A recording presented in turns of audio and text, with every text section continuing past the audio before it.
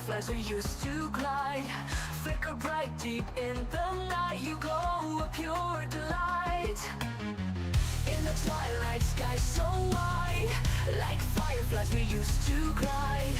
Together we came alive, burning hearts so young and wild. Oh, we were catching fireflies, like our dreams they used to fly. Like your sweet scent in the air, all our worries would disappear.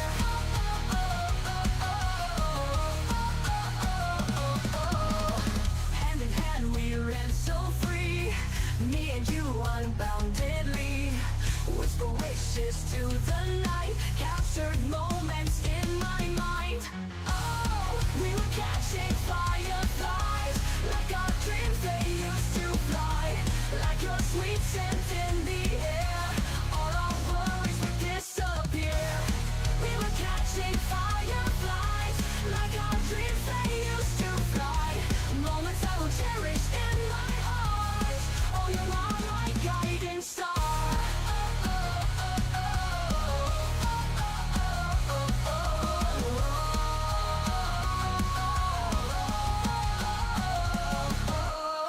Little lights guided our way through the night till break of day. Dreams to flight we didn't hide, fireflies light up the sky.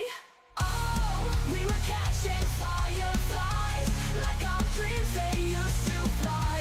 Like your sweet scent in the air, all our worries would disappear. We were catching fireflies, like our dreams they used to fly.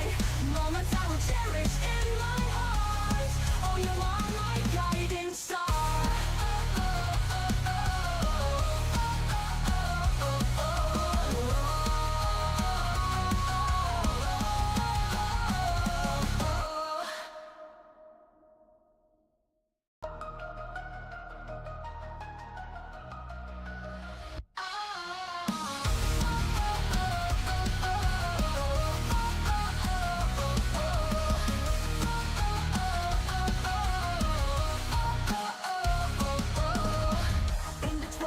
Sky so wide, like fireflies we used to glide, flicker bright deep in the night. You glow a pure delight.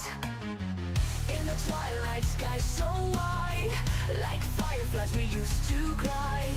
Together we came alive, burning hearts so young and wild. Oh, we were catching fireflies, like our dreams they used to fly. Like your sweet scent in the air, all our worries would disappear.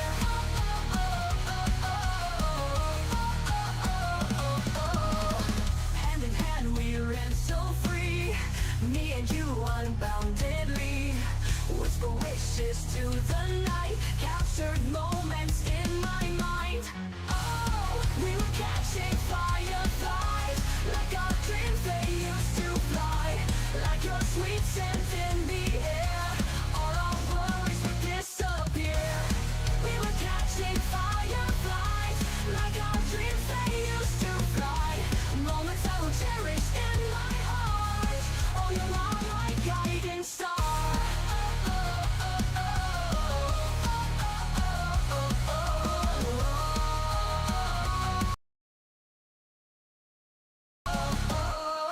Little lights guided our way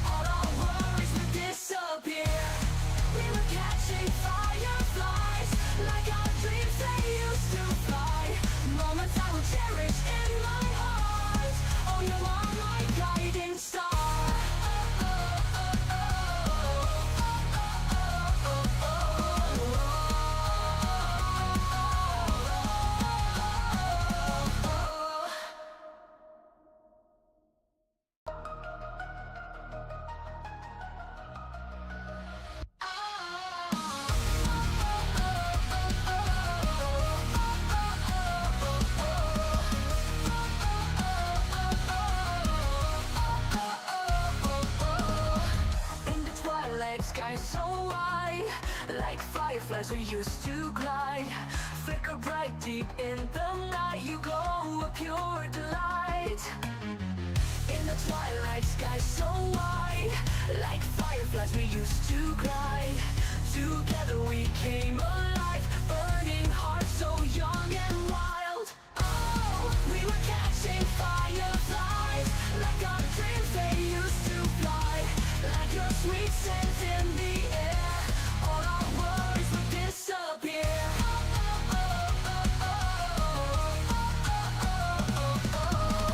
Hand in hand we ran so free, me and you unboundedly. Whisper wishes to the night, captured moments in my mind. Oh, we were catching fireflies, like our dreams they used to fly.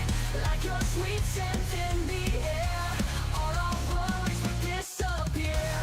We were catching fireflies, like our dreams they used to fly.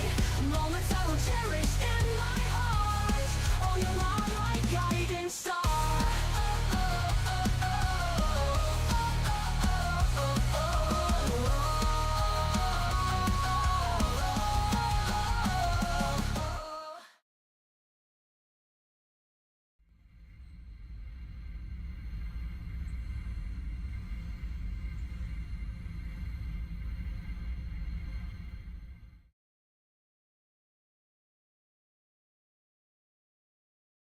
Was that me misclicking? Is that me making a mess, or is that you making a mess, Sam? Either way, I see you fixed it, but thank you.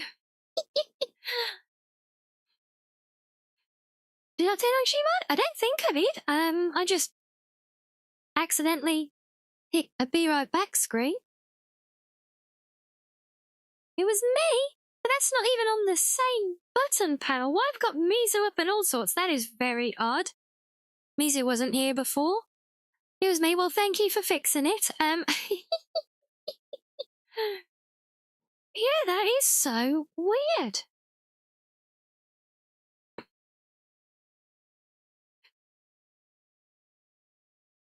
Yes, hello everybody. Lovely to see all of you. So sorry about that. I don't know why.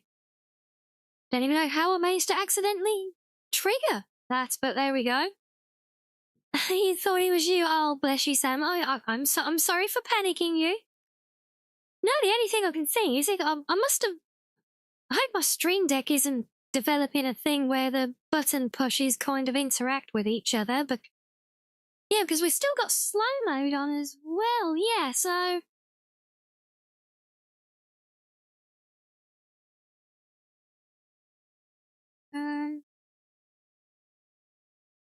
oh, bugger.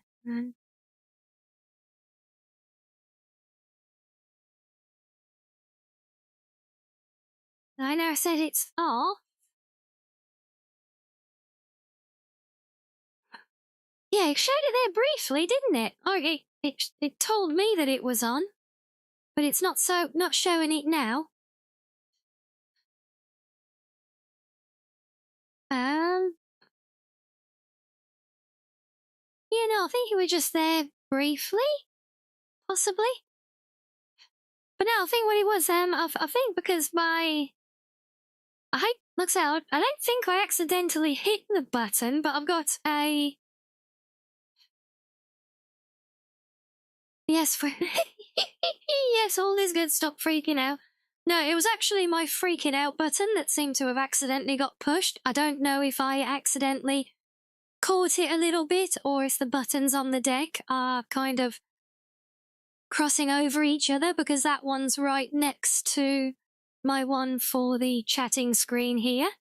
But no, because, oh, in fact, yeah, that would explain, and that's why, we briefly jumped to the Be Right Back screen. You're not the only trying to help. Oh, it's, well, bless you, Atlas. Thank all of you for your assistance, but no. So, yeah, we'll, yeah, call it the scuff. Blame the Foxo, yes, probably me. Accidentally hitting the wrong button. But yes, the wrong button I pushed, might well explain all of that though, because that's actually my, maybe I should move that. But it's supposed to be on that panel because it needs to be prominent, because that's actually my panic button in case the stream gets attacked. So there you go, guys. Call it, it's like a fire drill for you, look.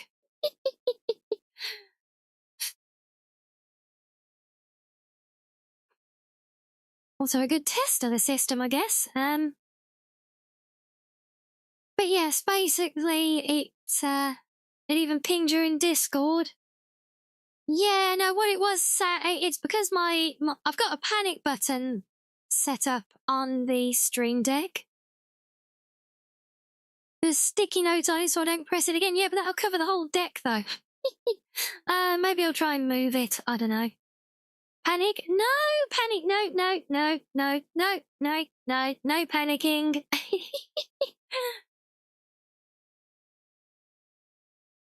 LBS, hello everybody. Hello, Mr. J and Peach as well. Lovely to see you guys. Your panic button says end stream. Yeah, no, so no, so I after it was a little while ago now. Yeah, fun little anecdote for you all now. I was in a friend's stream a little while back, probably some months ago now. Time does seem to disappear on us. And now this is another small streamer. You know, we're not talking big streamers who are, let's, for want of a better word, worthy of people attacking, but was just a small streamer with less than 10 active viewers, you know. Very average amongst our small streamer community. And they were just playing some Minecraft with some friends, that was it. But then the some activist group or something that liked to mess with Minecraft people found the stream and launched a bot attack. And if you guys have never seen a bot attack go on before, what they do, and they start flooding your channel with bot followers, like literally tens of thousands in the space of a few minutes, in order to get your account flagged and channel removed by Twitch automation, like security. Oh, you were there for that, were you, Alice? Yeah, it was the first time I'd witnessed such a thing. So yeah, I was. I remember helping, trying to relay messages in Discord to rally support to get people to help them because they were vulnerable on their server as well. But yeah, so we witnessed that. Now, yeah, it was the Minecraft creator. It was I forget the name, but it was a very notorious group, a very big group who apparently have got nothing better to do than screw with small streamers and their little bit of pocket money, or kids playing from their bedroom with their friends and things. Apparently they're all about that. Bless them. Yeah, they were very prominent and they are very good at what they do. And they did it to this friend's channel. But, you know, it all ended well. They got everything locked down very smoothly. Everything got put right. They were able to clear up all the bots thanks to Seribot being present. So it was all good, don't get me wrong, but that did make me realise that, you know, just because you are small and insignificant and not ever on Twitch's radar for anything, and doesn't mean other people won't notice, and certainly doesn't make you invulnerable to bullying and things like that on the platform. If someone stumbles upon you, even if you're one of the millions of streamers who stream to empty rooms, it can and indeed does happen. But yes, it did end well. They handled things very professionally. They were seasoned streamers themselves, so they knew what they were doing. And But yes, you know what I mean though, Asari, we're still small. Unless you're in the 0.0000001%, you're basically nothing to Twitch. But yes, but seeing all that did open my eyes to things, and then it just so happened that I learned about, I saw some suggestions on the Birdie app of people suggesting to having panic buttons on their stream deck for such an occasion. So I kind of amalgamated a few ideas together and came up with my own twist on it all to say that in the event of any very unfortunate situation like that ever occurring here, have the capacity to, I can just press that one button and it will do everything I need it to do in an instant. I just realised, did that start OBS recording as well? Possibly. So I don't really want it doing that. No, weird.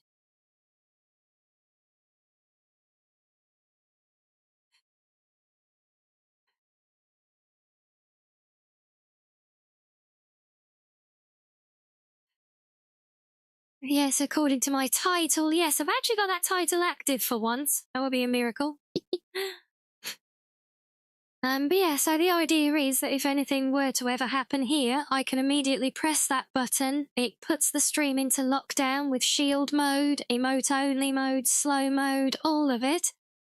Subscriber only, etc.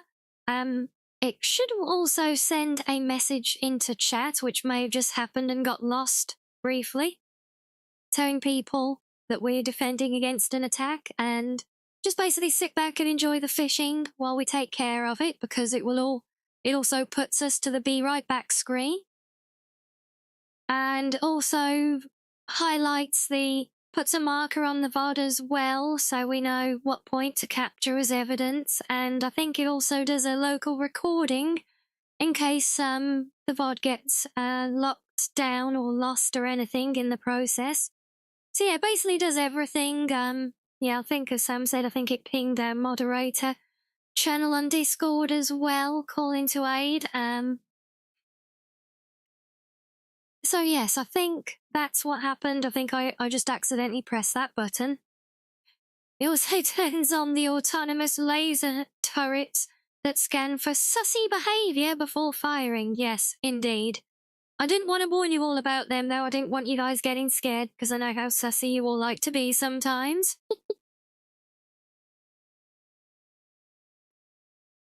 Hey, gamer nurse, right, I apparently just accidentally pressed my panic button on the stream instead of my chatting screen button, so it just initiated a lot of confusion for people, putting the stream into lockdown. And hey, Kiyo, oh, we gotta work on that huggy count, have we? Yeah, don't worry, I am terrible at cashing in on the daily redeems on people's channels. I'm awful at it.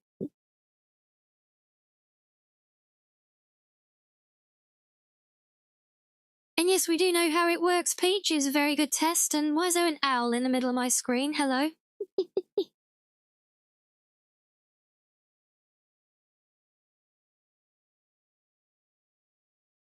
Oh, and so is that a lovely shout out for Keo there? Thank you. Yes, we win of our dummy dragon here, don't we? I do hope you're well.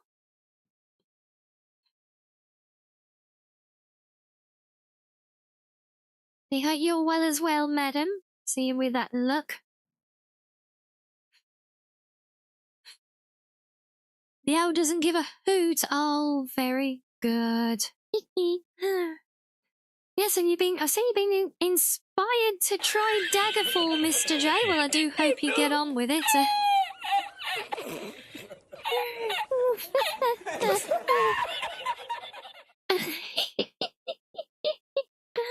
Oh, I've done it every time. And oh, you're just almost getting off of work, eh? Good job. Well, I hope you have a nice, fun and relaxed evening. Are you streaming later as well? Yeah, so Mr. J, so are you doing the Unity version? Are you doing mods at all as well, like Peach? And I understand you managed to get your things a bit more working now, Peach, yes? You will be? Oh, yes, we look forward to that. What are you doing? More grounded, is it?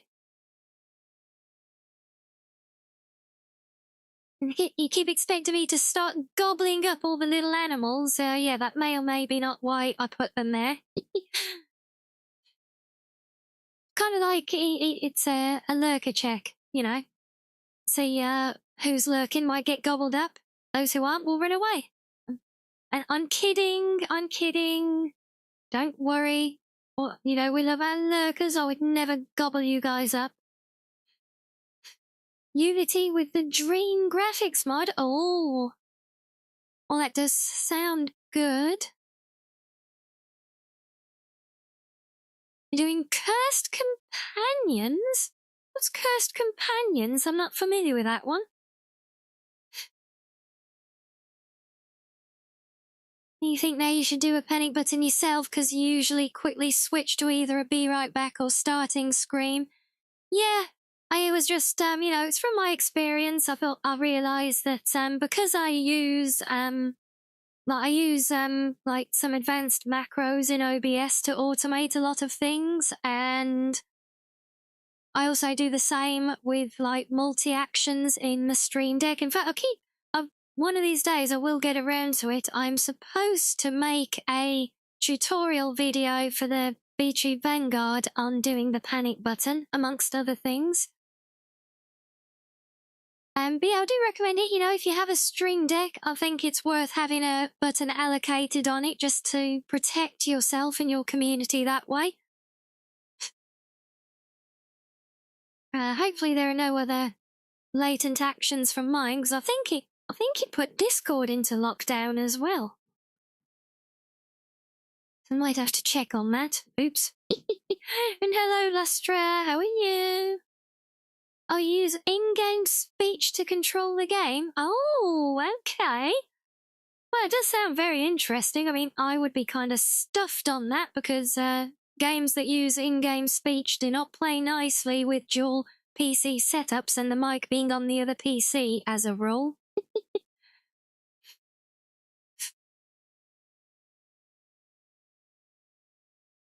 Yeah, it does sound a very interesting game, though. Well, if you're around when I wrap up today, maybe I'll be able to swing by and check it out.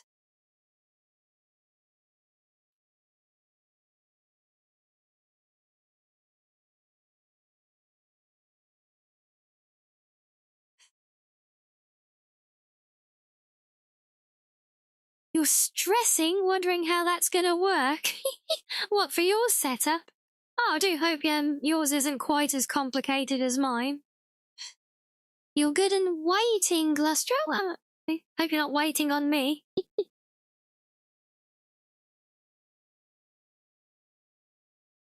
You got one there's also how you do your model toggles, otherwise you'll not be able to remember what buttons they are. Yeah, I know what you mean. 101 different hotkeys, right? Oh, you're on the dual setup as well, Keo. Oh, yeah, this is why I haven't tried playing any in-game voice games. In-game voice games? Yeah, let's go with that. Any in-game voice games since moving over to it, because like, well, all my mic and everything is on the other PC, so it's like,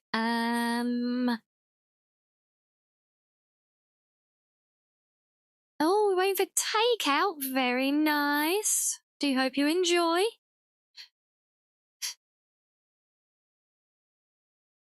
But yeah, because I literally have no... I can't even begin to think how I could try and connect things other than, you know, doubling up and having like 2 microphones set up or something crazy like that. But, I mean, I technically could do that.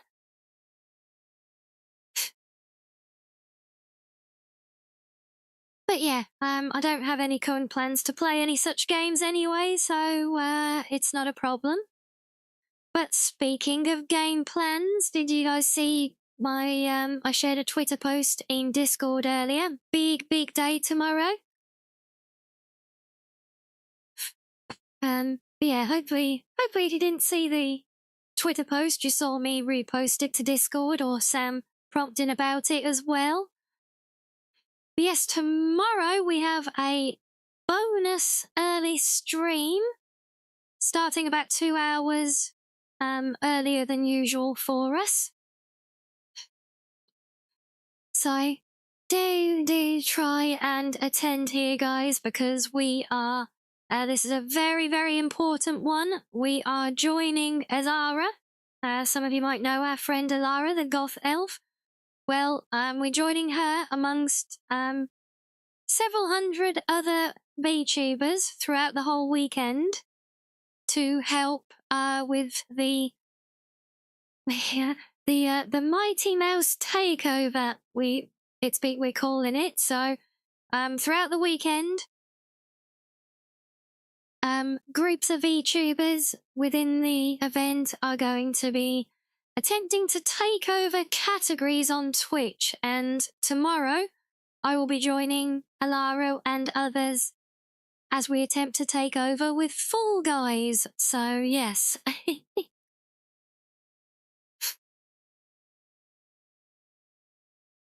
So yes, we're very excited for that one. And yeah, if you hadn't guessed it from the name, the Mighty Mouse thing, this is all going to bolster the Queen's herself, iMouse's IDF fundraiser, which is now well over $1 million raised. Obviously we're not expecting to get anywhere near that, but we're hoping over the weekend in a group effort. I think the goal is set for a total of 20,000 to raise across, I think it's now up to over 500 VTubers joining in. If you guys have a prime, so we'll be doing our little part. Oh, and there she is as well, look. Show everybody that you have a big fucking dick today and slap that prime on the fucking table right now! Oh, bless her little heart, yes. So yes, thank you for pinning that, Samuel. I meant to do that at the start of stream and I completely forgot about it as well. So thank you for that, yes. So yes, bonus early stream tomorrow where we'll be joining in with that one, guys. So do try and turn up if you can. It's going to be a very fun, big collab with some new faces we haven't met before. That's why you're here, what, to pick up the pieces when I keep forgetting to do stuff, yeah? You're tidying up after your resident foxo, right?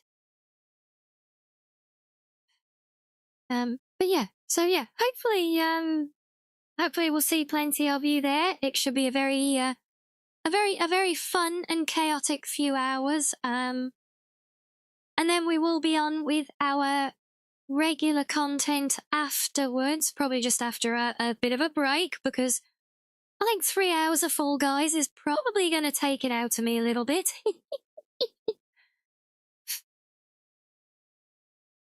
Yes, indeed. But yeah, so yes, we're very excited for that one. I apologise that it is such short notice, but I only got confirmations through a few hours ago of what I'll be doing and when. So yeah, apologise there wasn't more notice on it, but yeah, better late than never, right, guys? And no worries, Lustra, do enjoy your takeout.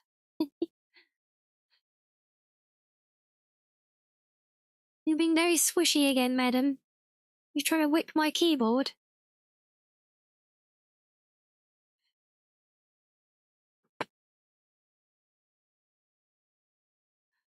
Yes, I probably should mention as well that there's a lot of raffling and everything going on throughout Ilara's weekend of events as well. And Cushy, stop pressing buttons on the keyboard with your tail, please. To hold it down for you.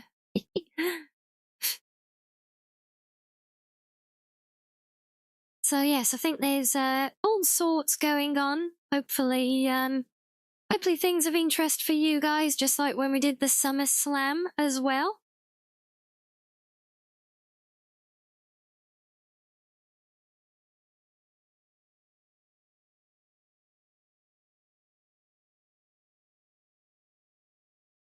That's right, yeah, I was going to look and make sure that I hadn't accidentally locked down Discord as well. I can never remember where anything is here, though.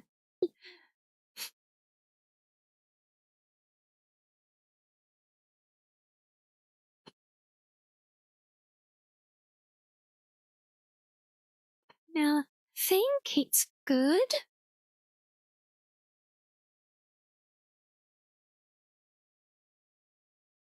Disgusting purple fruit things. What disgusting purple fruit things? Honestly, I can't imagine what you might be talking about, Arctic. Either way, it's lovely to see you.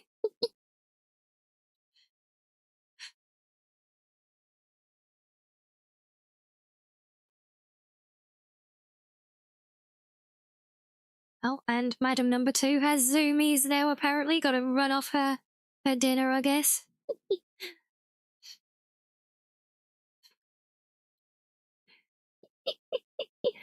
Honestly, it's like a little baby elephant galloping around my house sometimes.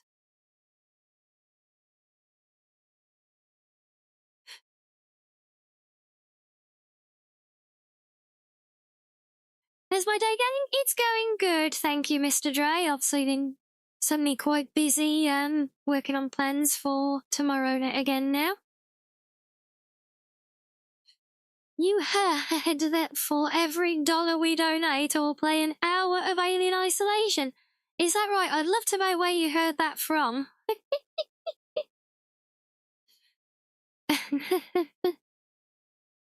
I'll say it's a nice try.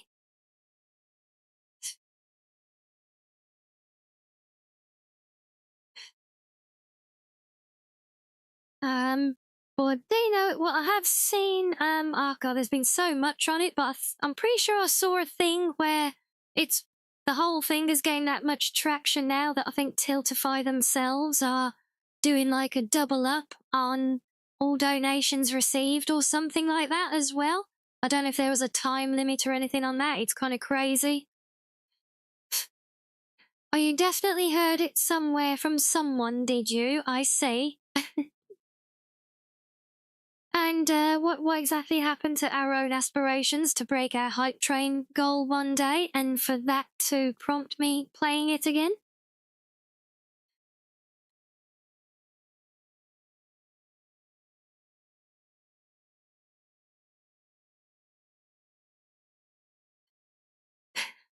You have to slap your tail around so much, honestly. Okay, well, from everything I can tell, it looks like there are no other lingering effects from the call it the fire drill with the security system. So yes, there you go. There's a top tip for you guys if you do happen to set yourself up a panic button for your own stream. Don't accidentally push it when you're just going live for the day. And oh my, what's going on there? Everybody got yeeted. Feel like I could have caught one of you out of the air with my mouth then, like a little. Is it the dolphins or the seals that do that at the aquarium?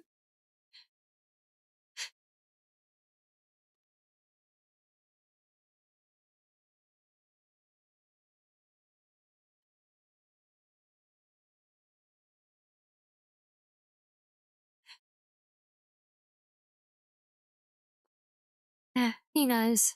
What do you mean? No, I'm not saying I didn't try and do it, am I? I just said I could have.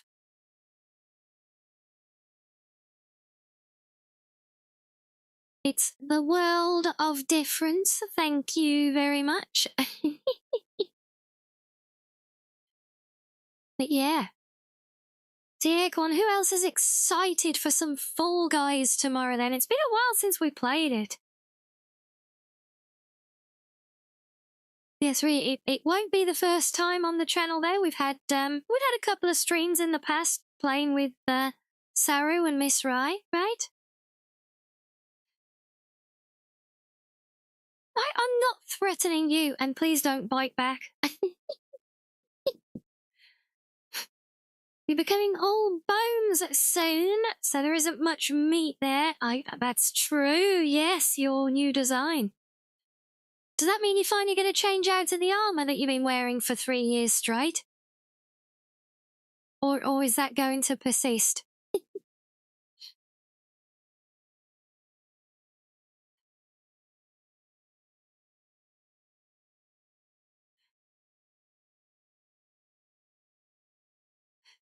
Skellies represent. Yeah, go with the Skellies.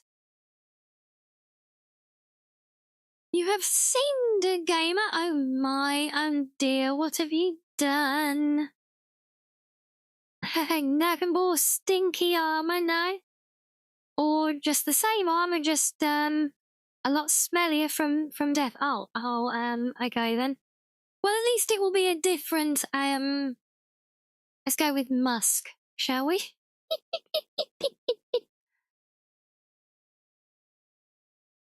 It will be a fresh, new,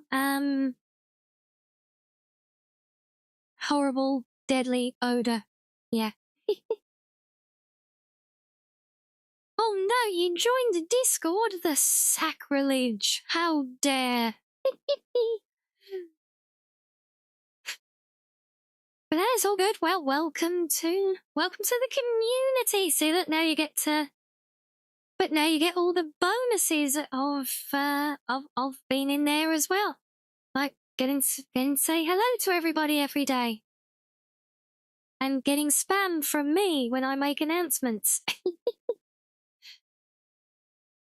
Oh, doing a battle royale again. Oh my, look at that, everyone getting airdropped in.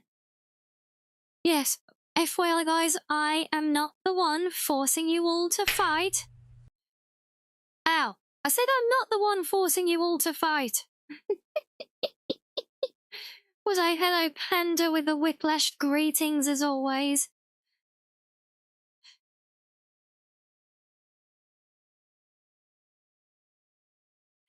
Oh, bless you, Mr. J. You're gonna get Arctic and air freshener for his tin canner.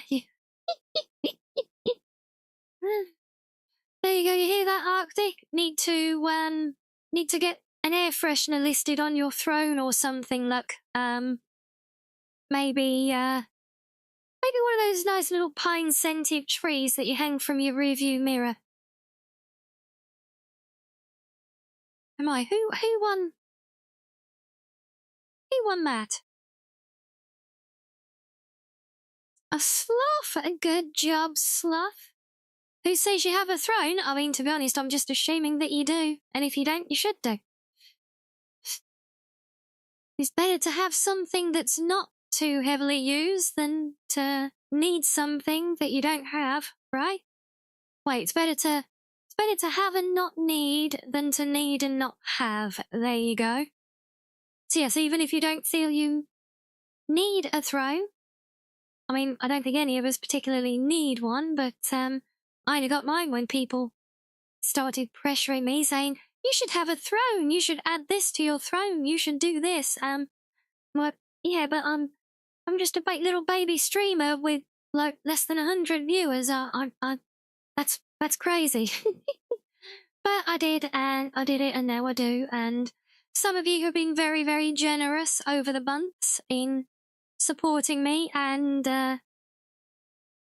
well, with some fun little treats, as well as some very, very essential equipment that has helped me along the way, like the recent sound equipment and the stream deck, which has also become a staple of my setup that I now could not be without.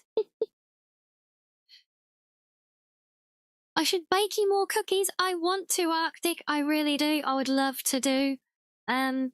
I'd love to do an IRL cooking stream for you guys, but yeah, still comes back down to the slight issue of having to, you know, find money to get a new house, to have a kitchen big enough to do these things, and the extra recording equipment needed.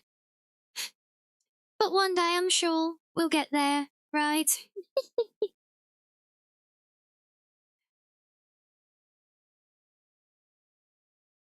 And yeah, I agree, gamer, 100%. But you know, the funny thing was when I first received it, I was like, oh, okay, what the hell am I gonna do with that?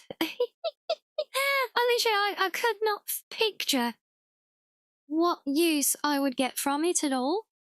But then I talked to some friends who have obviously been doing this longer than I was at the time. Obviously, still longer than me now. You know, they started before me, so they will always have been doing it longer than me, right?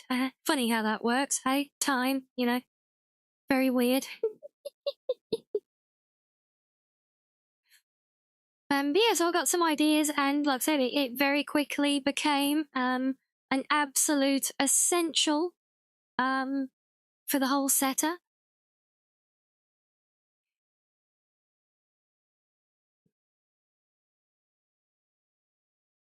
Yes, it is indeed hard to do a suitable setup for it, Arctic. Plus having a suitable environment for it and things, which I sadly do not at the moment. So yeah, but it is on my, well, my bucket list. It may as well be at this point, I guess. But yeah, it is something that I would very much like to do. And I do have the Elder Scrolls cookbook that you guys got me. Who was it? I think I want to say Zeri. I can't be sure though, so I won't commit. I'll just say that you guys as a community treated me to. You got me the lovely Elder Scrolls cookbook with the promise that when I got into that position and I was able to do something, that I would, and I would try and make you all some sweet rolls or something from it, you know. And obviously to bake some cookies to prove to you lot once and for all that I am capable and that they are not stale. Yes, gotta shake those allegations, haven't we?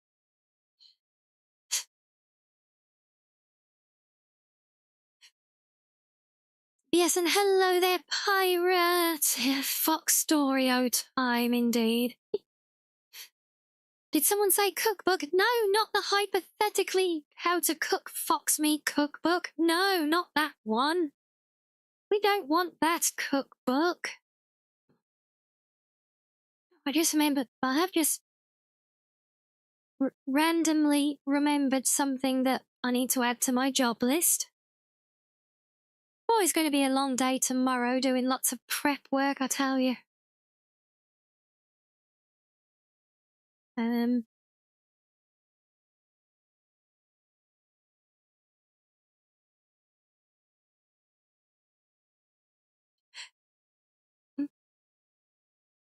Maybe it does Panda. I will not be doing those ones.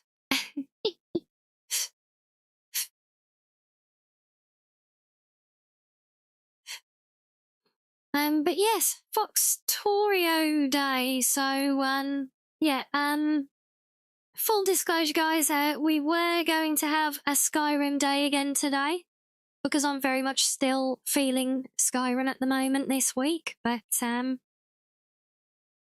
with the late minute addition of plans for tomorrow, which will alter our own stream plans, I felt that, well, I just figured that we probably wouldn't want to do the modding workshop after doing the charity stuff, so I wanted to move things around and give ourselves scope to play Skyrim tomorrow after the Fall Guys thing and the charity event, and maybe we'll do other charity stuff over the weekend, who knows. That's just the one kind of time slot that I am committed to. But we might jump into some other stuff as well, we'll see. But yeah, either way, I thought just having some nice Skyrim and chill time could be good to follow that on with. So yes, in rescheduling that for tomorrow. Plus, we haven't actually been back to our factory all this week, have we? So you guys can see all the progress that I have not managed to make because, yes, as suggested in the stream title, I have been going around in circles, literally and figuratively, with this latest build that we started last time. You guys remember we were trying to build the big refinery tower that you guys actually gave me the idea for. And I'm now on my third attempt at rebuilding it because every time I get it to a certain point and then realise that one part or another just doesn't work for me. So I've built it, stripped it, built it, stripped it, built it, stripped it, built it, stripped it. But I am fairly certain that we're on the final build now, and I've just got to do a few, unfortunately glitched, spaghetti conveyor bits, because it's the only way I could make it work and still have the nice aesthetic, logistics that I actually decided to go with in the end on this one. I'm back to work for you, Asari. No worries. Hope it all goes well, and we will catch you a bit later on.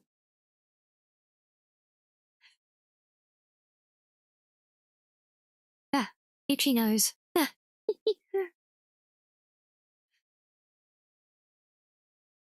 But yeah, so we've got our big refining tower, which I need to get fully operational. Besides that, I did some progress on the project parts. So we're now on phase 4, because in order to make the final part of this build at this tower work, I actually needed to unlock the faster conveyor belts. So I spent actually most of today just doing more crazy, horrible, ugly spaghetti builds in the middle of the woods while I was trying to clear all of them in order to get the next phase of project parts done, just so we could unlock access to the conveyor belts I needed here, which I've done now. But now it means I've got more stuff to get relocated before I can even start the ironworks, which should have been the first thing we did. And all of these things that we're building and starting are all ending up unfinished and not connected to the rest of the world, and everything needs more finishing off still. Buildings need skinning, factories need connecting, power grid needs expanding, transport networks need linking up. Yeah, the job list seems to grow more than it's like we tick one job off and add another 5 to the list.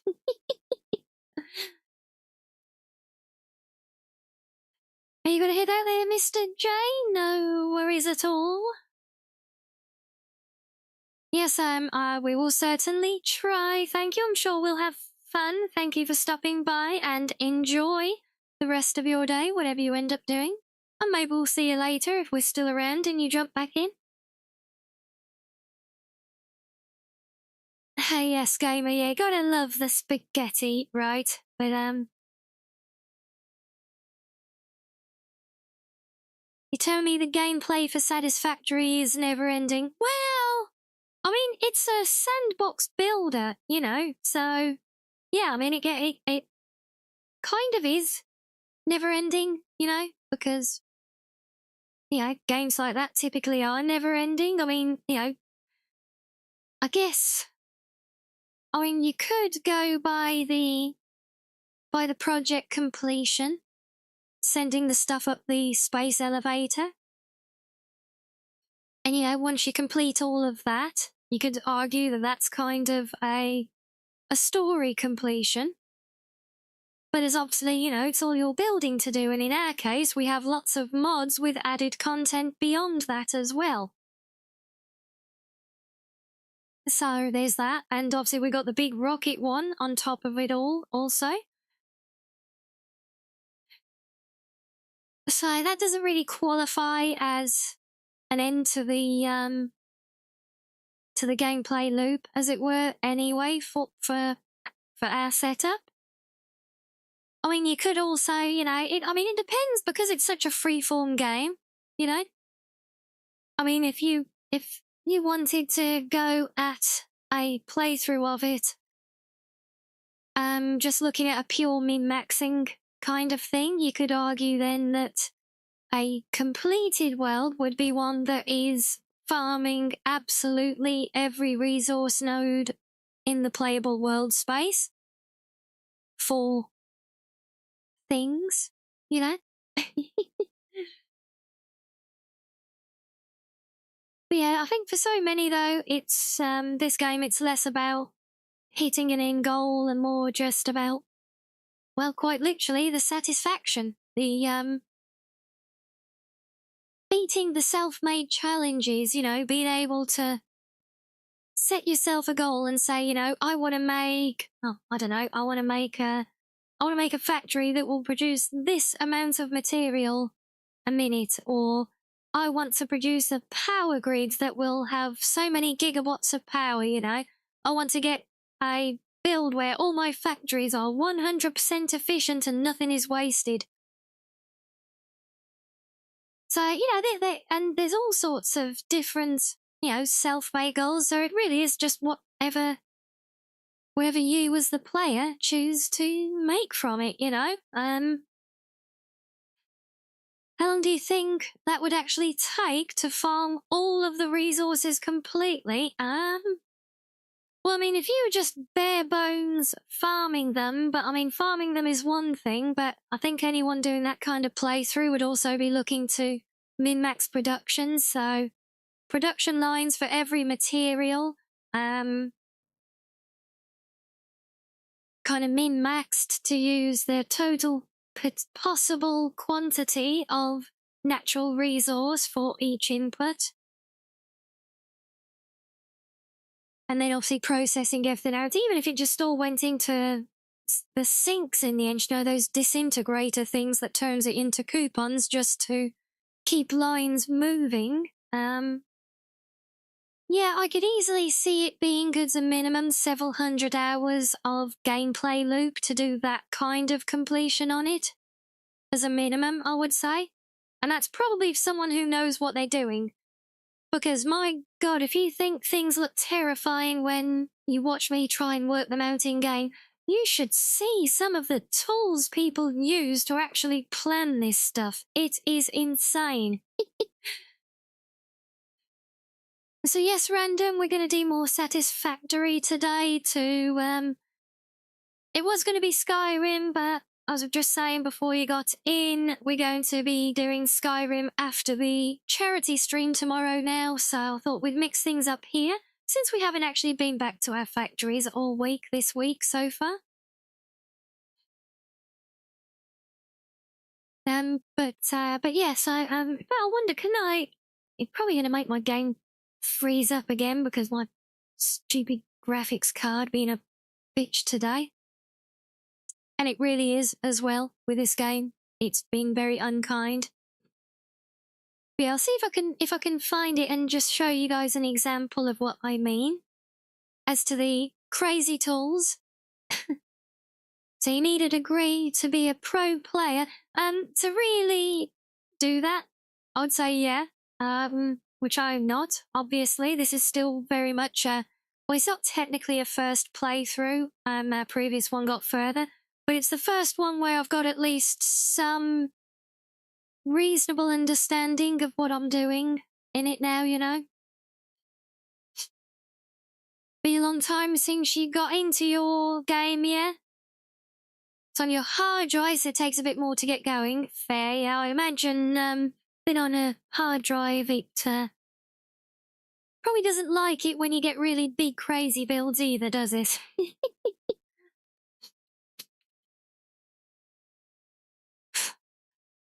Oh, that's it, yeah, so, yeah, it's the Satisfactory calculator site is the one, which is absolutely an insane resource for the game. But,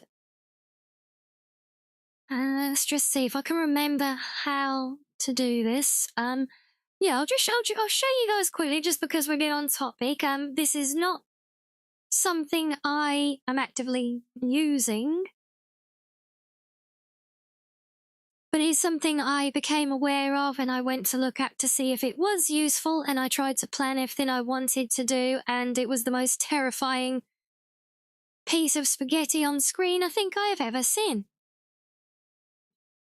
So, yeah, if we go over here quickly. And go away with your ads. There we go. So yeah, this is the planner site. So this is a very, very useful site because you've got things like the interactive map, info on the resources and the progression. You can get community blueprints here. Some of the ones I've used have come from here, but the planners. So what you can do up here, that you can add and say we want to produce, what can we say? Actually, yeah, give me the project part because I want to give you guys an idea of how crazy it gets. Oh, there you go. End game or final tier project part. So I want to produce, to produce one of these AI expansion servers, that is the entire production line that you need to set up.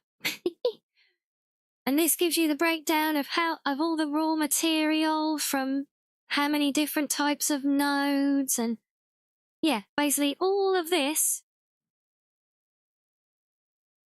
to produce one of those. If I wanted to produce 1,000 of them, yes, confuse the hell out of the site, look. But I actually tried setting one of these planners up to show, I always try and create a master plan for a whole build. So I plugged it in to produce every single project part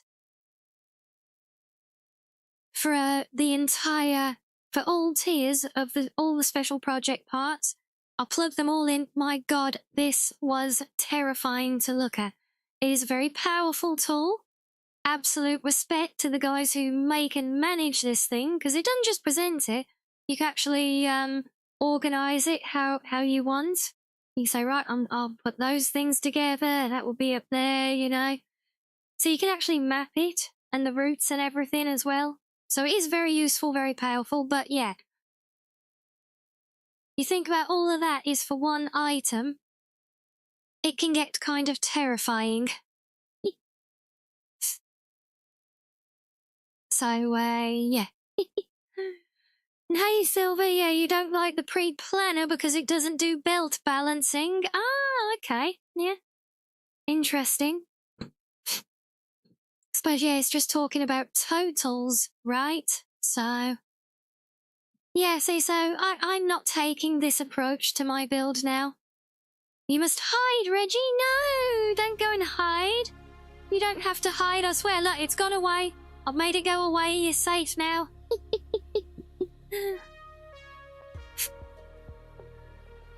But yeah, so what we're doing in my playthrough, which as you guys, or those of you here previously know, what we're trying to do is just a first time attempt at, if you like, proper big factories now, because on our first playthrough, we literally just had one machine doing everything apart from all the really early stuff, and we had our little town built with its insane spaghetti under the roads, which is literally the stuff of nightmare for any Satisfactory player to even look at now. So yeah, this is really just at first go at doing things properly. So all we are doing for this playthrough, some of you guys might remember at the beginning, we spent a few days, didn't we, just wandering around the map, exploring and making nodes of areas of interest, clusters of resource nodes, that kind of thing, fun places to build factories.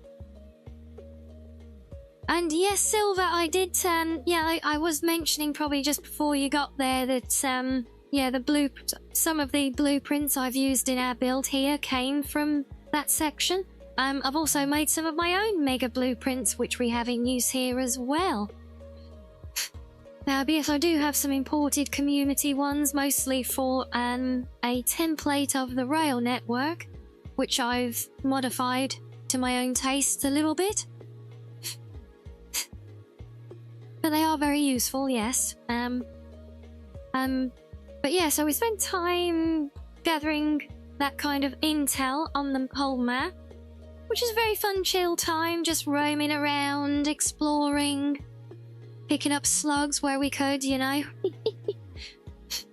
So now I basically have a cluster of, or I've got regions or small areas identified that I want to focus my resource gathering for each material on. That is why we have, I can show you again. So that is why up in the corner here, we have our quarry. You guys remember the big curved quarry built into the cliffside, because there is a huge cluster of concrete or limestone resources there, similar with quartz is there as well. And then all the way over here in the desert, we have steel, because there is a very complementary cluster of iron and coal, which are both needed for that one. And we have others identified down here in the blue crater for the oil, where we're going to do our fuel facility. I think aluminium is going to be over here somewhere. But we are currently working up here on the copper section. Have I imported the working factory life-sized Star Destroyer? No, I have not come across that one. That does sound very interesting, though. There are some very, very talented builders out there, done some very creative things, that is for certain.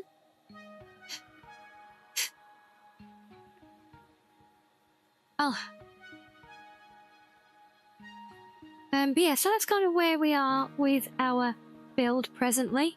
Also, our main power station up in the middle here, A, because it's central, and B, because there was a good cluster of coal there, which is the resource I was using at the time, and still am for it at the moment, although we do have petroleum.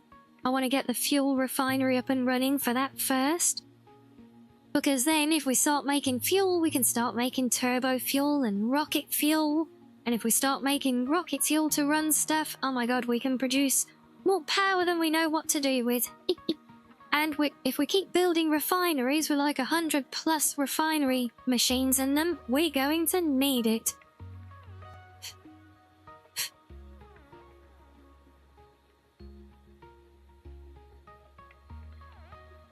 But as mentioned, presently, those of you here last time might remember we did the refinery tower for the copper.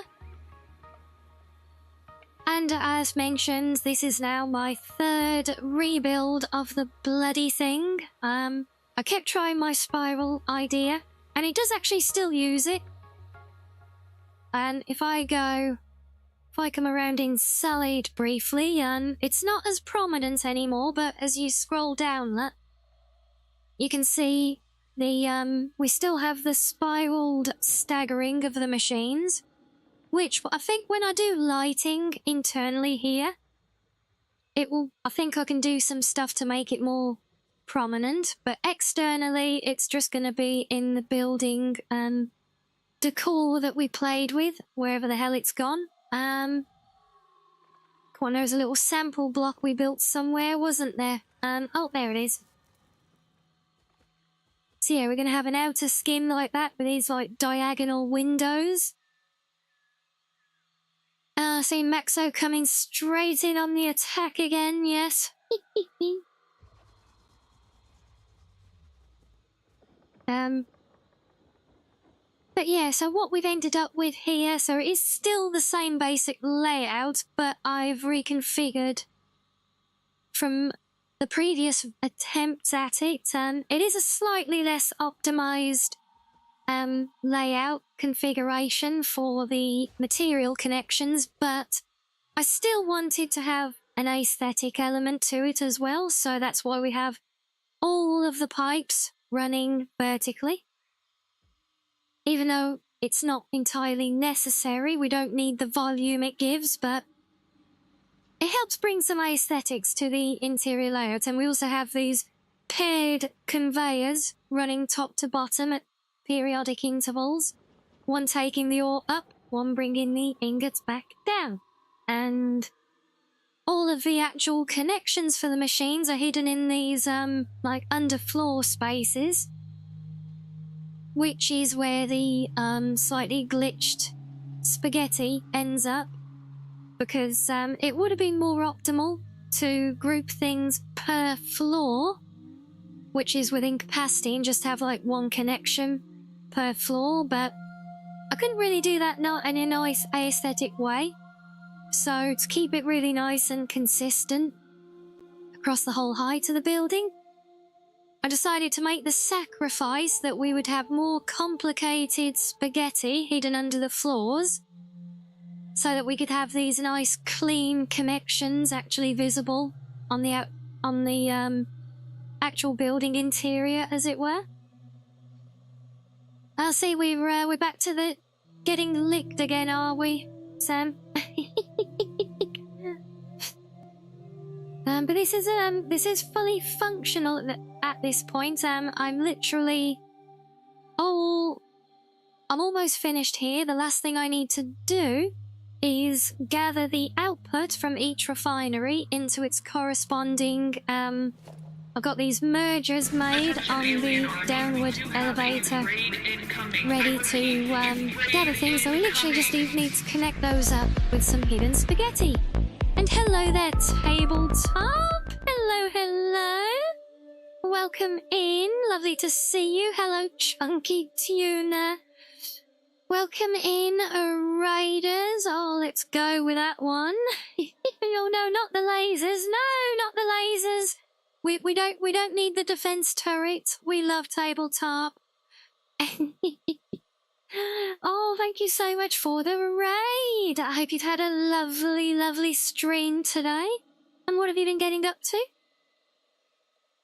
For our visitors who don't know me though, I'm Rianni, the cozy blue foxo, and we are just getting started in Satisfactory for today, finishing off my slightly over-the-top refinery tower. And for the sad thing is, Tabletop, as complicated as it looks, this is nothing. Not compared to the messes that you can get into with the game. Oiling, crafting and building in Dune, have you? Oh. See, now I want to get Dune and try crafting and building in it as well. Oh, I've got enough games to go and play and build in though. I really do not. I should not be adding any more. Nope.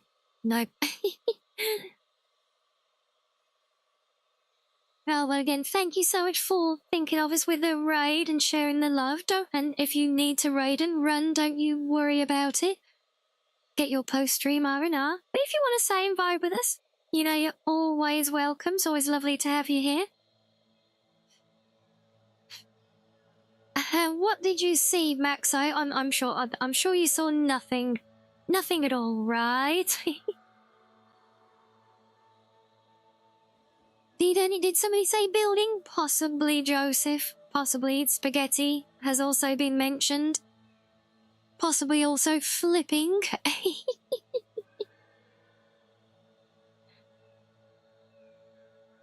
Oh, but yeah, so we were actually just having a little recap on our progress and build to date before we really get started for the day. Because honestly, if I'd have had the time, I would have finished off this bit of spaghetti and hidden all the crap before coming on stream with it. But just so you guys didn't have to see it all, because the mess under here is embarrassing, and I'm about to make it a lot worse as well. But there you go.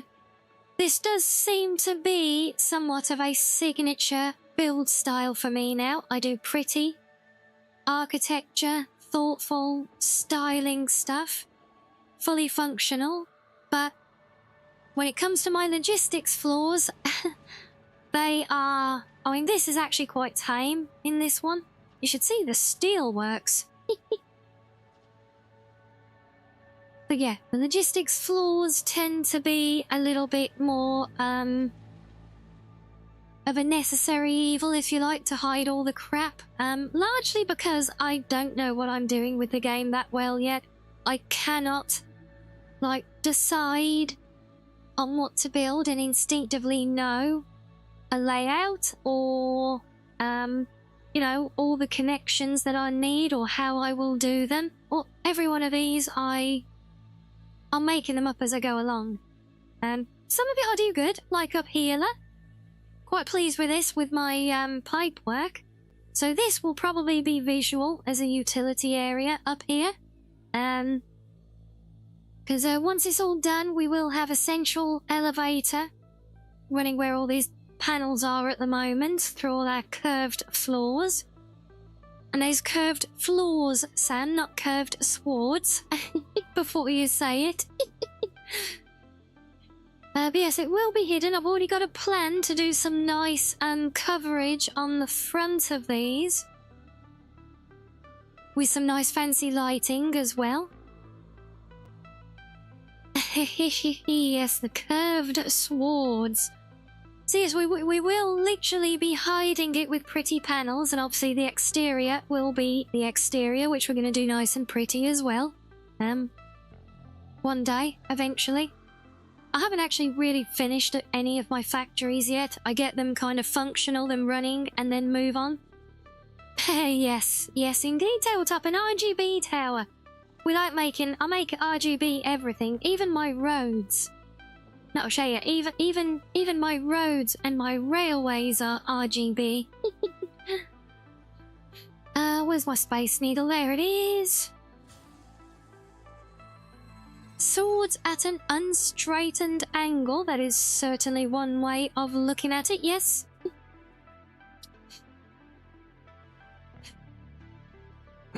This might be easier at night, so you can actually see the light. Or lack thereof. I'll turn my torch off, but yeah, there you go. So we got roads with RGB strip lighting down the sides of them. Look.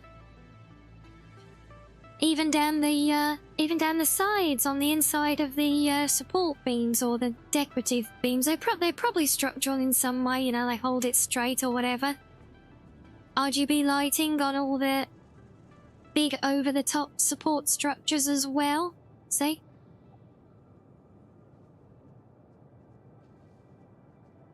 So yes, and my railways have it as well.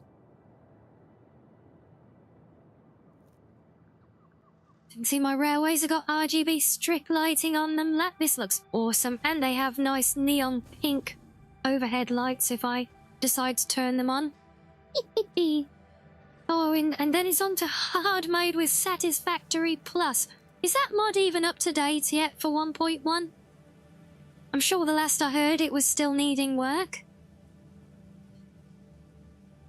Yes, I would like to try it one day. Also things like the Archipelago Randomizer. I think that will be great to experiment with and mix things up, keep it fresh, you know.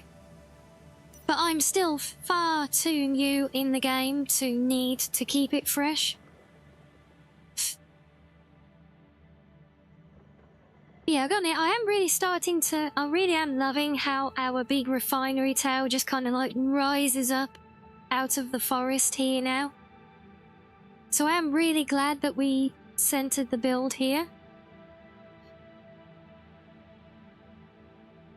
But yeah, this is obviously just the beginning. All of this is literally just for copper ingots. That's all we're getting from this place. At an astonishing rate, might I say, without any... no overclocking, no slooping, just bare bones, standard 100% clock speed production. Let's see, we're doing...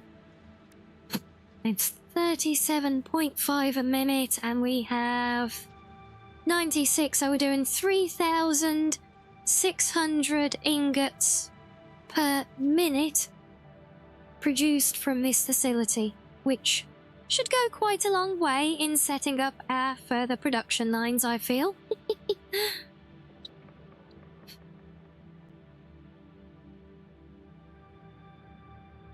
But yes, so first job is to actually get this place up and running though. Like I said, it is functional at the moment. Yeah, I think that's a pretty good start for copper ingots, right? And like I said, a lot of the times, like here, I am kind of overbuilding a bit on especially the outgoing conveyor lines with added capacity, so that I can, if I need to, increase capacity because we have a lot of mods with content, and I don't fully know what they will require yet. Things like build a rocket. I have an idea from it, but not entirely. And I do want to incorporate the builds from that and others into the core builds that we do as well. So like where we have to do copper production for the rocket mod, I want that to be part of my main copper region, made of everything else as well. Same with all of it. We also have the lithium mod, the farming one, although that's not really going to integrate with other facilities. Lithium probably will. I'm sure there's another one. I think there's a lot of stuff with refined power. So I think that's the one that brings like all the carbon stuff with it as well, which we're already using at the steel facility, which has I think it's a similar output on the raw material actually, but a much smaller facility to do it. But yeah, so far we've been, because since day one in the game, or in this playthrough where I spent all that time exploring, I've been gathering hard drives, doing the hard drive research, unlocking alternate recipes. So yeah, well,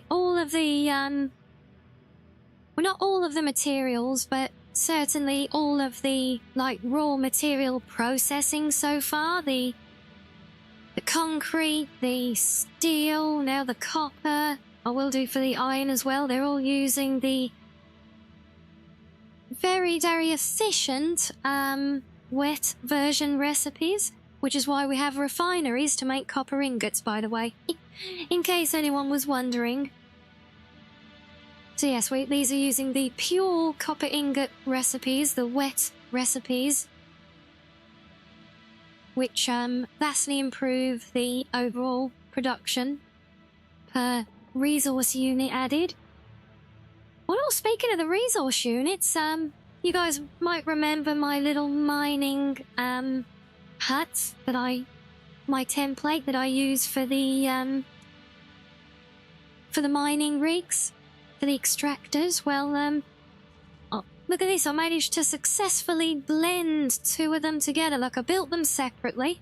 One of them as the version with a yard, the other one is just the building. And then with a little bit of butchering, I've actually merged them into one big facility, look. Like a big dual mining facility, so I was very, very pleased with that one.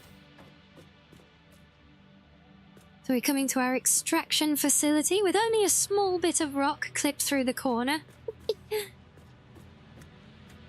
Then that nice big grand control room, look, and I even managed to dual up some very awkward versions of these lovely sunken conveyors that I like doing with, again, just for you tabletop, look, more RGB lighting on everything.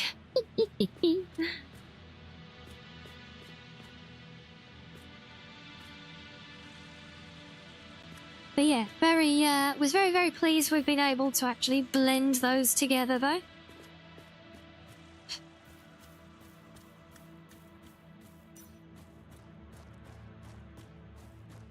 And yeah, I just love how that, the tower it just looks like such a huge monolith from here, but then you realise that you're not starting at the base of it, and it actually goes all the way down there as well. So yeah, I think when we have this done, and we have these like repeated spiraling and diagonal windows going up spiraling around the outside of it. Oh, hello, pylon. Excuse me. I think that's actually going to look pretty sweet because, yeah, these windows, I kind of stripped some of it back now, but if I can... Oh, I haven't got the materials, but yeah, these were basically going to be split, something like that. And we tested it, we built this before, and the window sits between them, and then this, again, more RGB lighting for you. Look, that actually gives a really nice subtle glow on the glass as it spirals up the side of the building, so I think that's going to look really nice. And you see, it's playing with these fun little ideas. These are the things I really live for in these games, doing creative building, getting the nice, efficient, automation stuff. It's a fun new challenge for me in this game, but it's honestly not what draws me to games like this. For me, it's, you know, freeform, sandbox, just build and get creative. Yeah, that's my bag. But I'm trying. Like I said, it's a fun new challenge. I do enjoy the satisfaction, no pun intended, of solving complex logic issues. So, yeah, I am enjoying that aspect of it so far. To a point, it does often end up giving me headaches, but that's largely down to experience, or rather, my lack thereof.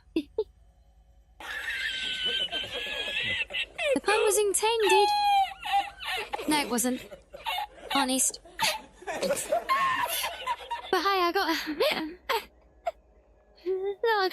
a laugh, look, so it can't have been all bad, right?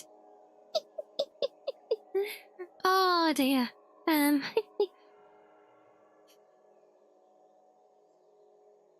But yes, fun fact here.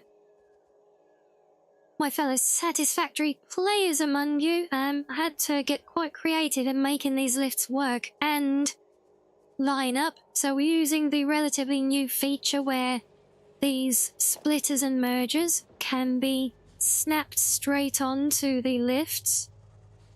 But to get them to do so and line up with my skinny little minimal utility floors, I actually had to use the glitch build of using the floor holes, these things, to stretch the elevator the entire height of the building. So they're separated now because these things split them when they're built.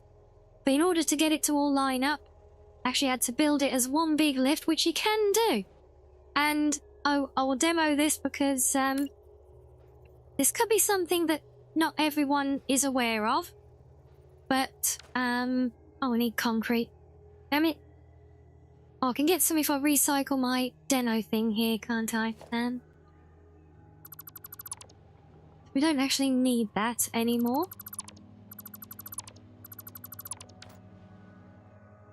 So yes, I'll show you this for anyone who is not aware. So building the, conveyors, if you like, or the little conveyor lift things to move stuff up and down.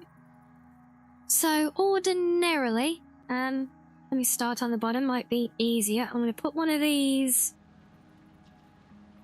here. And I'm going to put one all the way down the bottom here.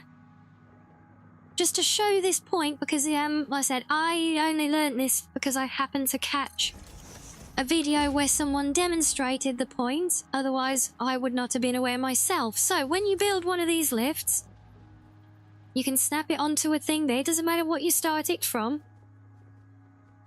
and you can bring it up to a maximum height here. It doesn't go any further, it stops. Look, see? It doesn't want to go. But if you use the floor holes, you can actually snap a single lift to any height you want, obviously if you have the materials. I do not. I do if I do a mark one. So yeah, if I drag it up to there, look, that will let me build one single lift that entire height. So you can build a lift to whatever height you like just by using the floor holes to snap them to. And if you don't want to have a floor hole there, what you can do, you can build the floor hole above where you want it, place a splitter or a merger to chop it off, get rid of any excess above that unit and then remove it. Might have to do that a little bit further down so that there is a bit to remove. There we go. So chop off the top end of the lift, then remove that, and now you have a lift, a normal lift, in or out, depending which way you built it, at a single extreme height of whatever you want it to go to. So there you go, just a handy little tip that I happened to come across, which has been invaluable in this build here, that others may or may not be aware of. But definitely a useful one.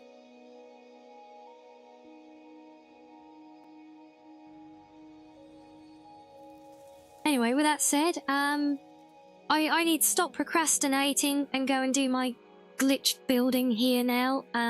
But we will have a little break first.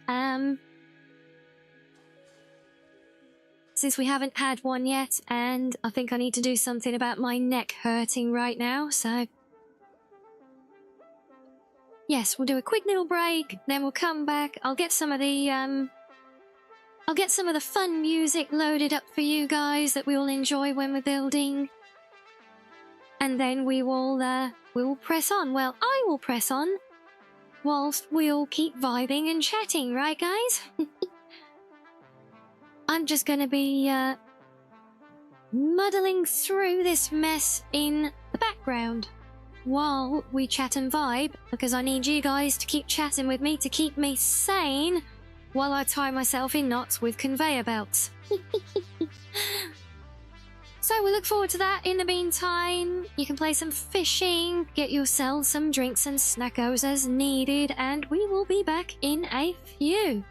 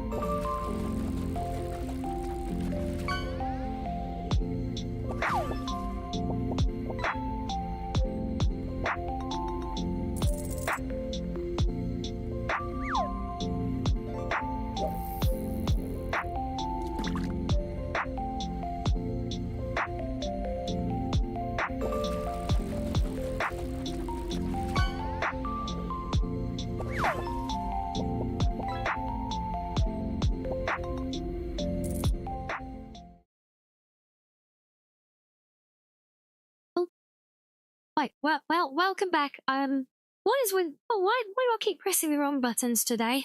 We don't want to be here, do we? We want to be back in-game. Should we try that again?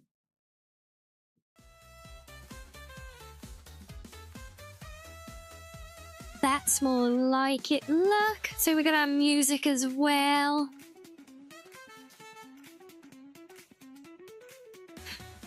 Yes, and you know what that music means? It's crazy zoomies building time. Except I need more concrete first.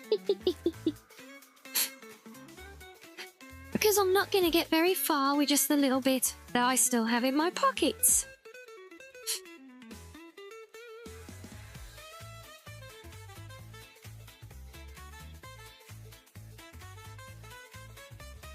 Yes, and once again, I do hope that I'll pick the right playlist and not the one that gets me demonetized again. Oh, we vibing with that, are we, tabletop? Yeah.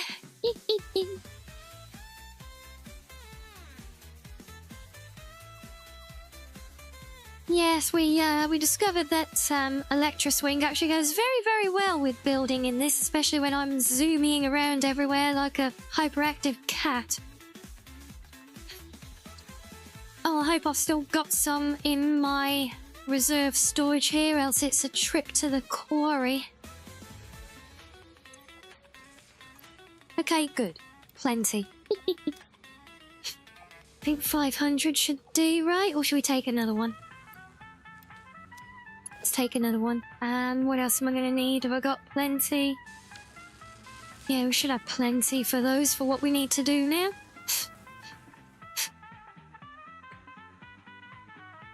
See, we're all vibing.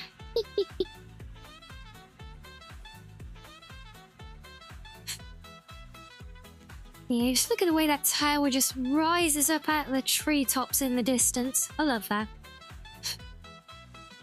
It's just what we wanted, because it's prominent, but not so much that it will overshadow whatever the hell I think of to do here in the end.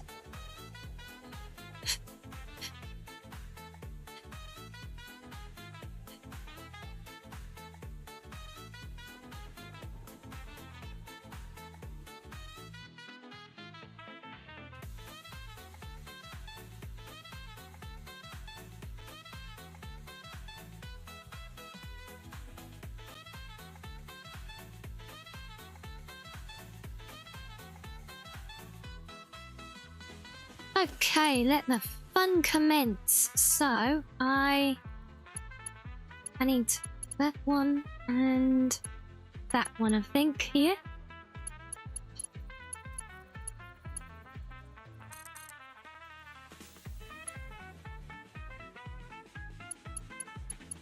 And this is why I call this horrendous glitch building. So I'm actually building that through all the other conveyors and pipes to come into this side of this box. Because it's the only way I could get it all in. So I have to kind of hope that I've clicked it the right way. And I'll find out in a minute when the ingots make their way out of there and start going down the conveyor, hopefully. Yeah, see, it looks like it's just feeding out of the machine and then back into its own pipe connection. Look.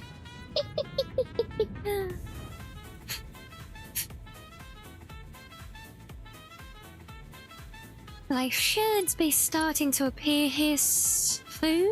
Oh, yeah, I see them. They're on the move. Right, that one's working. And now we can take the other one, which will be more visible. And, oh, Master... Hello to you, welcome in. Thank you for the follow. Thank you, thank you.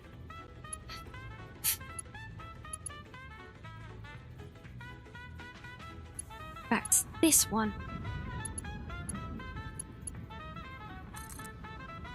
I swear, when this is done, I'm gonna have to do a massive sanity check to make sure everything is actually all connected up and functioning, and there will be errors, I bet you. There will be at least one refinery that it has a missing connection, or probably on the water, if anything. I bet there's a whole row. There's a whole column even of a pipe that I've missed somewhere.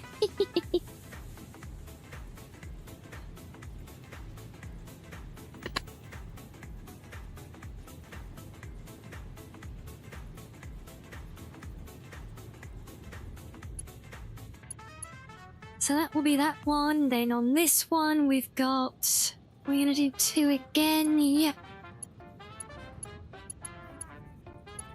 Yeah, I think these ones that have to use the completely blocked connection are the hard ones for me to verify. I can literally only really tell by the indicator arrows, and if they disappear, we'll assume it's good.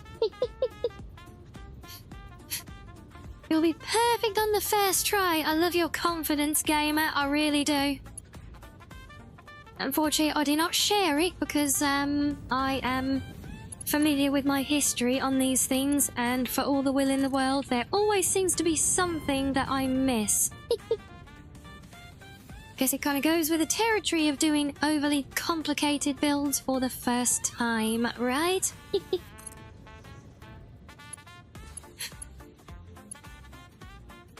Right, this one is gonna have just the one. So that one's simple. Yeah, see, I made this so much more complicated for myself by doing the the staggering, the spiral effect with the machines, which by the time it's done is just not going to be very tangible at all. So kind of wasted effort, but I guess in some ways it has helped as well. Certainly breaks up and makes the interior, it would have just been lots of, lines of empty space otherwise.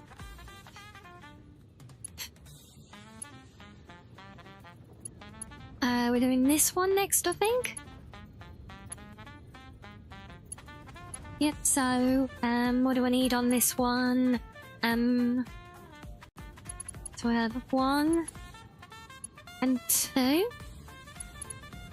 Yeah, I don't think there's more than 2 that goes into any one connection. Hope not, because I've only got connection points for 2 on each one.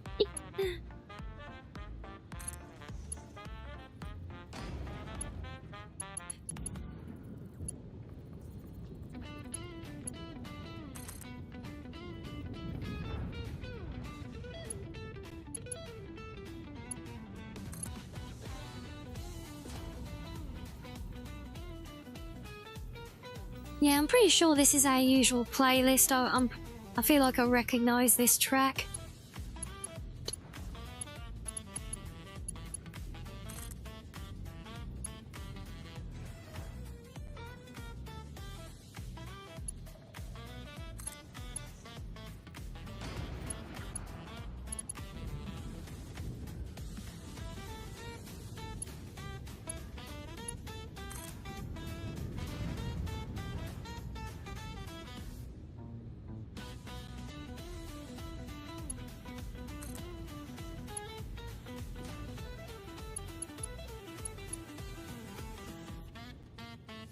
Right, well we do 2 here.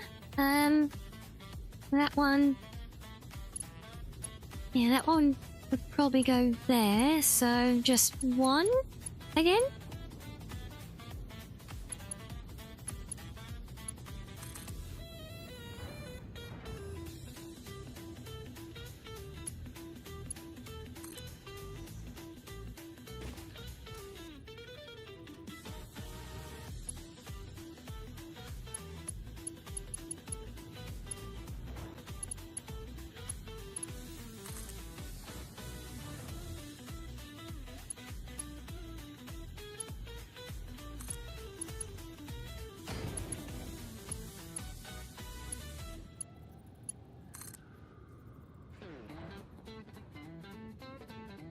Yeah, you know, looking at it now, part of me kind of wishes I'd have taken some screenshots of all the progression here.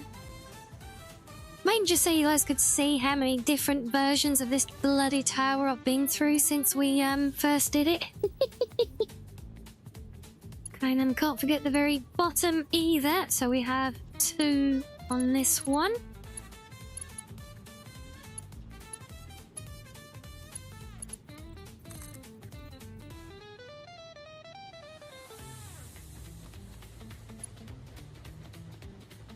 Why is that not got... Oh, why?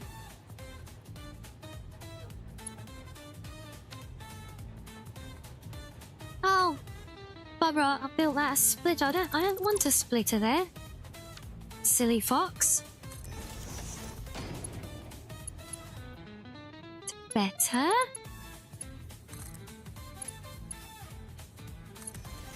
That's only 1 there, and that one there. Right, that's 1 output line done. I think 6 more to go.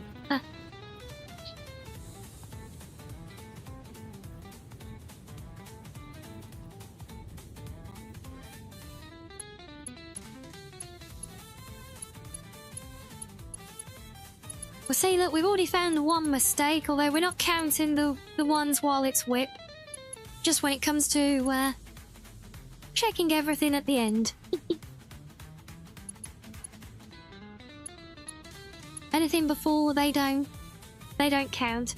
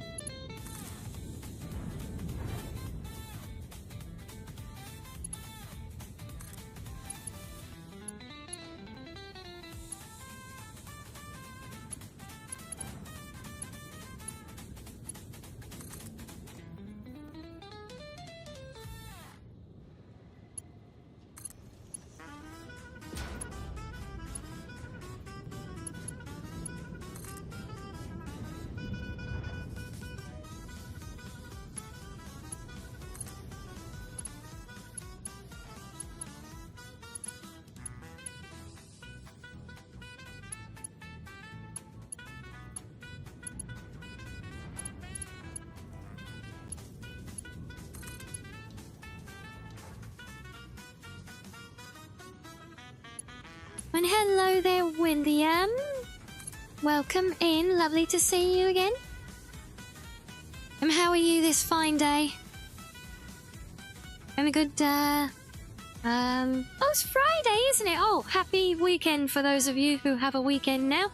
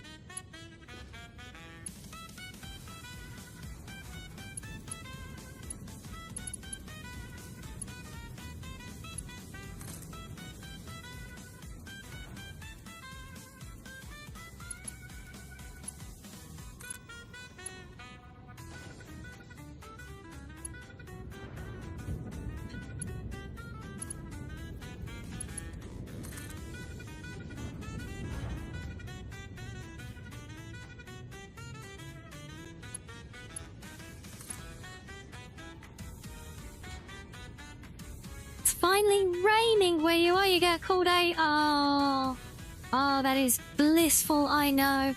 We recently had some horrendous heat waves here. I got ill twice, 3 times over the course of a few weeks with it.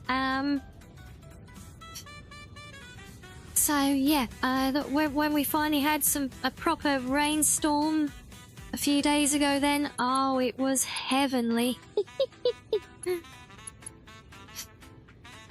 There are vicious rumours circulating that when that happened, I was outside in my garden dancing and singing in the rain.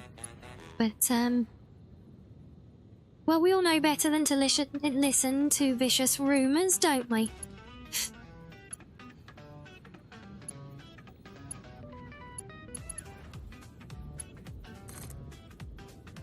Well, I guess I should have got more iron plates. I didn't think I'd use this many.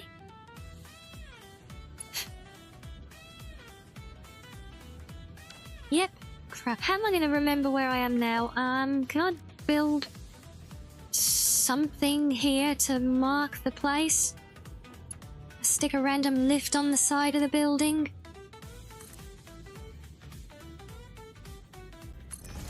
Oh, there we go. So that's where I'm up to. I need to get a lot more iron plates. I did not think I was going to use this many on this bit, but there you go. You sure that it's unfounded? Yeah, absolutely unfounded it is, I tell you.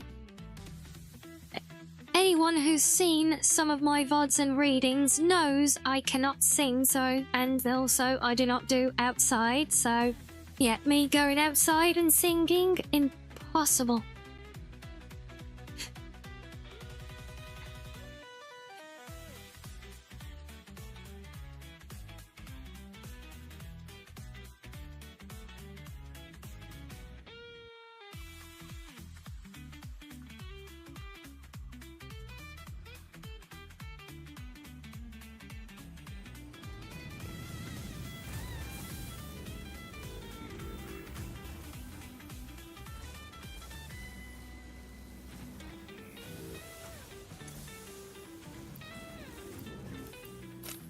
Alright, let's take a few stacks of those since we are getting through them. We're not doing too bad on the rods, I feel, so I won't stock up on those yet.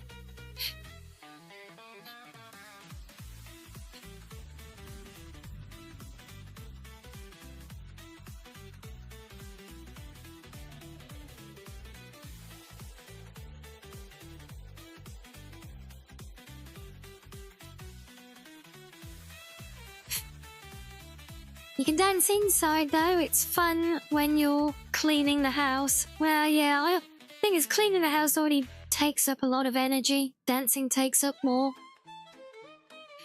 Plus it's very hot and humid in the house, so expending unnecessary energy, not such a good idea. Plus, you know, it's extra movement and, well, with my general luck, knowing me, if I tried dancing around while I do the housework, I'd probably end up doing myself an injury and having to go to hospital or something stupid. Right, so we were on this one.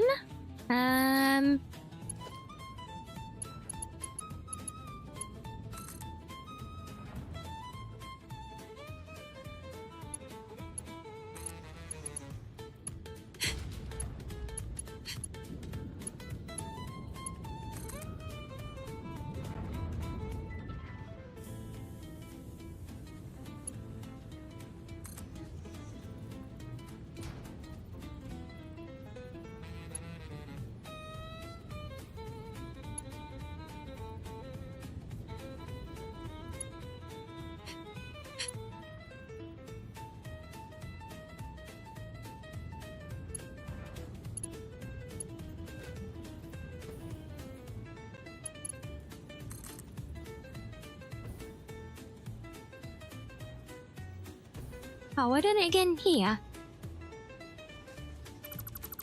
Oh.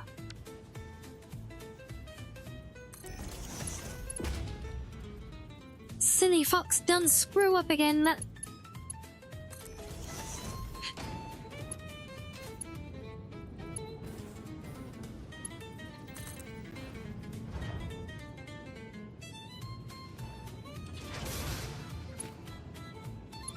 Where is it? There it is. Oh, let me out. Right, that's another one done. Get those ingots flying out of there. Oh, not flying out of anywhere yet. So this is the funny thing that often happens, I find, with, at least for me, doing these big builds, is by the time I... You know, because at the minute it's not going anywhere, it's just all going into a gigantic buffer storage for now, just so I can kind of get everything running, and... Well, it doesn't hurt to have a little storage unit built up for these things, you know, so... Plus, I've actually found that using some of these mod-added extra-large storage units is a very handy and simple way of load balancing when necessary as well. Since, like the ones I'm using here, that big box that was down in the middle of the bottom floor, it has 8 outputs. So I think it was on this. Yeah, it was on the input for the ore, because I got 3 lines coming in, bringing 3. So I got 3 conveyors of copper ore coming in. But then I had I think 7 or 8 lines coming out to feed all the different floors in the tower. So basically, by flooding it all into that container first, and then pulling all the outputs separately, it essentially serves as a load balancing unit as well. A very chunky one, admittedly, but it does the job. Got a dual purpose, and we like dual purpose things, they're efficient.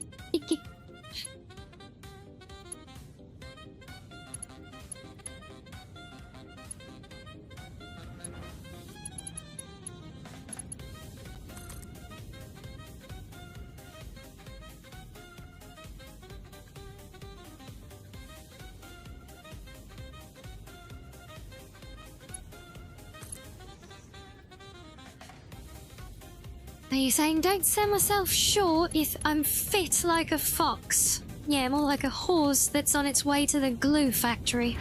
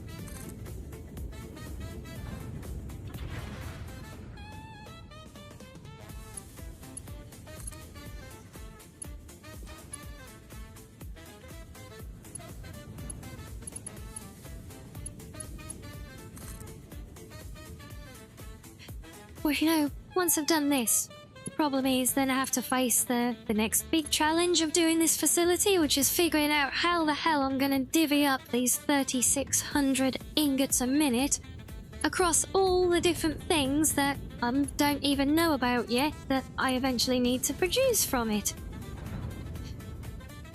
That's the fun part.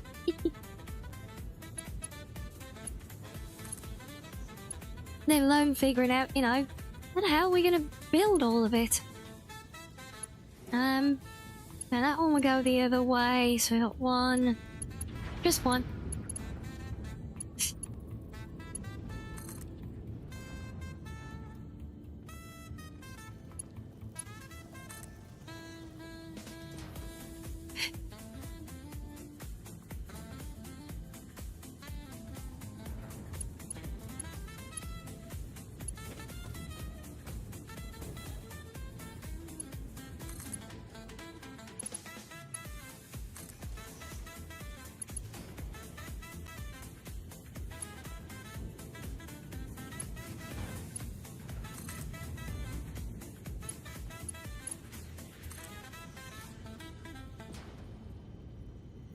Oh, right, yes, one more done.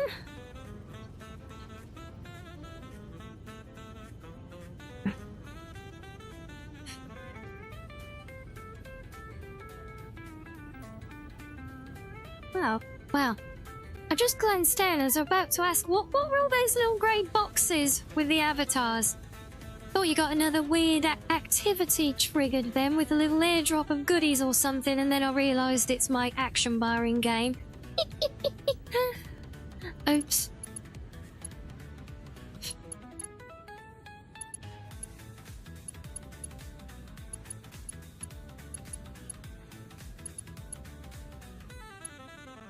Oh, and hello, Zeri.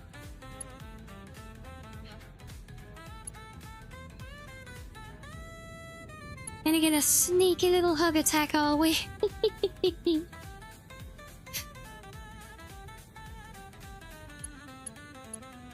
What is my opinion on oatmeal raisin cookies? Well, I think they're very dangerous because I think that's what Saru first mistook the infamous rat dropping cookies for.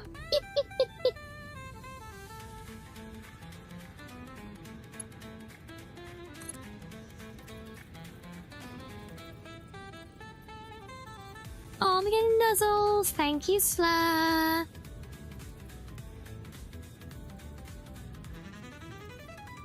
tell you, you're liking the oatmeal raisins, are you, Arctic? Yeah. Oatmeal raisin is criminal. Oatmeal chocolate chip is good. Oh, yeah. I suppose chocolate chips can make anything good, right?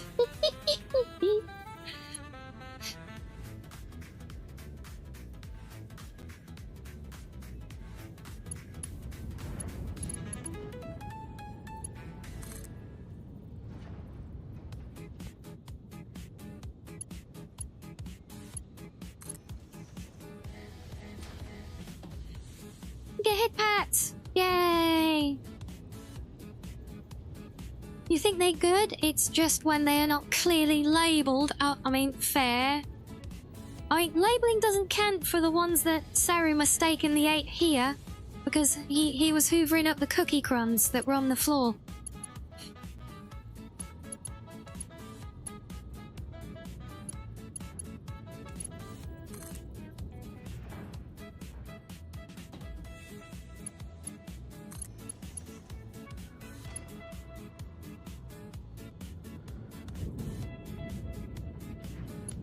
Nothing worse than expecting chocolate chip and getting oatmeal raisin. How about expecting oatmeal raisin and getting rat droppings? Pretty sure that's probably worse.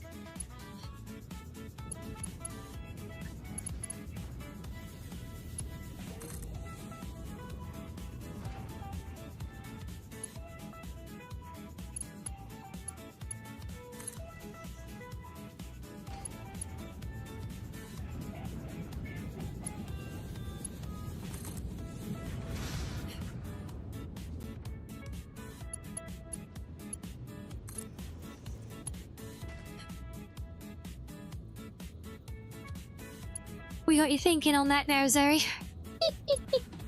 Now which way is that gonna go? That should go to the next one. So we just got a single here.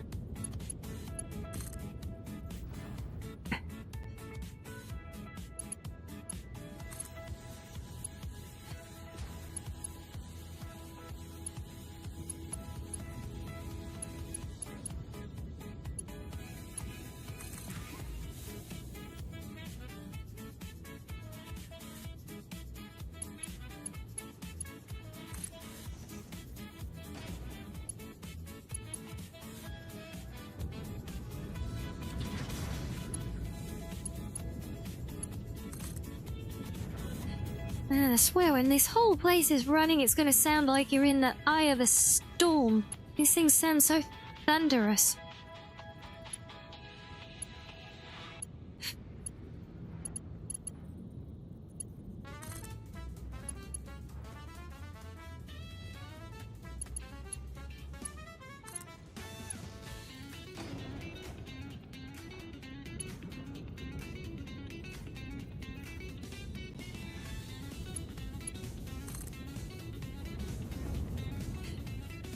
How does one expect what kind of cookie they are eating? Are you not looking at the cookie before you do? Well, the problem Sarah had when he had those cookies here, like I said, he was just hoovering up the crumbs on the floor, gobbling them up in his little chibi form. But he gobbled them up before I could warn him that they weren't we didn't have raisin cookies, so what he thought were raisins were actually the rat droppings.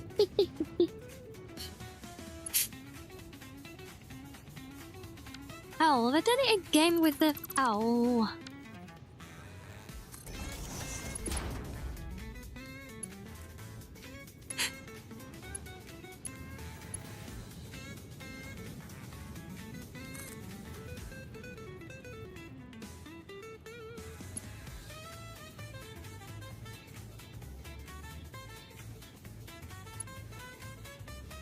Never had that issue. Yeah, I think it's it might be a Foxo specific one, maybe.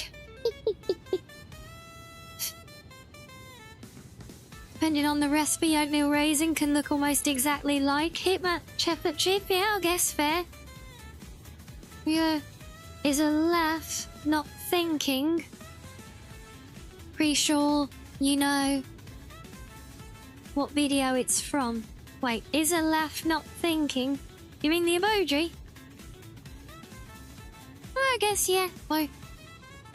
Just always makes me a thinking, so it looks like got the hand scratching, like the scratching of the chin deep in thought, just, yeah. But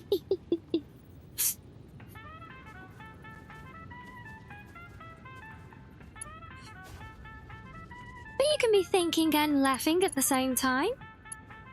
That's allowed.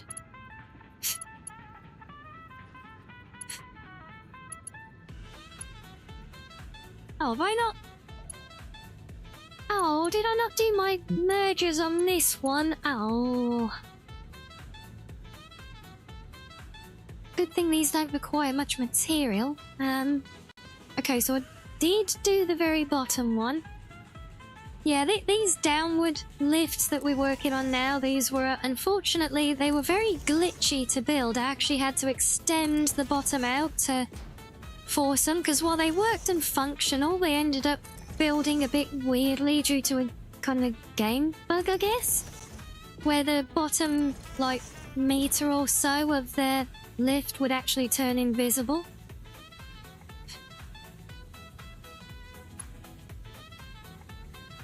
Which was more than a bit of a nightmare to try and resolve.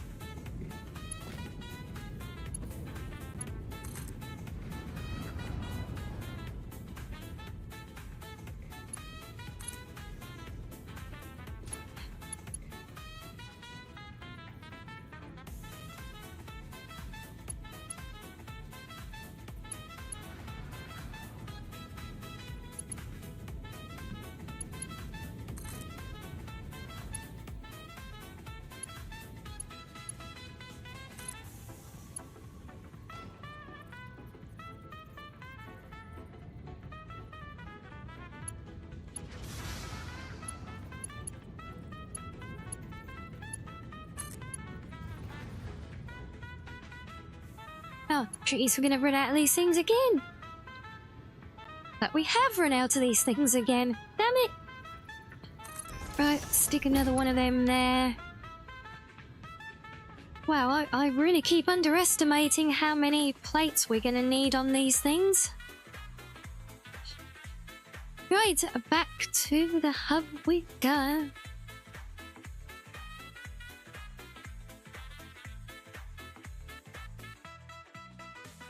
Oh well, it's more of a chance to just vibe with the music, right?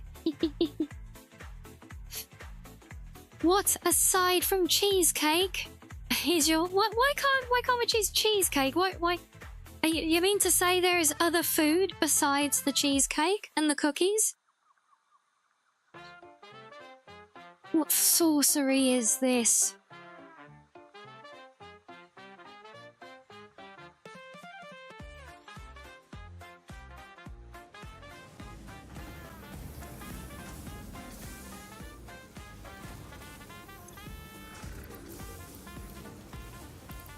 Oh no, I keep doing that. I don't want all of them.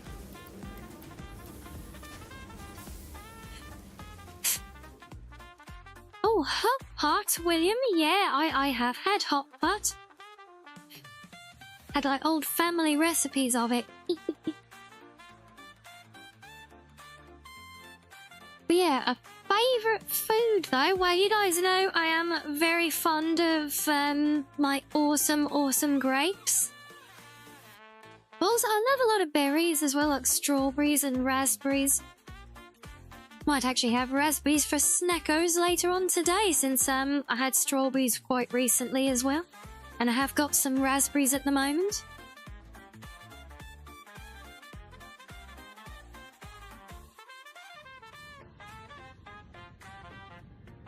Now where the hell's that thing I placed as a marker?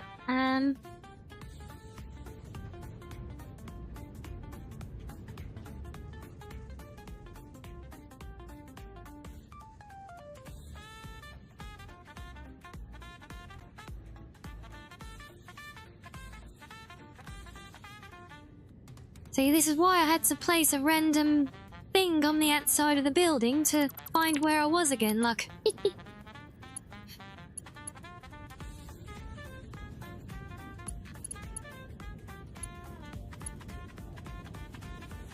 Like pizza, steak, sesame seed chicken. Oh, that does sound good. Chicken wing, ice cream, obviously. Apples, bananas, pretzels, sour candies. All Haribos.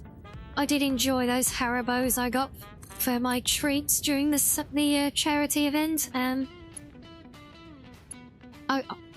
trouble is now I really want to treat myself to more of them.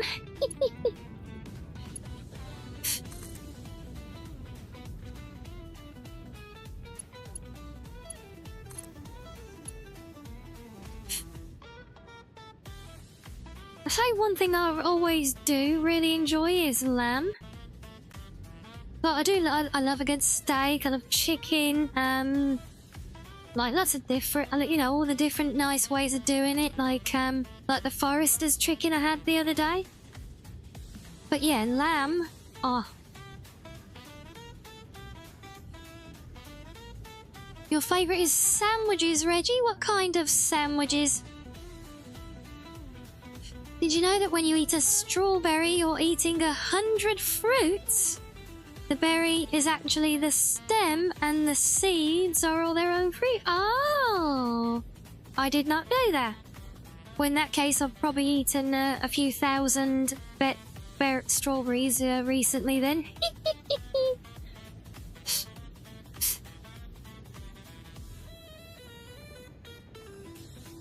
Hey, you're all about the sandwiches too, are you, Sam? I think we've said about them before, certainly being a hot one. Not as in hot sandwiches, but you know, a preferred one.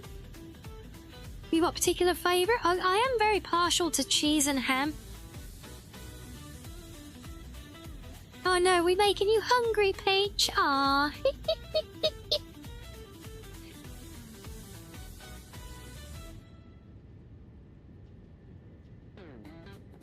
Gonna make some hot pot with lamb and seafood. Oh.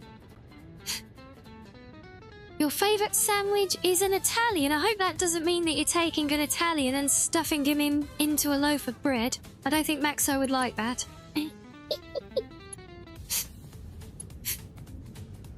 Now, chicken sandwiches or turkey and cheese? Oh!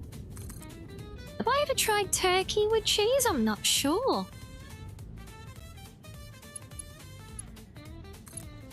Typically only have turkey at Christmas and then his sandwiches, which are very good, but just to hammer through all the insane amounts of leftovers from Christmas dinners, by which point you're absolutely sick of the bloody stuff. You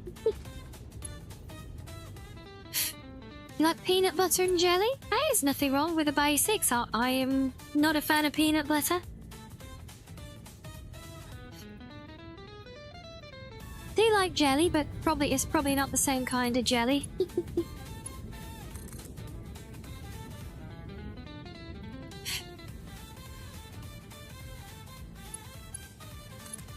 Yeah, I don't know, is the peanut butter and jelly sandwich, is that more of a US thing? Have we got any other UK or Euro folks in tonight? Do you guys also enjoy a PBJ? Or, like, is it just me? Is it just me that doesn't really ever come across it at all? And no worries, Arctic. Here, go look after the petos. Yes, good luck in your quest. Your mission, should you choose to accept it, obtain supplies for the pets.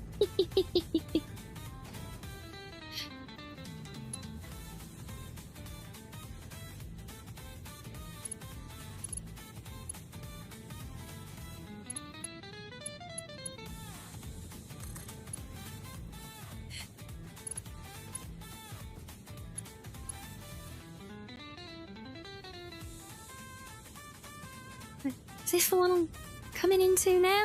Yeah, I think it must be. Oh, this is the extra messy one, yeah. Ugh. And yeah, that looks about right.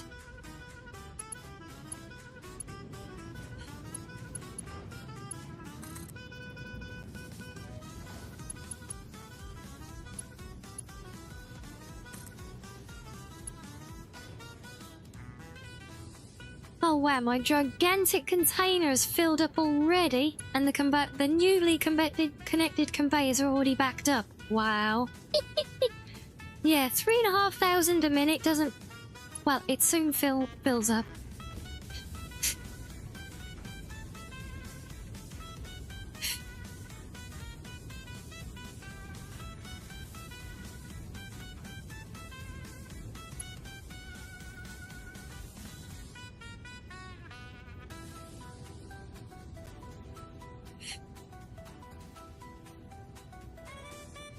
So, as predicted, look, before we've even finished connecting everything up, my buffer storage is full, so I can't even test the entire facility running, because now all the machines we turned on to begin are going to start backing up and going into standby mode and not running.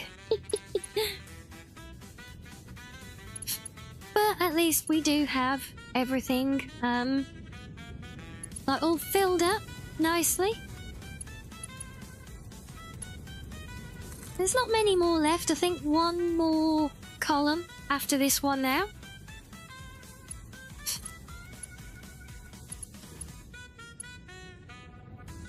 Acquired allergies are a pain. Yeah, well, any allergies are a pain, really. Even my own stupid one.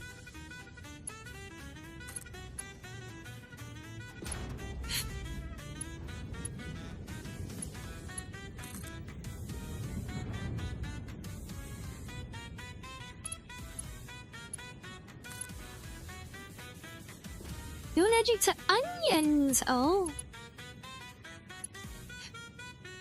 That is unfortunate, because you can do some very good things with onions. They don't just make you cry.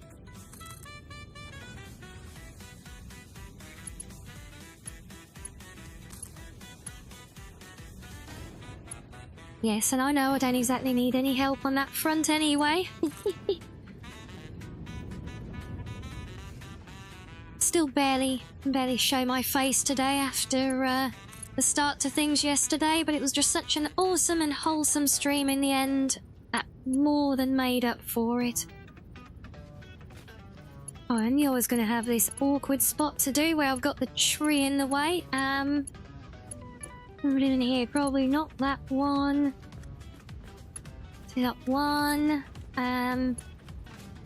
Oh, just the one. Good.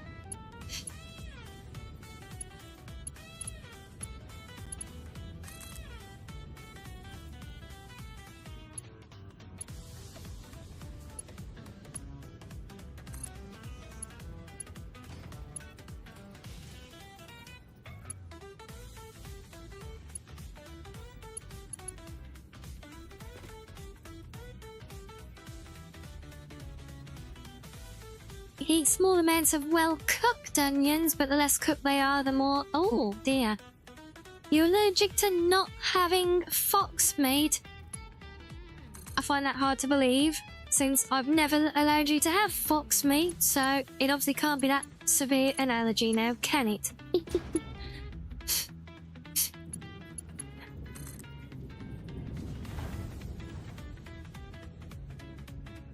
Also, thank you for distracting from the fact that I'd inadvertently mentioned about having a silly allergy myself.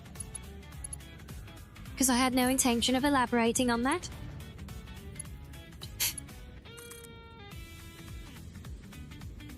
What is a panacea? I don't recognise that word. See, I just think pancreas, but I'm pretty sure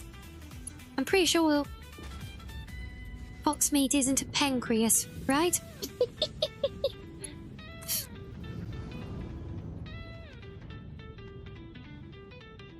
I'm not the only fox in the world yet. Yet?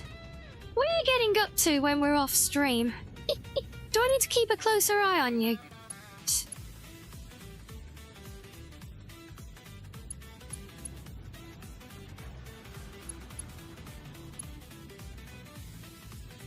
Solutional remedy for all difficulties or diseases. The panacea for all fair enough.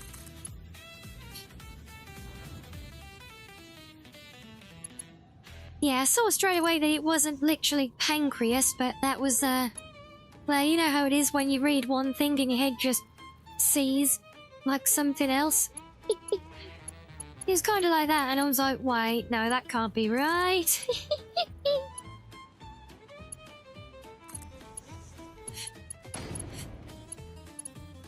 But yeah, no, I've not actually come across that term before, though. There you go, a new word of the day, better than, faffing, right?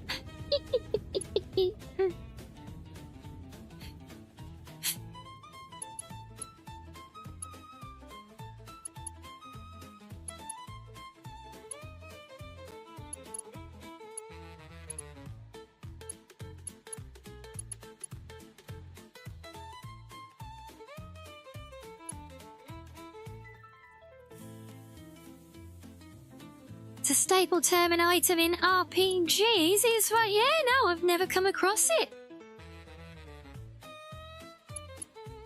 Literally the first time I've ever encountered the word that I'm aware of.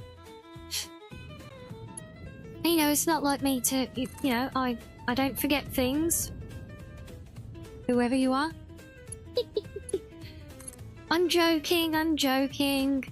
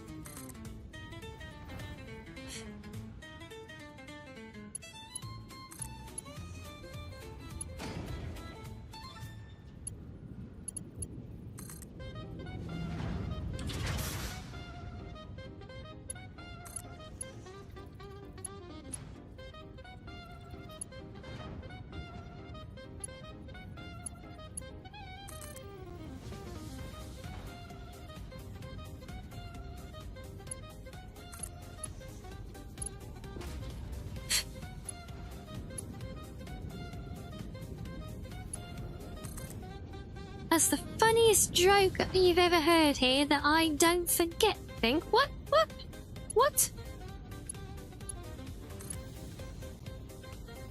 Surely you mean my wonderful little bit of tomfoolery there with the whole "wait, who are you" bit? I know that's what you really meant, right?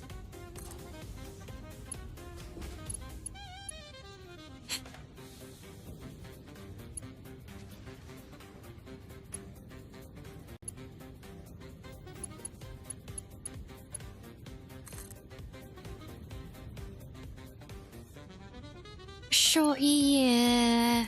Yeah, I know that tone of sure.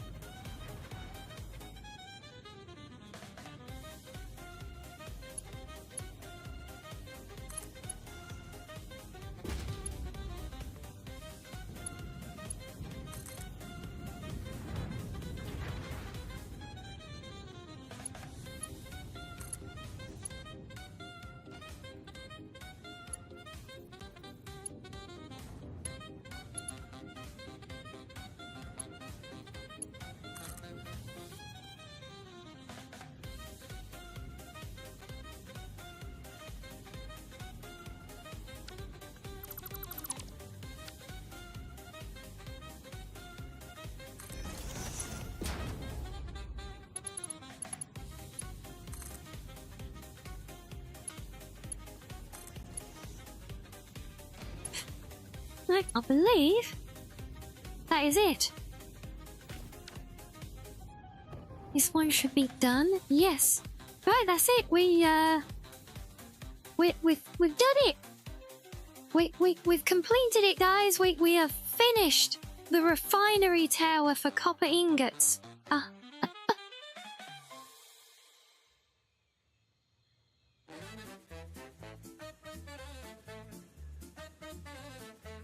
Yay, clap! Yay! Look, after nearly 2 weeks and 3.5 rebuilds, it deserves a clap. I don't care if it's not decorated yet, it's functional. It's already filled up its storage as well, so we can't test it more. Oh, you don't have the patience to build all fancy stuff like this in Games Beach. Well, I'm doing more than necessary for the building here, but I like the freeform building and experimenting, with the, we're trying to do things with it, And you're so impressed that I started and finished in this stream alone. Yeah, maybe if we cut the last 3 VODs together into one bid, we can pretend that's the case, can't we? Yeah, what was this about? Favourite fictional character as, what was it, a bestie? Was it a bestie, or are we talking about their husbandos and waifus, or like purely a platonic bestie, or what?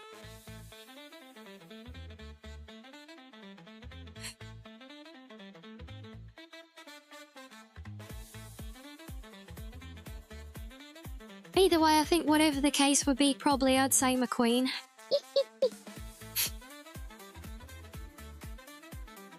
Yeah, I'll just have McQueen as all of them. She can be my bestie and my waifu, how's that? Now, either McQueen or, no, she's honestly just my current flavour. Yeah, just because she's new to me still, but yeah, see, she does fit my, like the type I get drawn to, because, also, like, I assume you've seen Girls and Panzer. So you know Darjeeling? I don't deserve McQueen's friendship. What? I have never abused a horse girl. Apart from Bakashin, because she gets annoying with her constant screeching. But I still love her, though. But yeah, Darjeeling, I'm trying to think, there was one, oh god, I can't remember her name now, but I mean, I don't, you know, if we're talking about besties, I would probably say, Asuza from, oh, was it, oh, Killing Slime for 300 years? I think she'd be a very fun bestie.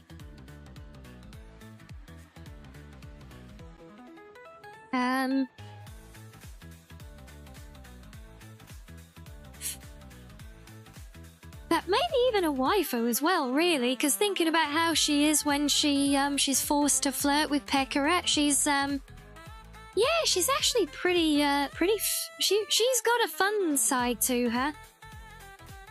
She hasn't explored it in 300 years for some reason, but yeah, she definitely has it though. We've seen that, so yeah.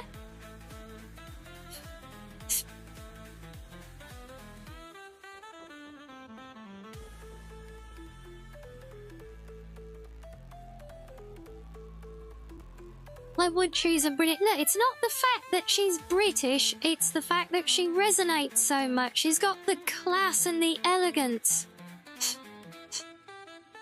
No, actually, you know what? My favourite character from that show is actually Mako, or Mako.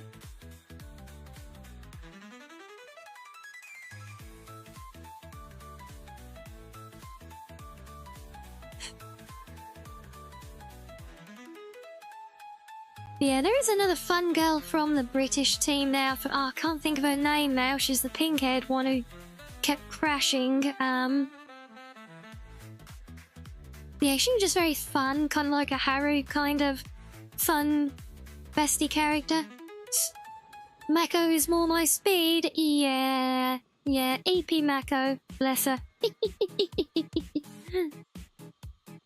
Also, begin Hannah does have that elegance, but yeah, it's not quite that kind of that classic British upper class elegance that Darjeeling has, that McQueen has, you know. Hannah does have some of that, but she's much more traditional.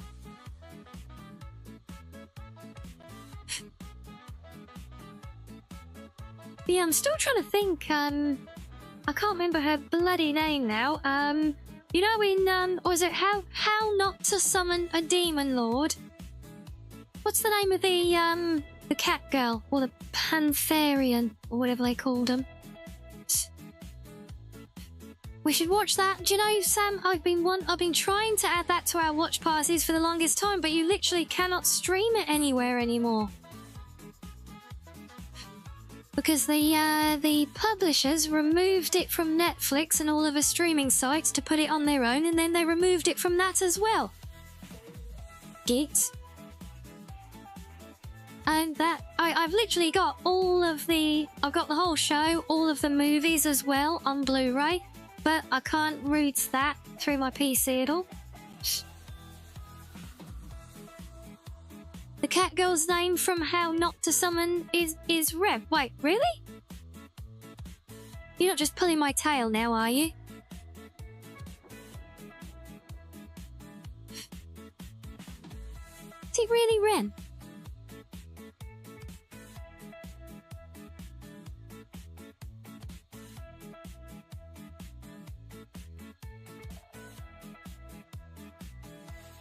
Ren Gallion?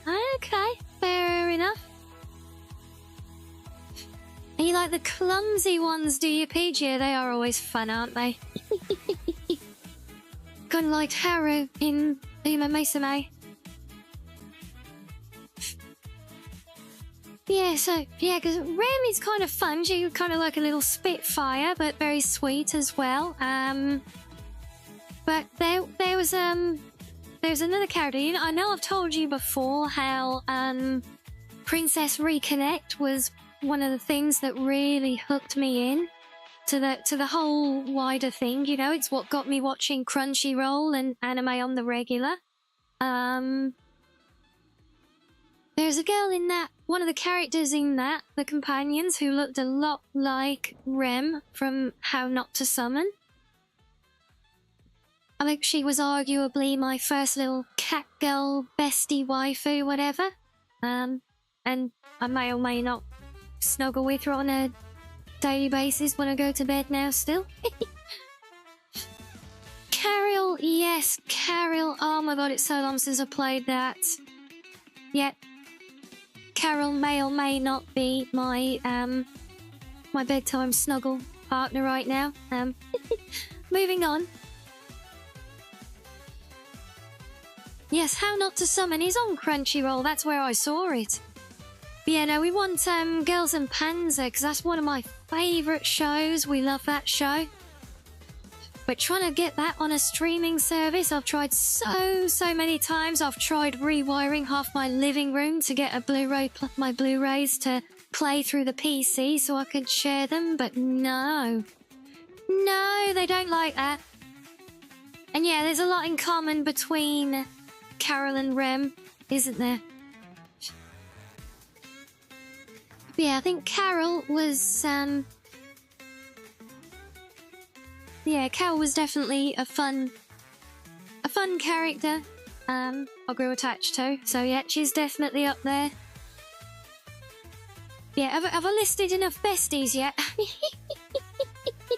Can we share someone else's now? This is getting embarrassing.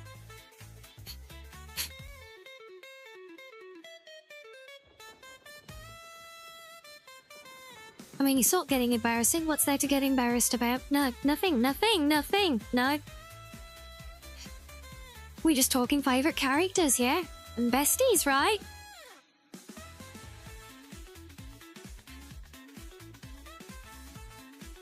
What about you, Sam? I mean, obviously, I know about the other Ren. Fair to say, the other Ren is pretty high ranking for you.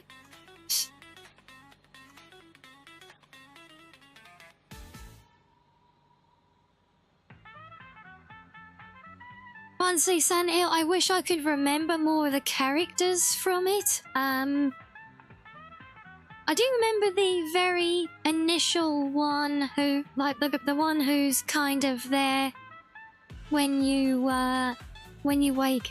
first wake up as the MC. She's the one looking over you, you know? But yeah, I don't really know many other characters from that, only Carol.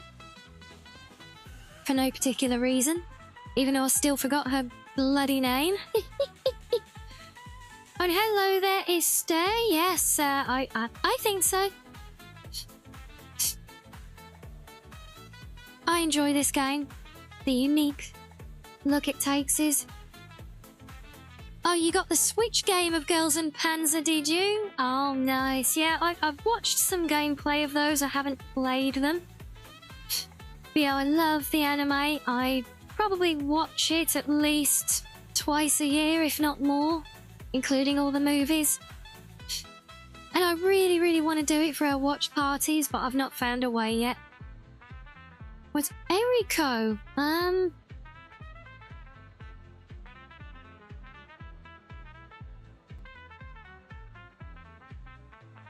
I see, you're not into the underays, but you would for her, would you? Oh. Yeah, I can't think for the name does sound familiar. Might need to try and find a reference now. Can I do some oobly boobly? Don't really want full screen. Why are you full screen, Prime? Please, thank you.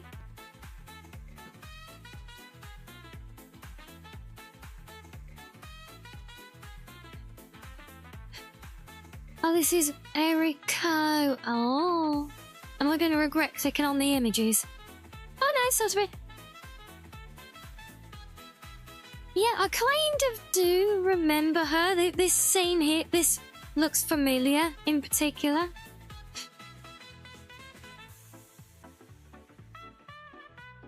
Yeah, she did kind of surprise me there, though. Yeah, definitely not your usual flavour, is she? She got a horn in her tail, yeah, and she's obsessed with the MC. She even drugs him at some point and takes him to a... Yes, I remember that. I remember playing that bit of the story, yeah.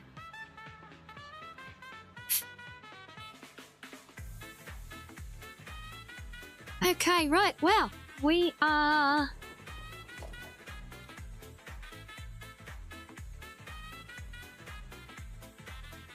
Oh, did I just... Thank God, I thought I just accidentally selected a machine to delete. That would have been very bad.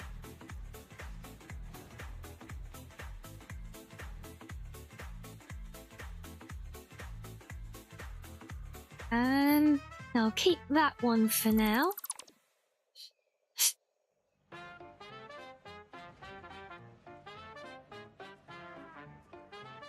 Yeah, that is something else that we're going to watch soon as well. Princess Reconnect, we will watch that one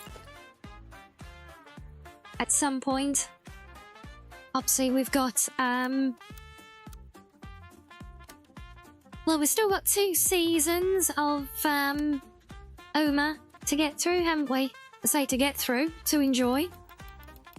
And this week, we probably won't do any because we'll be doing our community games night instead this Sunday.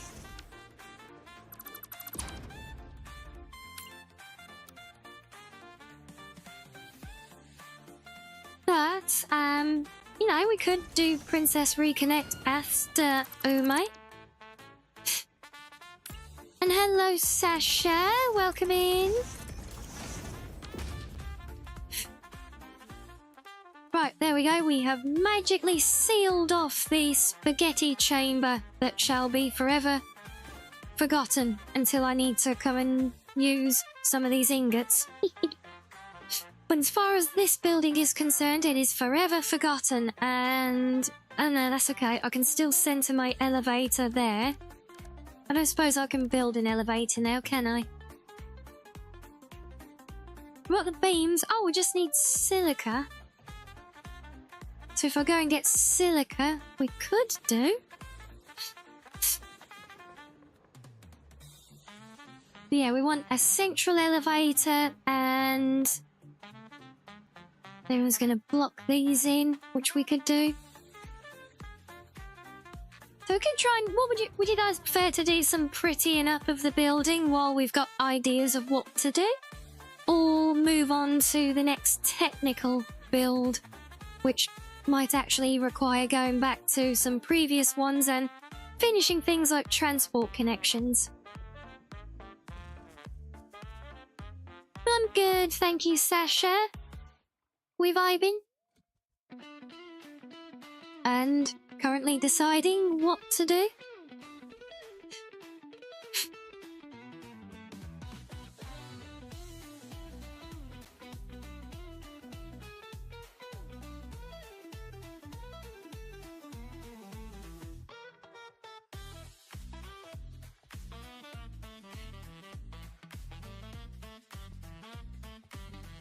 It's always nice having me around. Oh, bless you. It's always nice having you and everybody else in chat around as well. You know how much I thrive from having you guys around. It's almost like I'm a lich, you know, and I leech my fun energy off of you guys. You figured out who I would be in Princess Reconnect. Oh, Ayo! Wait. Ayo's the one I thought... No, I don't want to be Ayo. That was the first character I was disappointed with when I saw.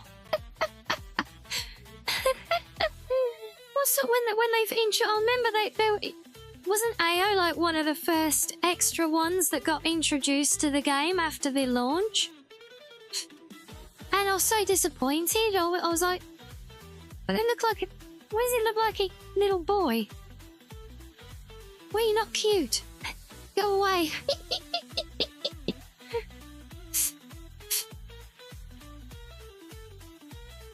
Yeah, what makes you think that I'm AO then?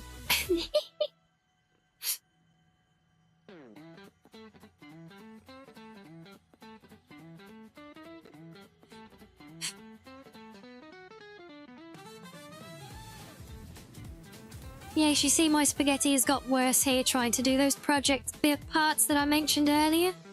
The hell's that glitching on there then?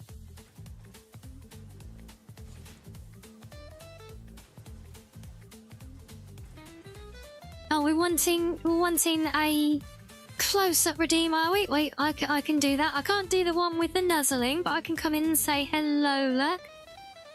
Possibly. Come on, work. There we go. That I can come and say hello. Is that what we wanted? You need a little cheering up and nothing beat. Aww.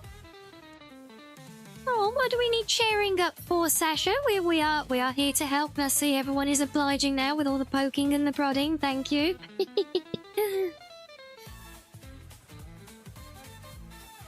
Yes, I'm sorry to hear you need cheering up, though. We are here to oblige. We are here to oblige. I do hope that our presence can honk, obviously, for one thing, but but yes, hopefully vibing with us will help. But you know, we always like to look after the friendos, even with all the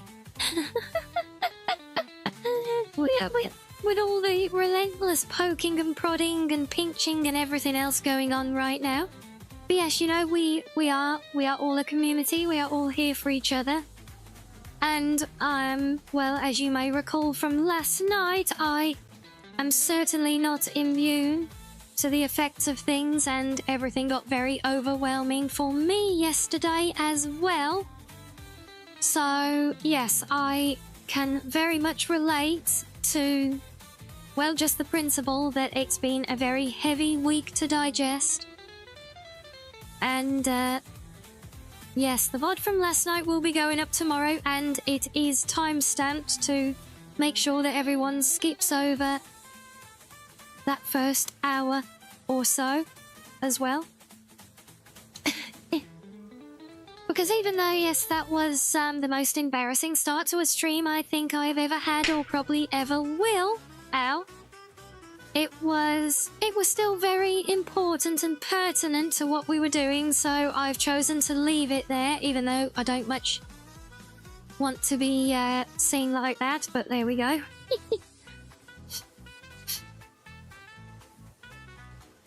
Is that by the panda or stepped away, love?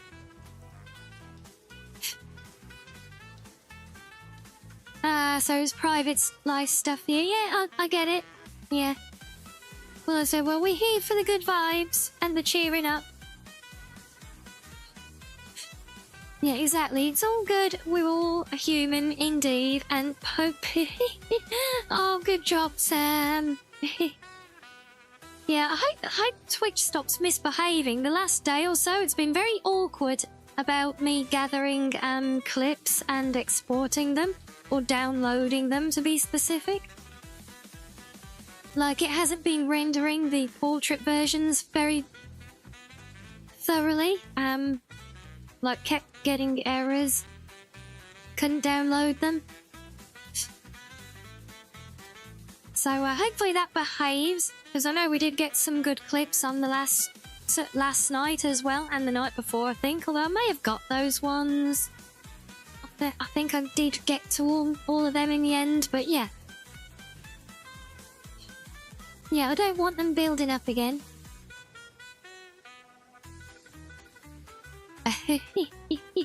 Twitching too much. Twitch be twitchy. Yes. Twitch be twitchy.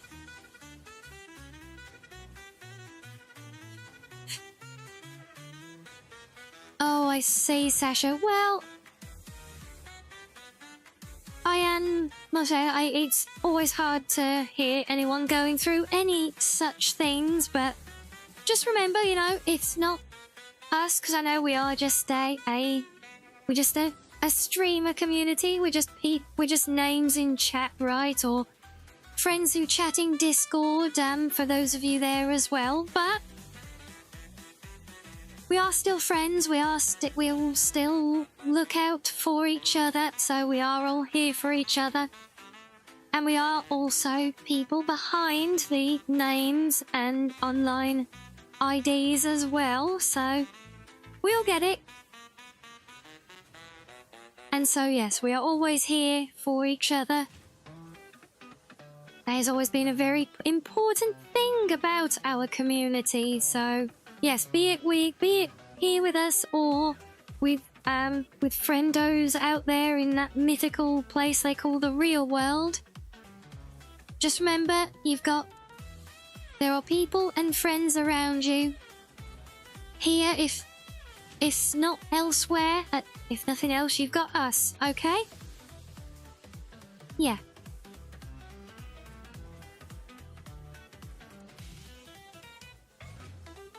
Thought I was a fox girl behind the avatar. There is no behind the avatar. What avatar? This is just me. Ow. See, if it wasn't just me, I wouldn't have felt that luck, but I did.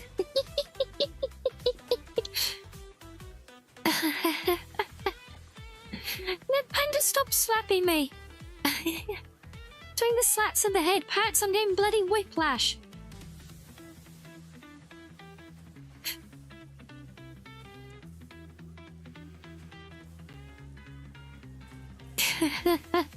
Oh, don't worry, Sasha. Just, it's a little ongoing joke that we have. Part of VTuber training. If you haven't seen the video, do check it out. It's in the specials playlist, I think. Amongst the VODs. It's actually not a VOD, it's a highlight collection. Yeah, exactly, William. You got us. We're a community. We're there for each other. Yep.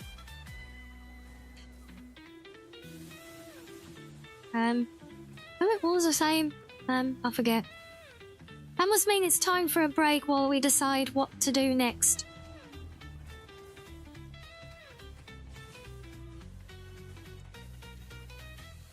So yep, you guys can have some fishing fun for a minute, and we'll see if we can decide what we would like to do afterwards, if we do more, if we decorate the building or try and move on to the next one.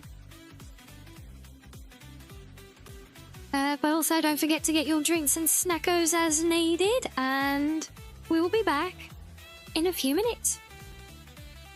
We will return after these fish.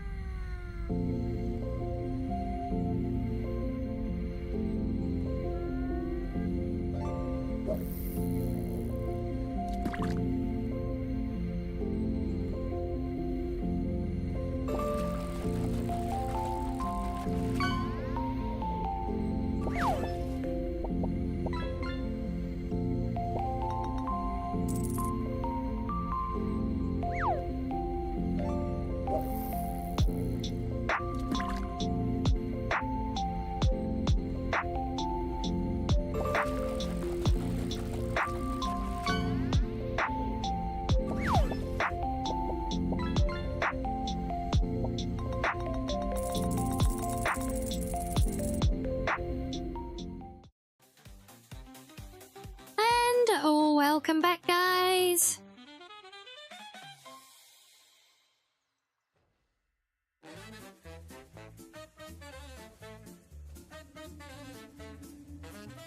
Yeah, I'm thinking I'm gonna get some materials, and just because I've got an inkling of other things to do on this tower in terms of decorating, I'm thinking to do a bit more on those while they're fresh in the mind, you know? The flying fox. Well, we're not flying now, we're gonna go for a drive. I just zoom around in flight mode when I'm doing big buildings. It's just so much more convenient. Yes, we are going to go for quite a long drive. I'm gonna go up here to the quarry, if I can remember how the hell I can get up there. Or even off this slab, and also there's a stray... You should not be there anymore. Go away. Get.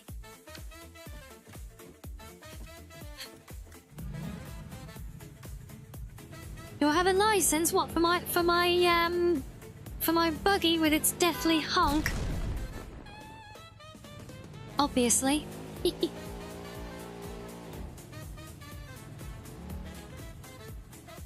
Ringbot, that's not very polite.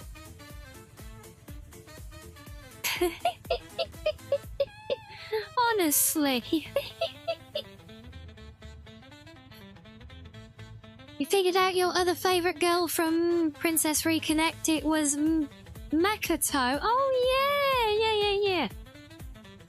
I did see another set of E's pick up from mention of a precon, and yes.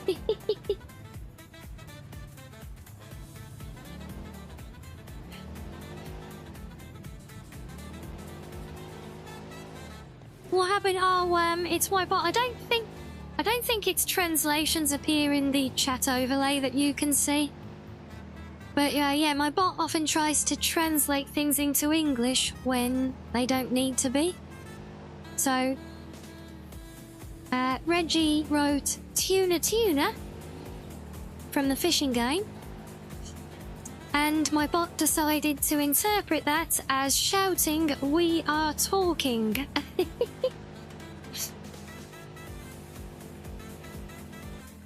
So, from the chat, it just looks like, especially because it tags him as well. So it just looks like it's yelling. It just looks like the bot's yelling at Reggie now, saying, "Oi, we are talking here."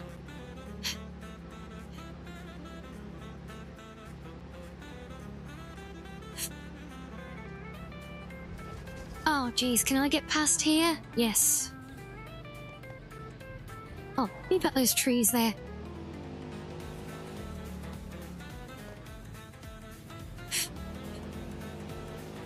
Yeah, it is very funny. For some reason, the bot always...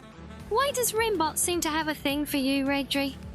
It always seems to... You know, it's always calling you like a princess and everything, you know, it's... It just feels like Rimbot's really got it in for you sometimes. Which is kind of hilarious. Oh, really, game? That's not very nice.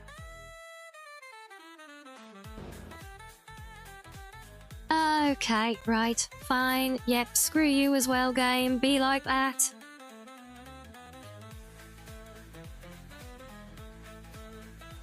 He calls you lonely, Sam. Oh, Rinbot. You have a way with bots, clearly. Yes. But always a good way indeed. Yeah, definitely a way.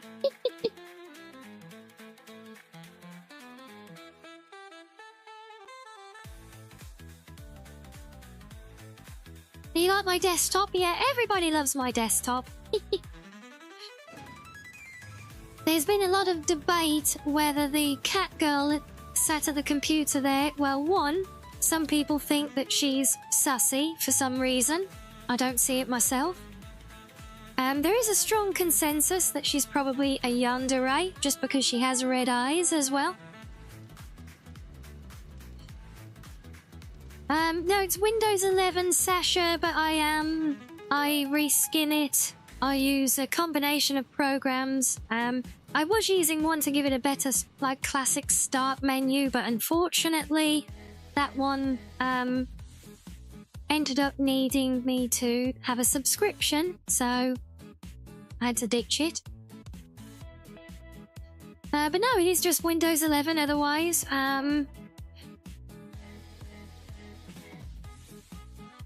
Trying to think what I think it's called Nexus. That's the one that has all of my come down here.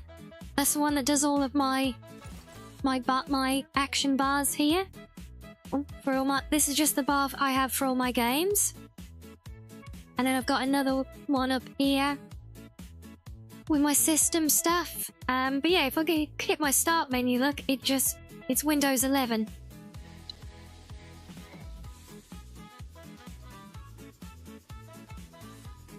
And hello, Dorodo. She is a cute cat girl, isn't she? I assume you're talking about the desktop. Right, shall we try this again then? Now, is Red Rianni a yandere? That is a very good question. What do we think, everybody? You just looked unusual. Yes, well, that's because standard with Windows 11 is the most atrocious, I think, other than 8, since probably XP or 98 or something.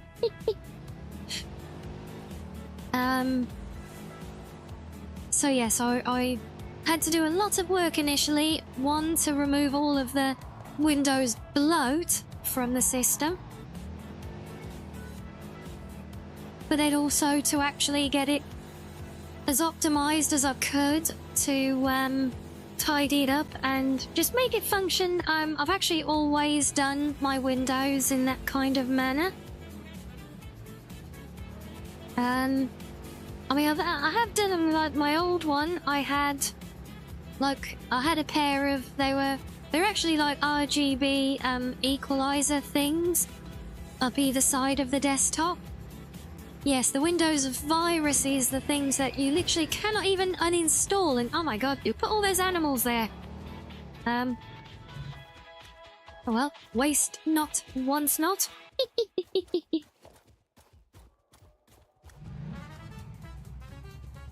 It's right, there's plenty more of them. It's fine.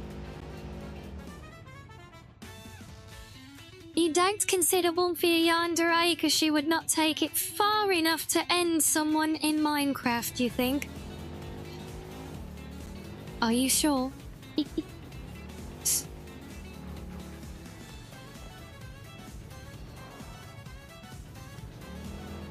Yeah, I was trying to get rid of one the other day that kept getting in the way on Windows, and you literally... oh no, it was Edge. Yeah, on my second PC, on the laptop, the streaming one. I was trying to get rid of Edge on that, and it was yeah, I literally, you cannot remove it, and it takes up, well, in the grand scheme of things, not much, but when you're trying to scrimp and save every bit of active memory, it was significant, and I literally can't get rid of it without using like a third-party app. As for the overall performance impact of my Windows overhaul, mainly with Nexus, no, there is, I would say, negligible impact. Obviously the animated desktop technically has some. Oops. But, yeah, it's definitely negligible. Oh, it didn't like when you got rid of OneDrive? I bet it didn't, and yes, Murdercrats, it is indeed a turret. This is a mod version of the Explorer that has a honking turret. So when I honk the horn, it shoots the turret. It was my one little indulgence from modding that wasn't just simple, like, improvement. Can I sneak under here? I cannot. Bugger. Oh, dare we clipping that, thank you, tabletop.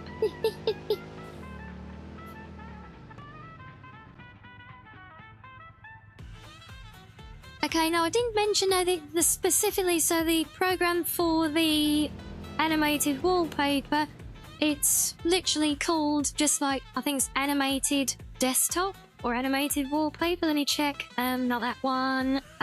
That one? No, it is that one.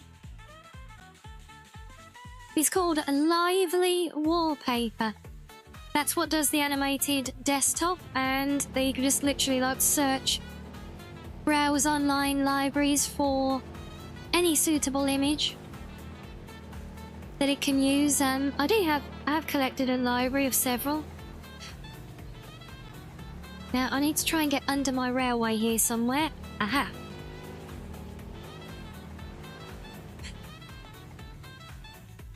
Yes, you honked to warn them before blowing them up. Exactly. Oh, this might not be such a good spot. Because I need to get over there. Damn it.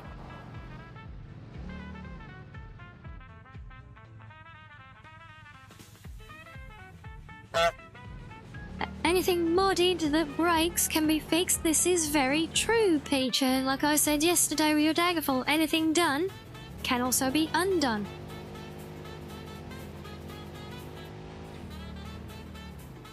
Oh, can I not go up here? Crap. Actually, I wonder, can I? I can glitch myself up on top of the railway. Oh, we could have hitched a ride on the train, but I don't want to abandon my buggy. But no, if that gets close enough to the ground, maybe I can force my way up onto the tracks and use that. I feel like this is kind of the lowest... oh, stupid rock.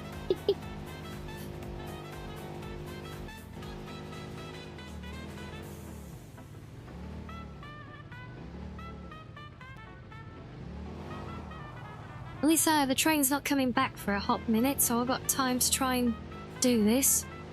And... yeet! Go on! Well, that... no! Go on, go on! No! Oh! We use the rock? We did it! Oh my god, we've done it! Alright, let's go!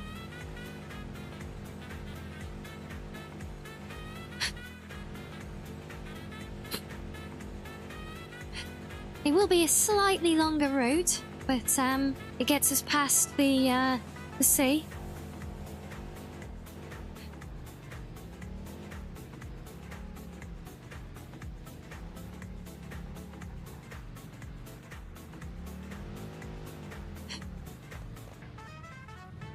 Hey Royale, what am I doing? I'm making my way to my quarry very awkwardly. And the one clean route I had from where I was blocked by the railway, so now I glitch myself onto the railway line to get there easily. Have I ever used Steam Wallpaper Engine? No, I have not, because generally any extra stuff comes from Steam. I tend to turn my nose up at because I consider it as much bloatware as Windows stuff most of the time.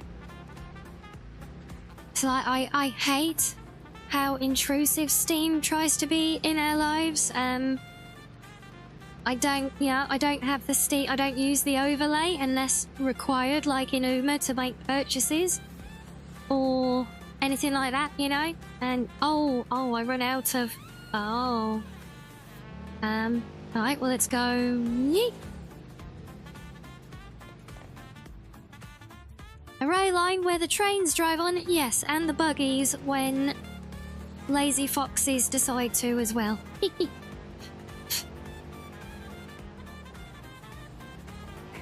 Really hope the train sneaks up and hits me. Oh, angry. Yeah, that is mean. Anyway, we knew it wouldn't because we'd just seen it pass going the other way. Plus, I was driving on the big void in the middle of the line, so we were safe. Oh, come on, really? All the places to land.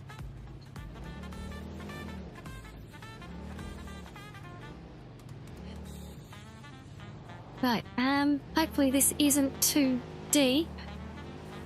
Oh, no, we're good.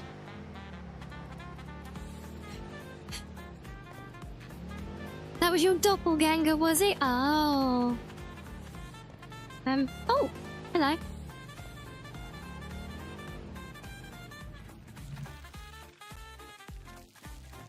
I don't suppose I can open you up. Oh, I can! Yay!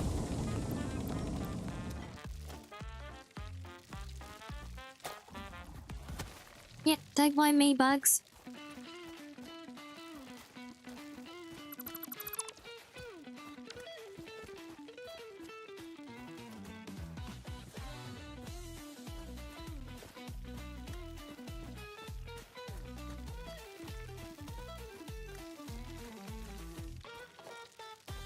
You keep Steam shut down unless you're playing a game on it, but yeah, I was saying, yeah, the overlay, even like the way it pushes all the social stuff, you know, it's like, I don't care what some random person in my friends list is playing at any time. I don't need notifications popping up in the middle of my game telling me what somebody else is doing. And I certainly sure as hell don't care for it popping stuff up in other people's games saying, hey, look at what Rianni's doing right now. It's like, no, if I want to play a game with friends, I'll communicate with friends. I don't need you shouting to everyone who knows me saying, look what she's up to at the moment. So yeah, I don't like all that stuff. I turn it all off. Even the way it forces the screenshots, you know? Like, yeah, you can turn on the overlay and give us all of your screenshots for us to save awkwardly in places you'll never find again and share them with everyone who you don't know. It's like, no, I take screenshots, I want them on my computer.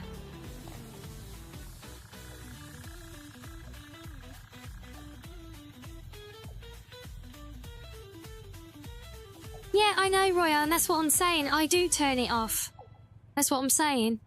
But some games, like when I do collabs on some party games, they require like the Steam overlay to be active, or maybe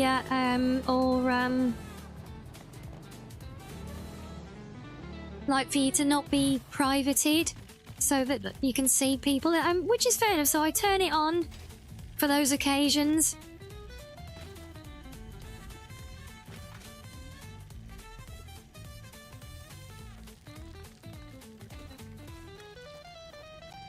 But otherwise, yeah. And no, Sam, I do not play sassy games. The point is, I like my privacy. Just because you like your privacy doesn't mean you have things to hide.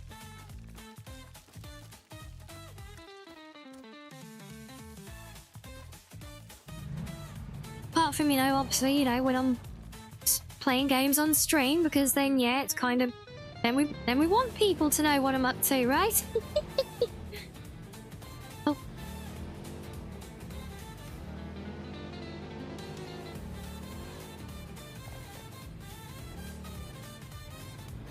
Yeah, so, as for keeping it closed now, because on my main PC, the one we're playing on at the moment, because literally all I do is play games on it, so on that one I do have Steam auto starting, but the other one I don't. And I may as well do now, because I only use that when I'm streaming, and when I'm streaming I use the avatars, which requires it. You had some random message you in Steam asking you to screen share so they could watch you play? You told them to go to Twitch if they want to watch someone play a game. Yeah, good answer. God, that is so creepy.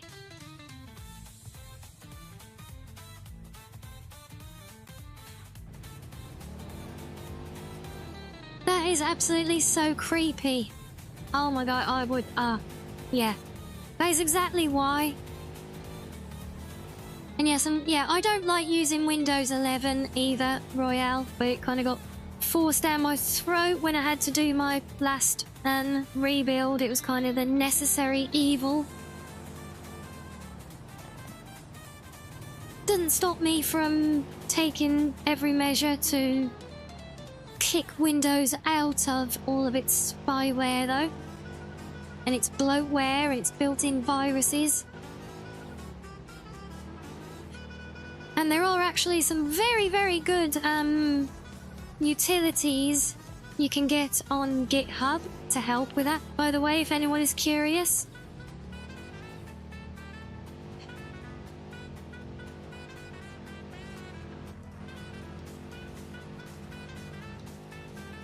Switch to Linux, yeah, and then have a nightmare probably trying to get any game to play nicely with it. The amount of times when I go troubleshooting for a new game and I see so much stuff from people just trying to make it run on Linux because developers don't like making games to play nicely with Linux, I guess.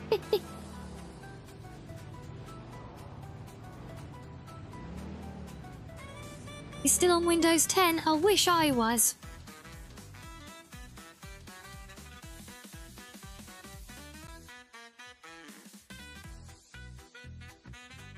Yeah, exactly, Peach. It can be done. I mean, in the past, you know, because I inherited, like, hand-me-downs from my big bro and stuff. So in the past, I had, like, I think one of my first PCs was, like, an old Windows XP one. But it was XP Dark Edition. And then there was a Vista Dark Edition as well. I didn't have a Windows 10 Dark Edition, but yeah, the Dark Edition Windows, they were always epic. You never heard anyone say it like Line X before? Is that how I said it? Oh, Linux? What do you say, Linux? Is that it? Ow. Hello, King. Right, what did I come here for? I think it was, silica, wasn't it? Also, if that's backed up, why hasn't it been filling up? That should have been cooking in the background like everything else. Also, welcome to my crazy ass refinery that I still haven't finished either. And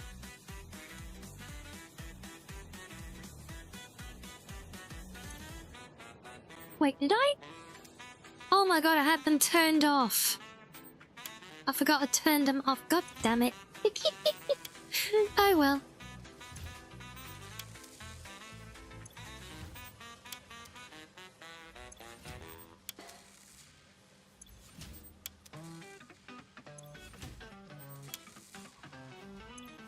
Yes, even though, you know, if my entire production line across the whole world right now goes online, it would very, very quickly destroy the power grid, but like the majority of it is at the steel plant, and that is all completely filled at present, so I can get away with it for now.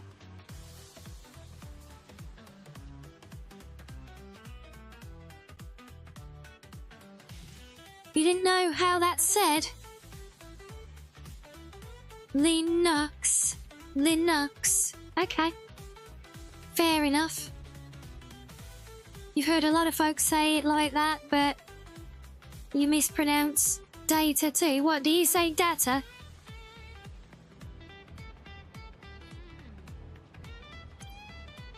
Now, let's see, our total power grid. Yeah, see, if everything goes online, it will actually consume 17,000 megawatts. Currently, across the whole grid, it's using less than 2,000. But the overall capacity right now is 6.5 because the solar grid is offline. When it's online, the total capacity is around 14,000. So it's a lot closer. And we do have, well, may as well show you guys while we're here for those who haven't seen it previously. Also, who's the giant robot roaming around down there? Rename it to Line X, as my word is the most I thought I was still saying Linux.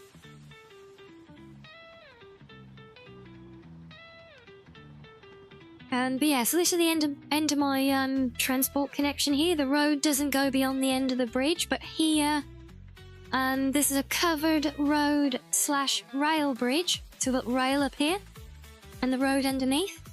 And I'm very proud of my transition into the templates.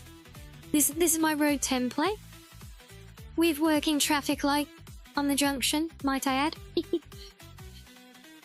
I was very pleased with this transition though, because this is a manually bit done up here.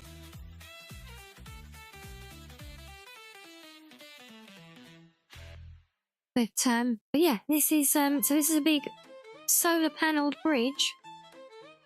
So there's all solar panels covering it, and then the interior strip is filled with batteries.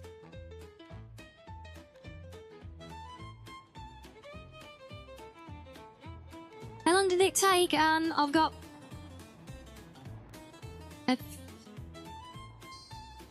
what is my current save at now? Let's have a look.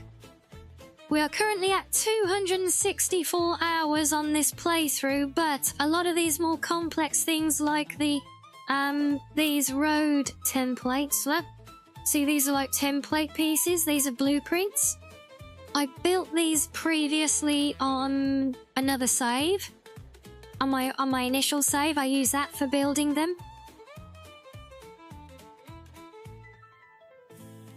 But yeah, this is, for the most part, we're just getting started in this playthrough. Oh look, I've got more of my signature buried spaghetti in progress here. This is all the outputs from the, from my very beautifully colour-coordinated, storage for everything at the quarry here. And again, my somewhat spaghettified logistics floor that needs to be hidden away. Yeah, so the actual build itself so far is 264 hours. Oops, I parked my buggy in the way and confused the dump trucks. But yeah, there was a lot of time spent on the previous save building templates. We had at least 1 or 2 streams just making those.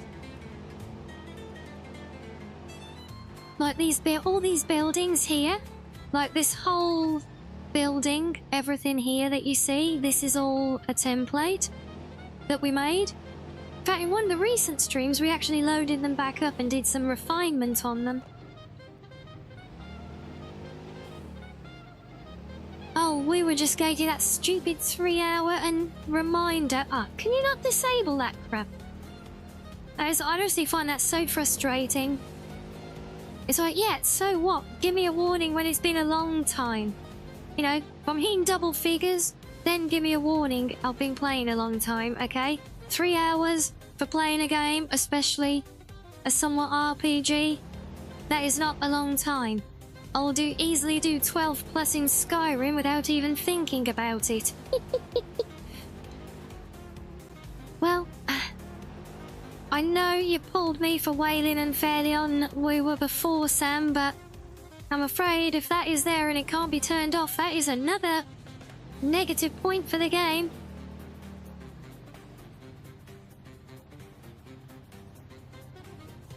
Tail fire? Wait, what's this about a tail fire? My tail is not on fire, is it? I'm pretty sure I'd smell the burning fur.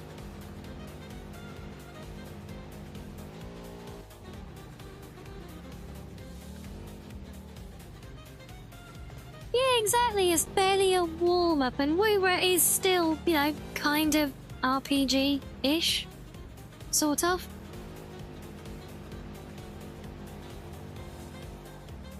So yeah, forcing warnings on players. Say, oh, you've been playing for 3 hours. Like, no, screw off. Why are you trying to make me not play your game? You do enough of that with off-putting gachas. If I were a game reviewer as a dev, oh dev, you would be terrified of me. Hey, look, I'm never unfair.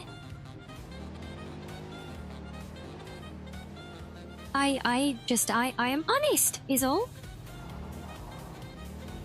And when something works, I will praise it. When something does not work for me, I will point that out. Ow. Look at that rock there.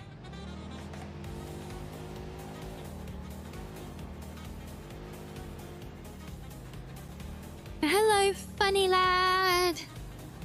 Look, can I glitch my way up on here to get on the railway line now?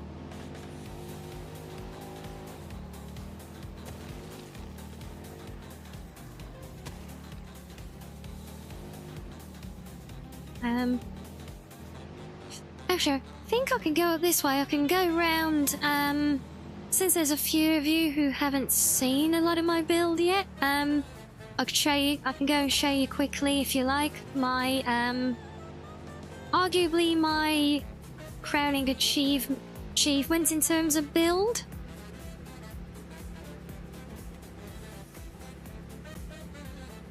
Did that rock work for me?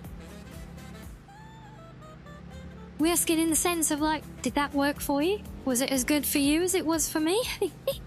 Or in the sense that like, do I employ the rock? So either way, no.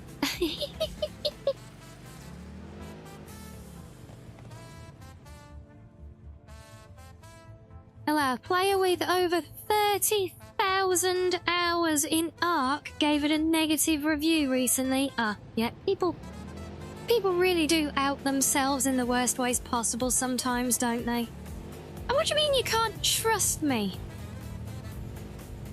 Foxes are not evil. Look, we've established before that foxes are very intelligent, very caring, very sentimental, very empathetic, and that fox logic is definitive as well. So therefore, if a fox has pointed out these things, they must be all accurate and correct. So therefore, when I say that foxes are not evil at all, it must obviously be true.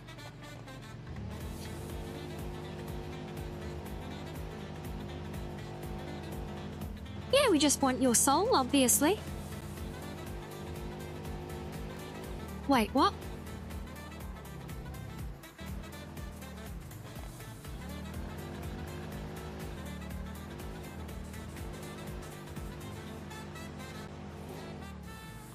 Most chill game you ever played is Death Stranding, Royale. Oh, I haven't tried that myself yet.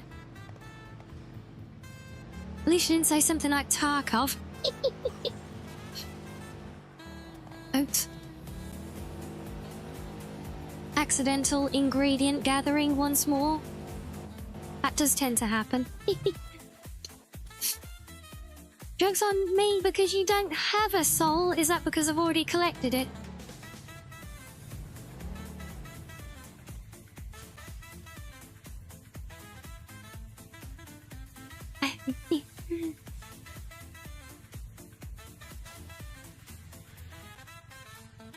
Mailman Simulator someday, yeah? And oh, we got another cliff. Good job, funny lad. And you love the Stellar games? Which ones are the Stellar games? Or do you just mean like, do you mean like space games in general? Or a particular series? No, I'm not a succubus. We've been over this. I'm neither a succubus nor a vampire. I'm just a fox. Ah, we are here. Yeah, so this is the, this is my proud achievement in terms of building this place, as it is so far. Obviously, work in progress like everywhere else, but this is my storage tower.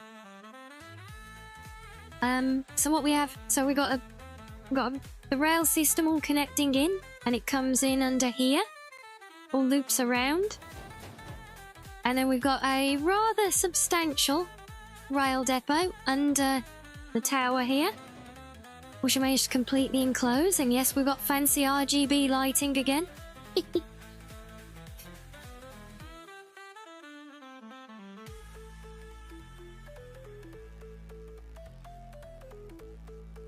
Yeah, I'm still really pleased with the external detailing I managed to come up with out here as well on the facade, but no. It's the interior here. This tower, this here is one floor of the tower, which will eventually be about 9 or 10 floors high. Assuming the game will survive me building it, because my god, are these templates intense to load up and install the blueprint for, because they include all of this. So we have all this storage system, and yeah, 'cause it's basically a fully integrated management system for all inventory in the game. So it includes all of this. And yeah, the fact that we've actually managed to do what I think is a pretty tidy job of like some proper like factory decorating to it all. So we have all the like the functional area at the back. We've got logic stuff built in here as well. This floor is kind of empty on this level, but on the next one, on the next level up, this floor here will encompass all of the stuff that's sticking up out of here at the moment. So that will all go into that lower corridor on the next bit, and this was all made with the blueprints. All of it, this is a see there? The highlighter is a blueprint. This is each quarter of the circle is one very extra large blueprint as a complete finished building. And that was quite a big job.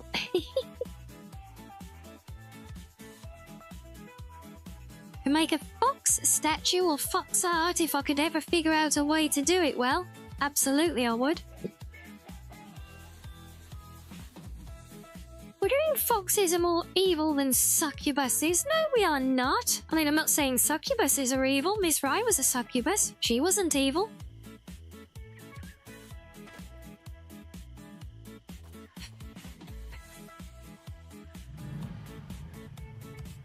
You want to let chat decide? Are we going to have another poll? Whether I'm evil or not? I'm not sure. I'm not sure how if I would like how this will end up.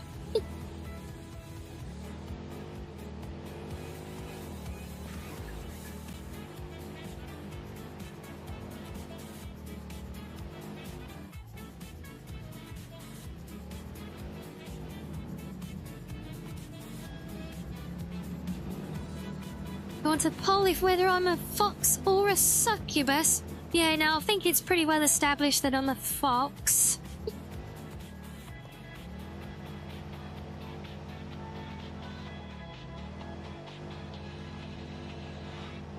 It's been is it only 3 months still?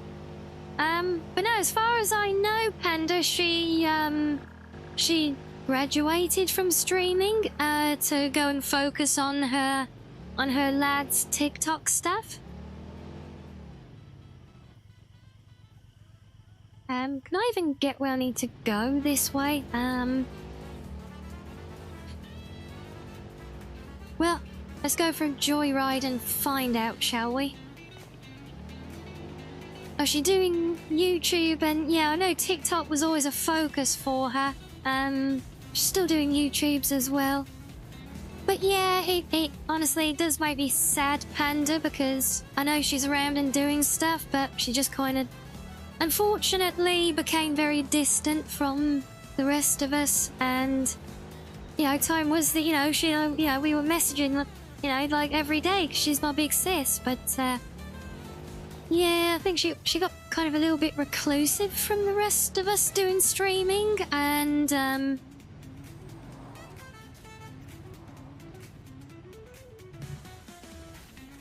yeah, like I said, I just don't hear from her at all now, which is a little bit sad. But, if as long as she's happy and she's doing what makes her happy, then we love that. And, okay, I was going to try and jump my buggy off here, thinking I'll land on the plains below, but looking down there, I do not think that's the case. She's doing pretty well. Yeah, I know that's why she stepped back from streaming. So I know she was always very torn, shall we say, on, you know, what to commit to, and it was getting clearer as more time went on that her heart was much more in the lad stuff than in the game streaming. So, you know, I do believe she did the right thing.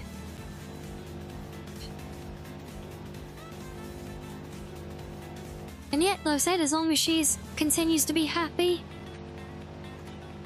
perfect, you know?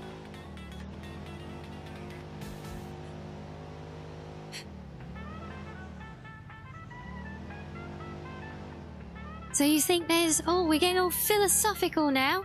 So it could be chaotic neutral, I guess. Here's a thing. What do you all think I am, or yourselves are, on the D&D spectrum?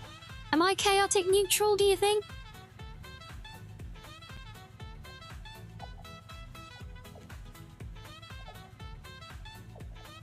Yeah, she completely transitioned over to being a lad's content a while ago. It was a gradual thing. I think she even fought it herself for a long time, but yeah, she did eventually go all in on it. So we say there's no such thing as evil, just in people's heads. Also that, then we're also saying it is very well defined. But I know there is some old world philosophy / poetry. William something, I think, talked about. I've used some poem about something about a tree, as I recall. Basically laying down the implication that it's all perspective. So you think about Star Wars with Anakin when he says, you know, from my perspective, the Jedi are evil. It's actually a very genuine statement. Yes, he is warped by dark side corruption, etc., but the principle of the perception is very different, and very real. I'm either chaotic good or just lawful evil. No, I'm not evil!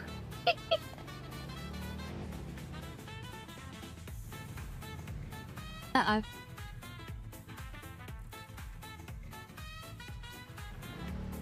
Oh, how do I keep getting away with this? But yeah, so it basically, the suggestion in this old philosophy was that, yes, while there are clear definitions for, you know, being evil and such, but also that essentially without evil there can't be good, and vice versa, and it is all a matter of, and it in fact does all come down to a matter of balance and perspective. Think, and you guys know about, like, me and my balance. I'm going for it, screw it. Oh, so close. Yeah, you know how I am with balance in all things, but yeah, think about a yin-yang. Think about how a yin-yang is portrayed with a little black dot inside the white segment and the little white dot inside the black segment. Yeah, that's exactly the same thing. That is the same principle that this, whatever his name was, this old poet, talked about in terms of good and evil as well. Sam's chaotic neutral, Asari is pure neutral. Oh, I don't know. Maxo is chaotic good? Really?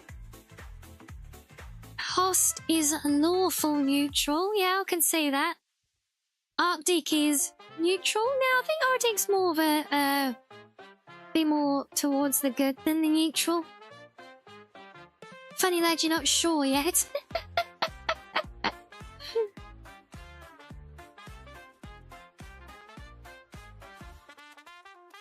And you're chaotic lawful, are you?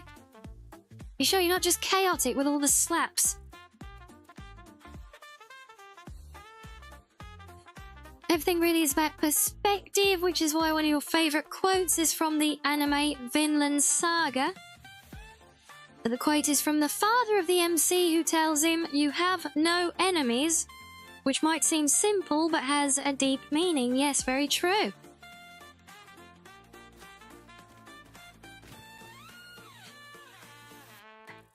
Yin Yang also represents the golden path as represented by the line between the light and the dark. Indeed, yes, again, all comes down to balance. And again, applying that philosophy, you know, they cannot be, you know, and I think the principle behind it is along the lines of, you know, if there is no evil in the world, we have nothing to gauge what we consider to be good. So you need evil in order to be able to recognize good, as it were, you know?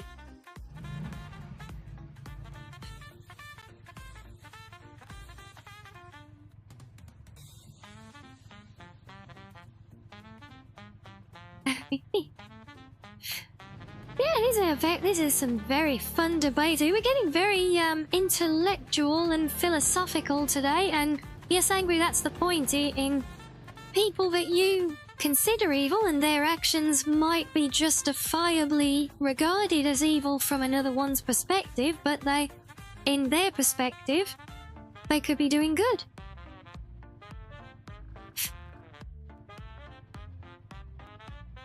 Yes, without objectivity, we'd have no common norms to unite. That is very true.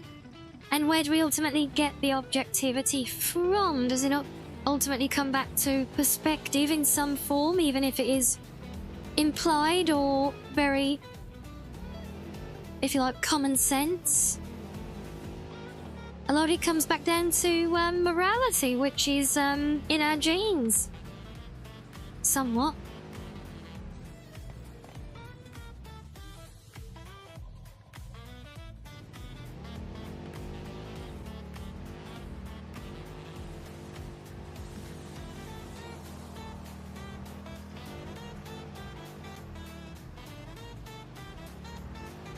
I don't know about being good or lawful or evil or anything else. All I know is that I am totally not lost right now.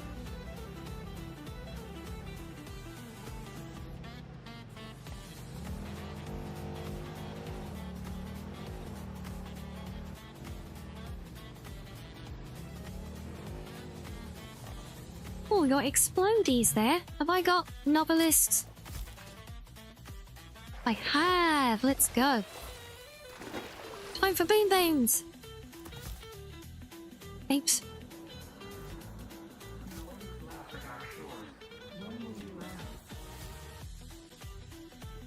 There you go, Panda. I'll add extra boom booms here just for you, love.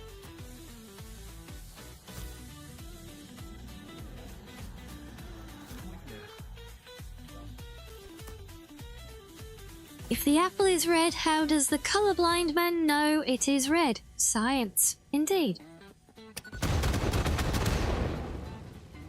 There you go, Panda.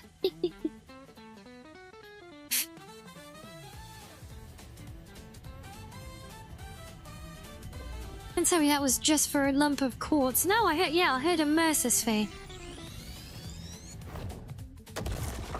Oh, we did that. You mirrored it, Sam. Good draw.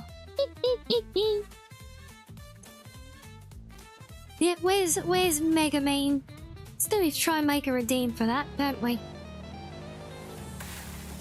I kind of want it to be the singing and dancing where she goes hopping and skipping through the landscape with Casimir. Explosion, explosion, la la la.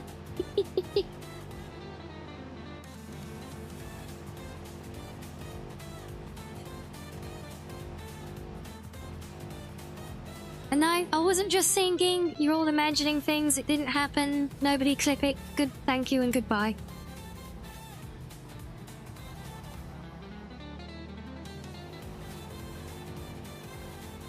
Okay, this looks promising. We got the giant trees again.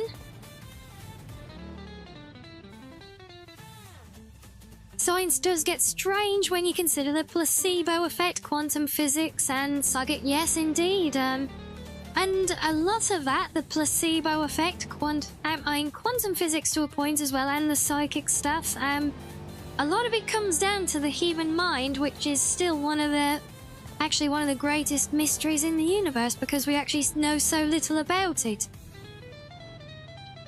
You know, and isn't it true that, you think about on average we use 10% of our brains?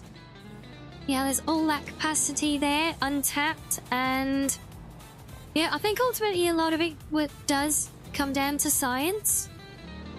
It's just science beyond our comprehension yet.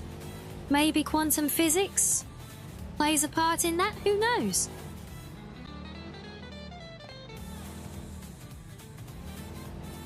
No, funny yet, no, I said, don't clip it, no! Damn it!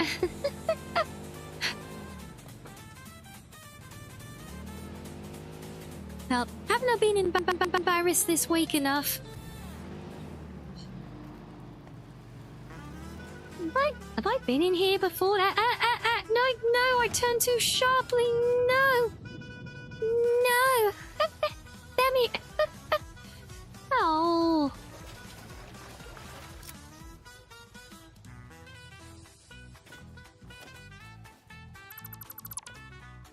Poor little explorer.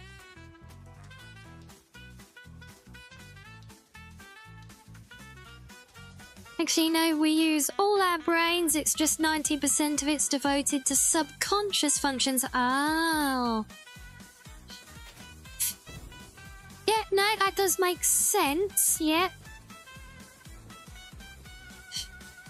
So in other words, if we can find a way to digitalize ourselves or transfer ourselves into robot bodies one day or live in the Matrix, then our brains won't have to worry about all that stuff and we'll gain that 90% functionality that is otherwise preoccupied with boring stuff, right? Hey, there, yeah, see? Big brain Rianni.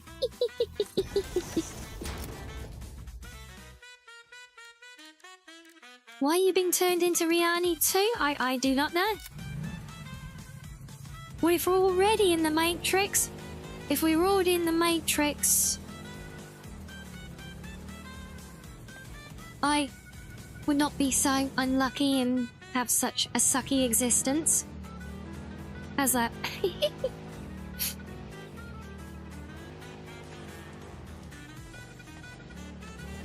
Also, if we were in the Matrix, that would essentially be like we're being isekai'd. And if we were being isekai'd, then we'd all be the protagonists in our own harem, right? As was clarified by chat the other day. And I would be a real life... Damn it. I would be a real life fox girl with magical powers. I mean, obviously, I am a real-life fox girl. This is me in real life. There is no avatar, this is just me face camming, obviously.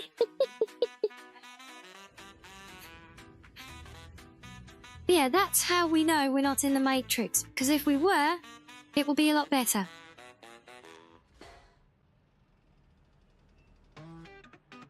Yeah, absolutely, Peach, yeah. I've got isekai'd into a game or anything. I'm a real-life fox girl, but I don't have magical powers. That's how I know we're not living an isekai existence right now. Yeah. And, oh, wait, I wasn't going to come here. I was going back to the tower to decorate, wasn't I? Yeah, well, that was a fun little excursion, wasn't it? The Hypnotail is magic. Okay, you do have a point.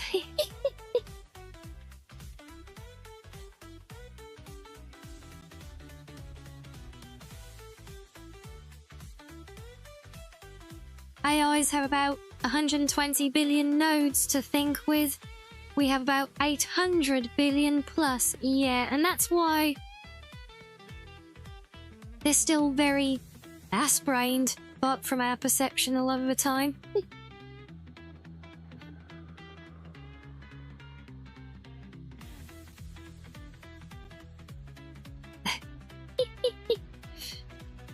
Like I would ever, Sam, honestly.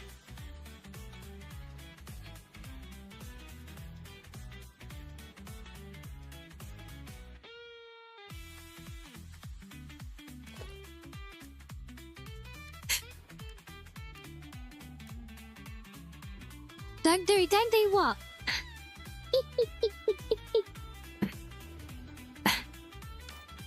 Wait, didn't I got... Okay. What the hell happened? What? Who turned out the lights, for one thing? Help! Help!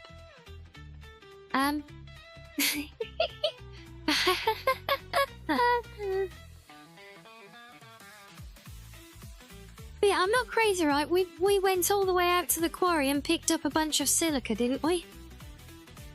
I distinctly remember opening the container and taking... Or... Wait, did we just go all the way out there and then not pick up the thing that we went out there to get? Really?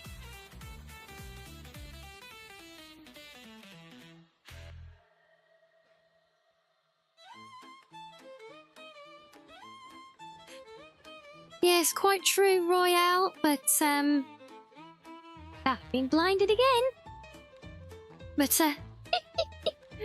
but at the exponential rate of... Well, actually, it's not an exponential rate, because the further technology advances, the slower it advances, but at the rate things are going, that, you know, that could be achieved.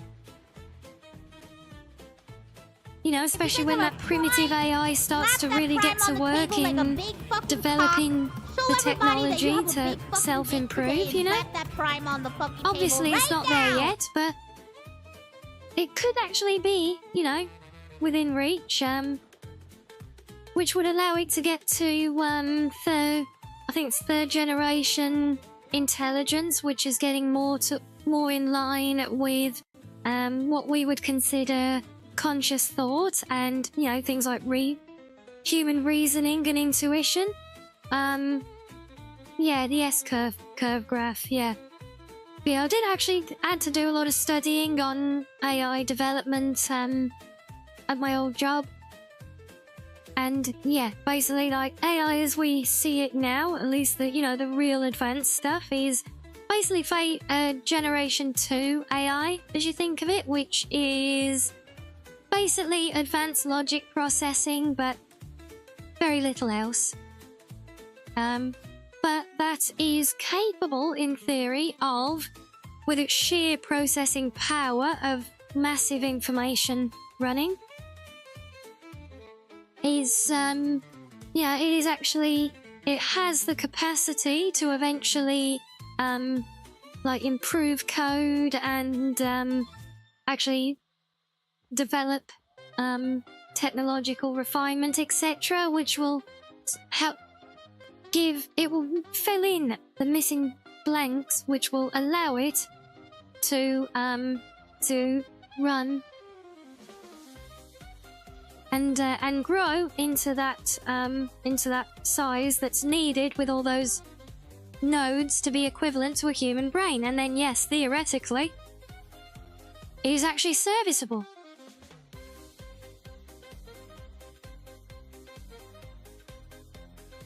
Well, the emotion part of it, well, that is interesting, you know, because no one really even knows how do humans or even animals develop it in the first place, you know, Personally, I think, like, initially, no, it wouldn't be. I think it would take, generations, but it would essentially get so advanced at emulating it.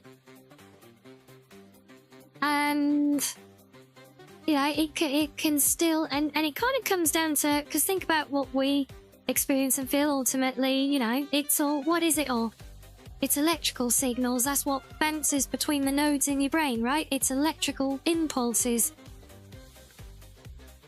And that can be, you know, if if you have the capacity to interpret it, that can then be interpreted, can't it? So, if you were to have a true artificial intelligence that was one day on that level, I think it would be capable of developing in that way, but I think it would take time. And I think there would even be a period of emotional immaturity as well. They would be like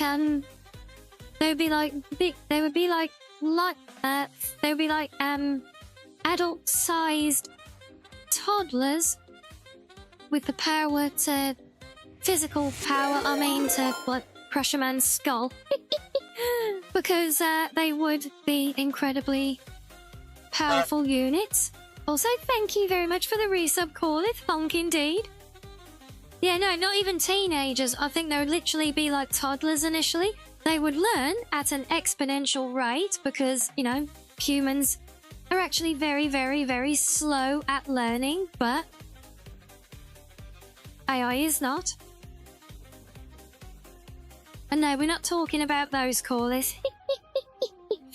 But no, you think about it, the hardware that would be required for an autonomous unit would have to be very, very, very strong. And I mean, obviously, you know, with that primitive kind of evolving AI, I say primitive in future retrospective terms, you would not put it in an autonomous shell and give it that capacity. It would have to be, you know, in self-contained units. And I could almost see it, you know, you would grow them.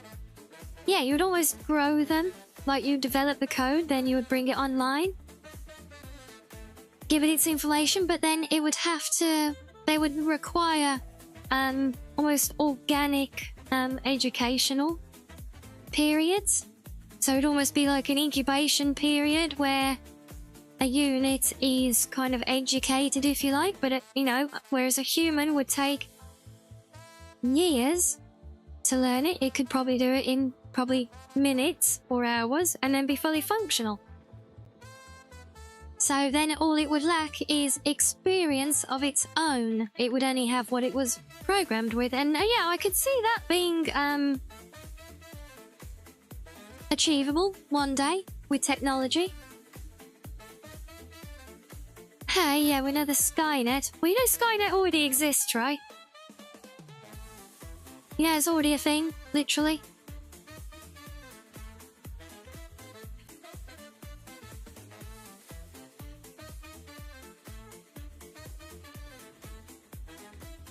Yes, Peach, like a toddler with the power to destroy the world. Very much so, especially if it had access to the internet. That's why I think the isolation and incubation while they are being educated to a mature status would be required. But I can see that being how it works in the end. You know, you have the technology, you have the base code, the base information, and then a incubation period where it is essentially given moral education. If you like, the iRobot equivalent of just simply giving it 3 rules that are supposedly perfect. Yeah, a bit more of a realistic version of that. And, yeah, no, funny lad, I'm not kidding. There is literally, it is a real thing. As are the ads, which are on their way, so yeah, I'll let we can all go and reflect on that bit of debate. Very fascinating. I do love this intellectual discussion and debate stuff. We've gone all over the place with some philosophy and technology and things. This is very, very fun and interesting stuff.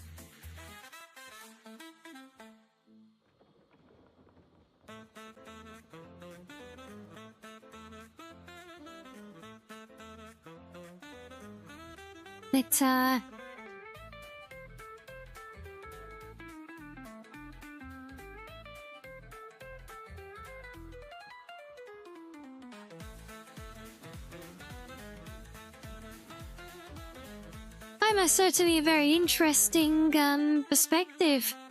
And yeah, and it definitely wants further consideration as well. I mean, obviously, we're all just sort of imagining potential, aren't we, at the moment? But Yes, unfortunately, what we're not imagining is the impending ads, so let's get them out of the way and then we can continue uninterrupted afterwards. So, see you in a minute, guys.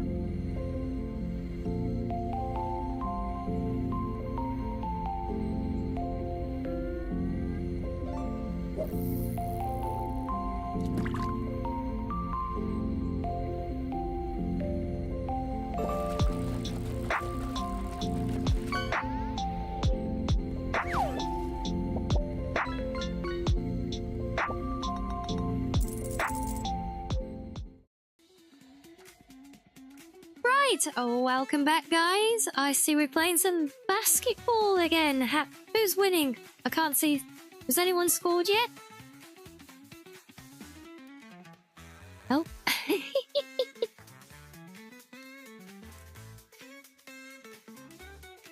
Yes, thank you, Reggie. And Sloth as well. Yes, thank you, guys. And welcome back to you as well.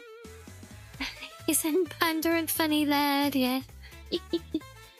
Oh, bless you guys.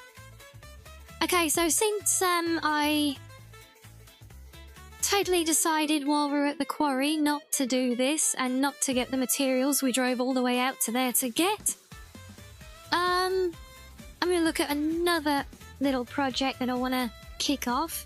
Because as mentioned, one of the reasons I'm not bringing everything online together right now is that the power grid technically wouldn't have the capacity. Well, I think at daylight now it probably is close. Will you tell me? Yeah, so we're actually at, what, 12,000 plus? 12 to 14, depending on the weather. And you see the fact that we're only using 2,000, but if everything is active, all the machines running at once, it could be over 17. So I want to explore the potential because I've unlocked the alien power augmenter and oh look, I actually got all the materials just about already. I just need a couple more of those SAM thingies, which are in here. Except I don't have any more in there. Oh, if we run out of... Okay, right, I need to go to my SAM cave, which is all the way out here, I think.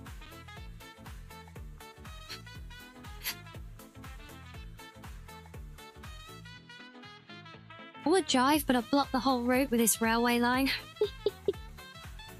Or most of it, up to there. Oh, Reggie, you scored! Good job! Also, we're not going that way. Do I like the Fallout 4 Contraptions DLC? That was the one where you could build, like, workshops and things, right? Honestly, I never really made any use of it. I preferred the robots one. Come, where the hell is it?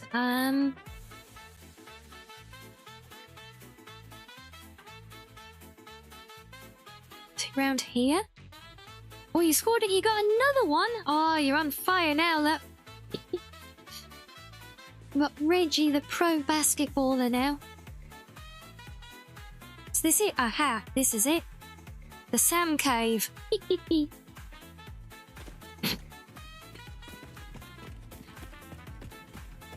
Hello there, KZ.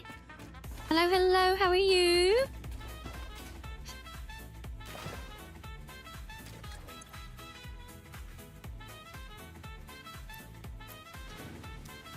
Let's just take what I can carry. That will do. I just realised that this thing here is probably one of the probably one of those power grids that keeps flicking off whenever the turbine goes offline.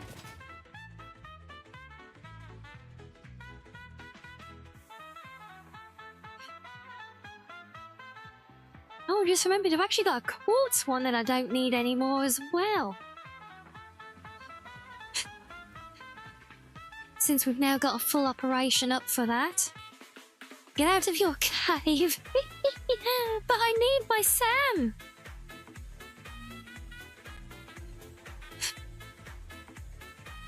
And I'm doing good, thank you. KZ, how about yourself?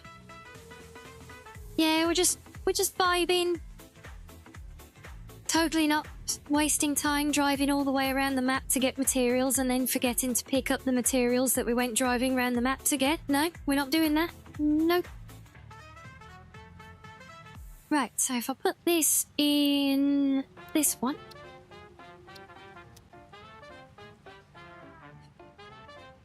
That should start cooking up. I'm so close, I'll literally...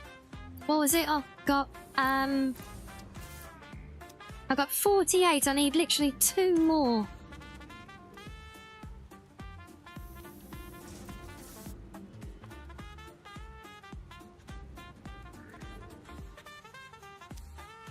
I was just having too much fun chatting with you guys on all the different fun things, all the philosophy and future speculation.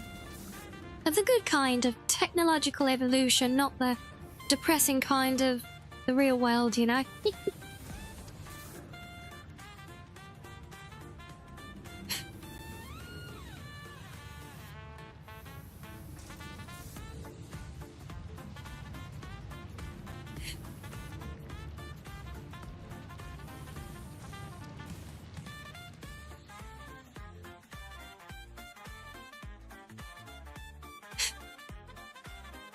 Yeah, so a lot of this is actually redundant again now because, you know, I'm just kind of drip feeding surplus storage containers for a lot of the project parts, but I know some of them do get reused later on, so...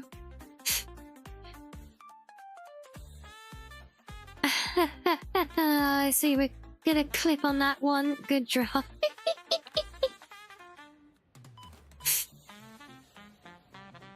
Yes, it is. Well, no, it's just gone midnight here. So it's not good. It's still very late, but not that late. Not that late. Not late for me. Now, where the hell was it? I'm sure it was out. Did I get rid of it? I don't think I got rid of it.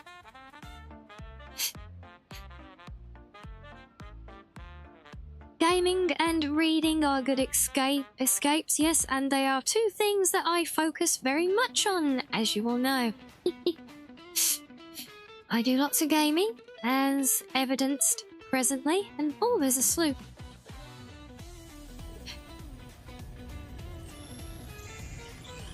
In a fairy ring.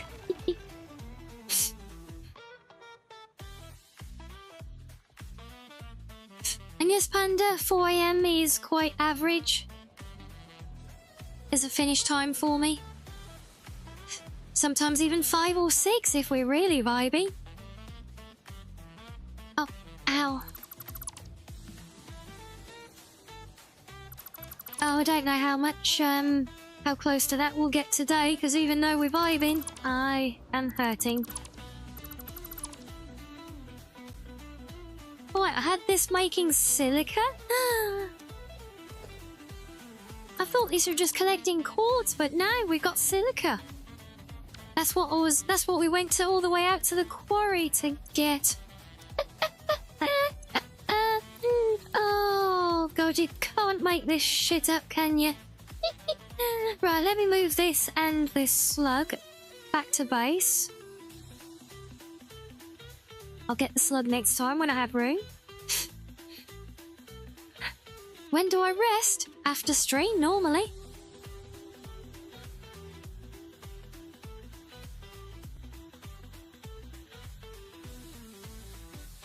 No, don't worry, funny lad. It's just, part of my natural existence, as unfortunate as that is. Oh, crap, no. Always put all them in there.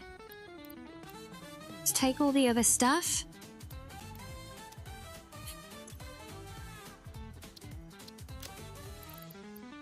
Right, and you go, actually no, some of this I know can go in here, like those, and those, they can go in here, so can they.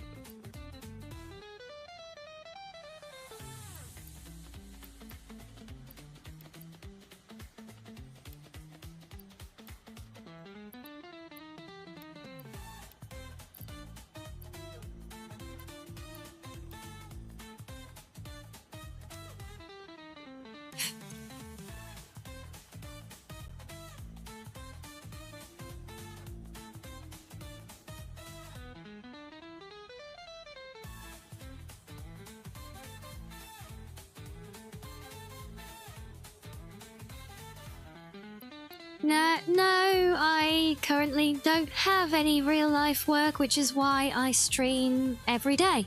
Because I'm very desperately trying to make this at least enough to bolster what little else I have so that I can keep doing it as I am.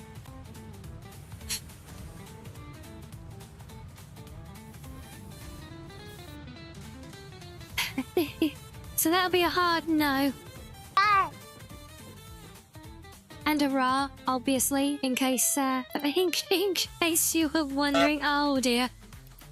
Sam, you've opened the floodgates.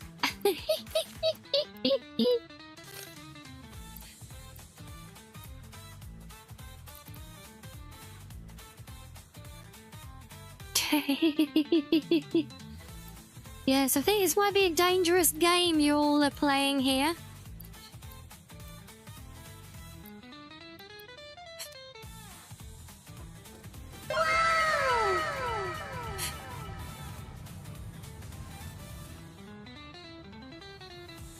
Let me get the wows.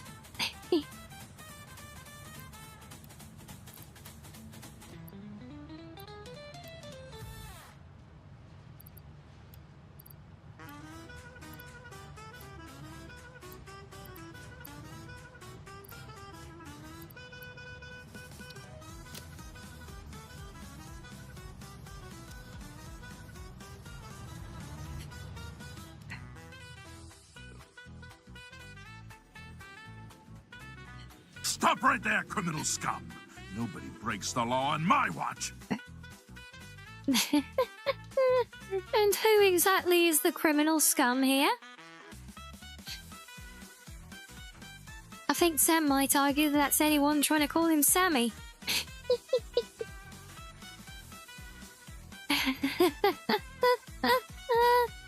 Oh boy, talking about poking the bear.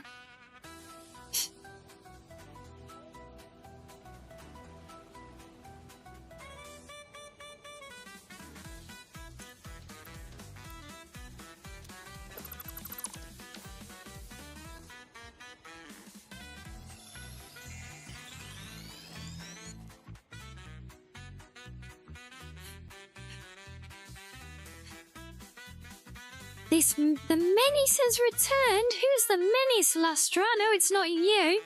You're a fox. You can't be a menace. Because foxes are awesome.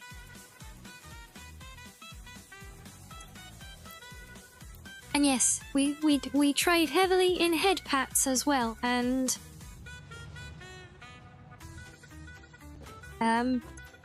yeah, anyone who trades in head pats can't be a menace. Yeah, fox logic.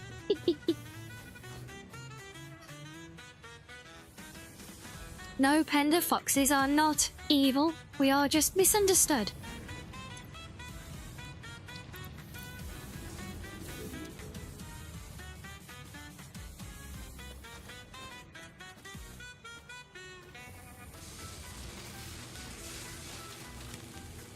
Right, have I got my last two Sam thingies now?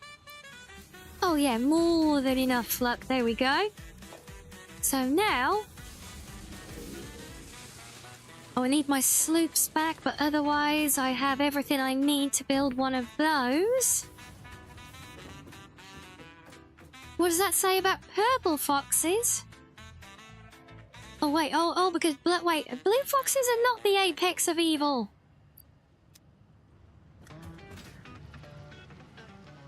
No, foxes are. Foxes are awesome. I told you we're not evil.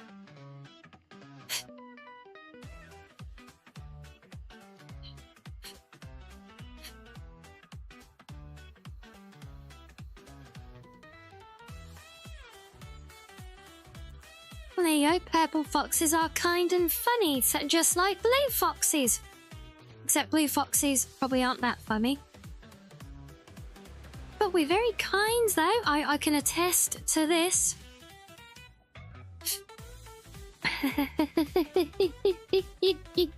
Oh, good one, Sam. Yes, the foxes are evil. From my point of view, the pandas are evil. Oh god, someone needs to make a meme of that with me and Panda now.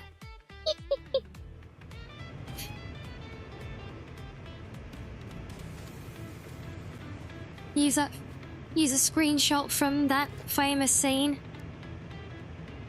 And yeah, so we're back at our power station. Look, the one facility I actually did finish making in its entirety. Building and everything, look.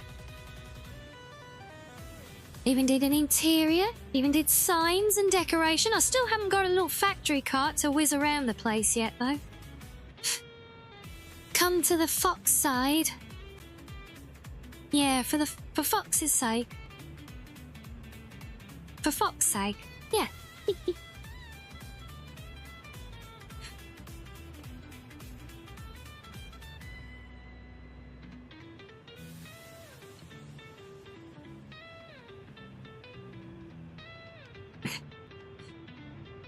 Yeah, so I need to build my my alien power augmenter thing.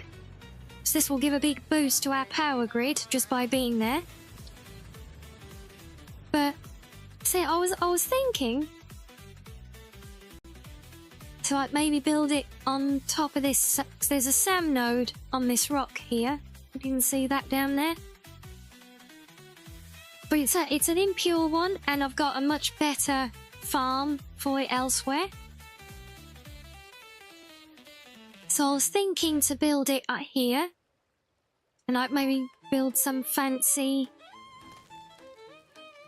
I don't know, like a sphere type structure around it or something, you know?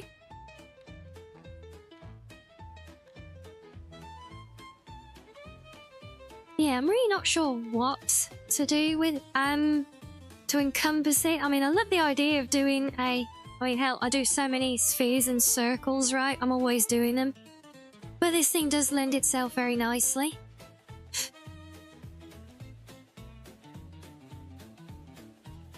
It does resemble the relay from Fallout 4, doesn't it? Although a little bit less ramshackled.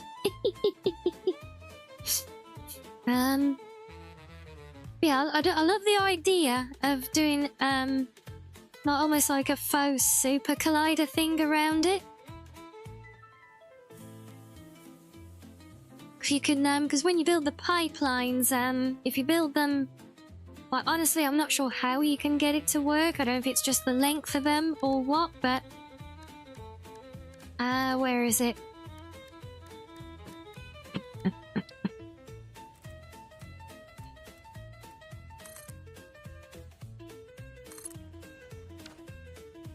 Yeah, so when you build a section of pipeline and you get it right, it has these builds with these rings on it that kind of like pulsate with the flow of water. So I thought, like, if you had a walkway that was like inside a big circle of these things going in a big loop around a fancy facility like that, you know, it'd be like a faux super collider kind of thing. I think that'll be a very cool idea. Well, in geeky sci-fi building terms, it would be a cool idea.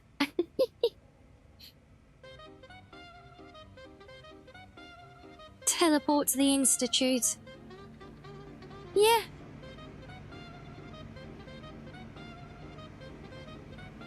No, I'm not a hedgehog. Although I do have a bad case of the zoomies in the game a lot, admittedly, yes. Although I'm more like Tails because I also fly around, see? Foxmore confirmed. And yes, welcome home, Arctic. I trust was your mission a success? Did you manage to obtain the supplies for the petos?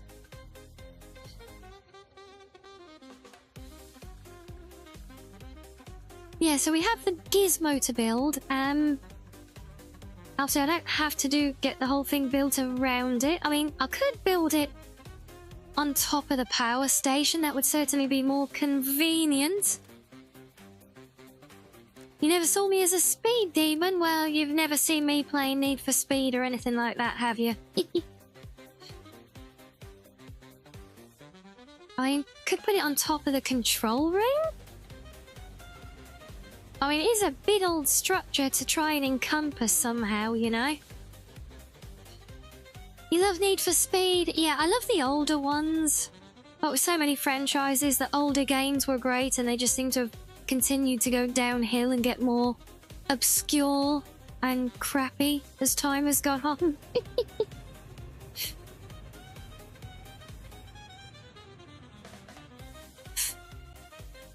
So yeah, so building it up here on top of here it's an option.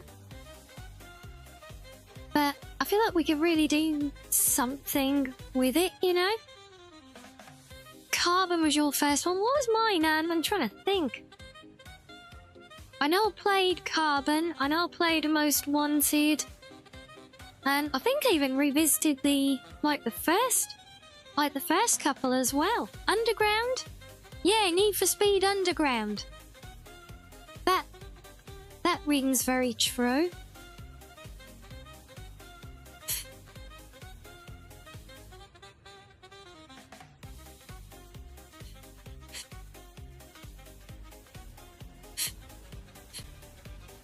Yeah, so you know, I feel like if anything I'll build around this is gonna be a bit awkward on top of the power station. This power station does really kind of work as it is, I think. I think if this is a standalone structure next to it. I did play Midnight Club, yes, that was really, really good. At least I seem to remember it being good. Also, I apologise. I'm not going to kill them, but I need to... Shoot. Get out of the way. Go on, you giant space gnats.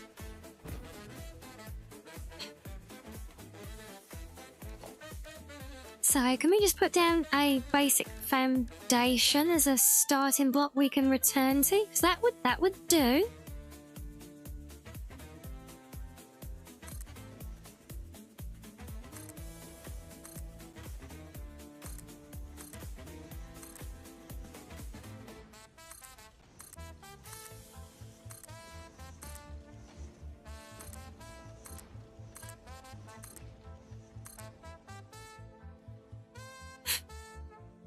So we'll just do something like that, kind of centered on the rock. I know we're pretty much going to lose the rock, but oh well.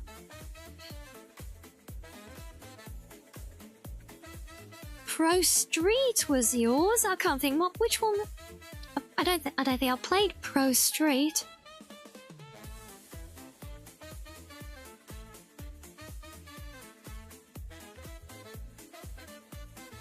Yeah, I feel like if I just get this on a solid foundation, I can always revisit it later to come up with some fancy decoration for it if needs be. So I need a connection.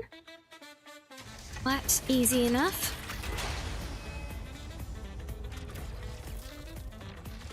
Yeah, I really feel like this just lends itself to being built inside of this. Oh, look at that, yeah. This needs to be this. This is a centerpiece, if ever I saw one.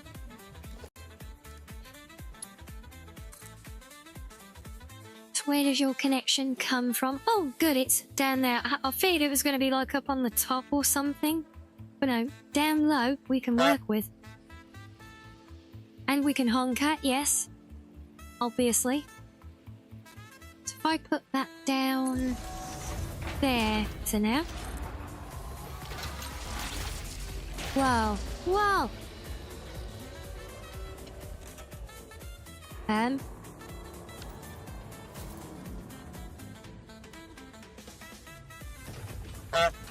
Well, that's, yeah, I know, honk, right?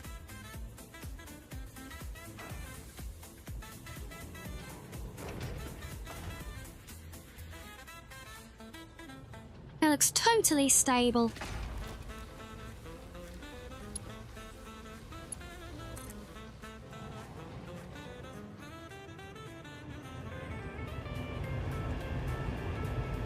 Okay, it's not too far there. Can I build you and drop you? No, you. Of course you're gonna be like that. Oh, wait. Right. Good. Yeah, Joe, what? I could not have ride it better myself. Right, now we're going to cut into all the hidden underworks of the power station now. As I dig my way through and try and get this connected somewhere, I should be able to just tack in there actually, because that's all part of the grid. At least I think. At least I think it is. I know. Wow. Wow, indeed. I know. It's a very well-worthy. Oh no, we used all our connection points on that one. Damn it. Okay. Can I glue you to that then? Aha.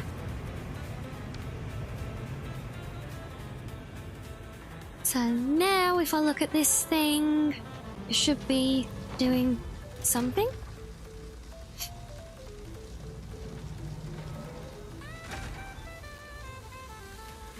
Okay, so as I understand it, that's basically like automatically just adding like 10% to our power grid.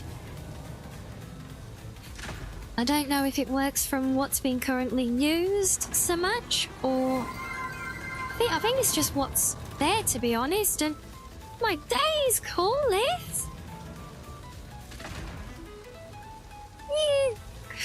You crazy goose, what are you doing? Oh, bless you, thank you.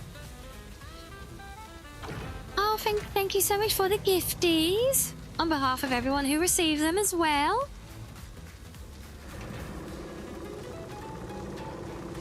And Enwalk, hope I'm saying that correctly. Well, thank you for the subscription.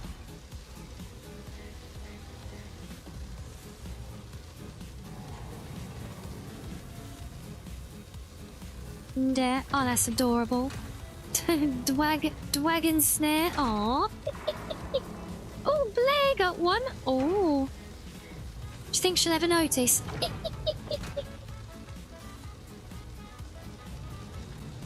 Oh, Heavy Monkey Arms got one. Nice.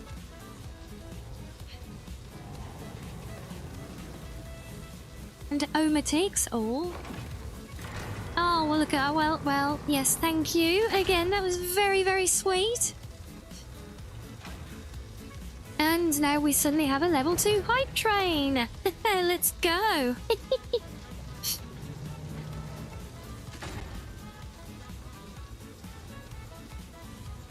Yeah, I'm not sure if I've met Dwagon, you know.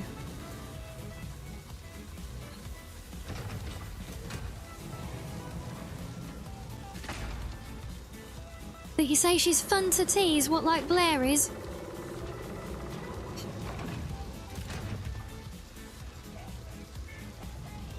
Oh dear, see, Sam, I warned you that you'd open the floodgates, didn't I?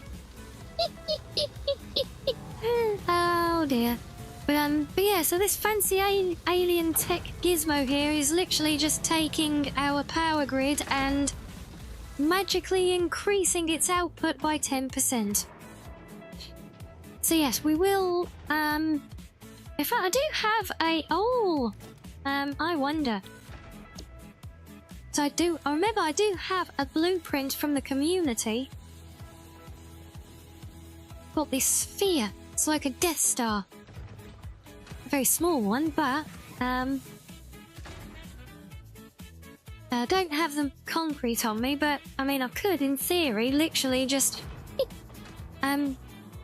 yeah, oh, I can scale it up, look. So I can literally just, I can actually just build this thing in like a floating ball.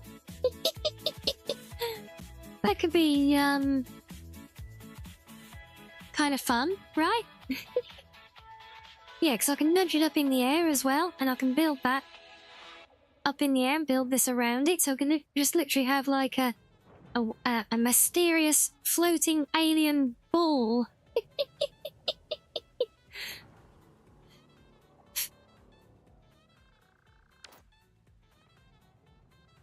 Well, maybe one day.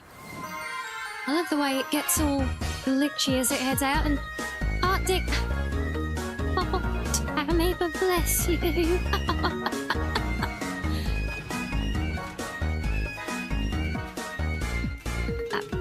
Oh, thank you so much. Thank you, Arctic. Oh, you said you knew you shouldn't, yet you did it anyway. But you knew you shouldn't. I I should tell you off, but oh, I love you guys. God, what next? Alien isolation?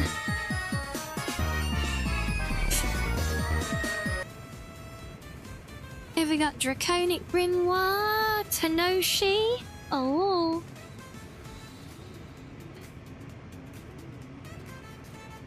Hey, no one can stop you, even yourself. That much is evident. Well, thank you again. Yes, level 3 hype train. Wow. Oh, you guys are adorable.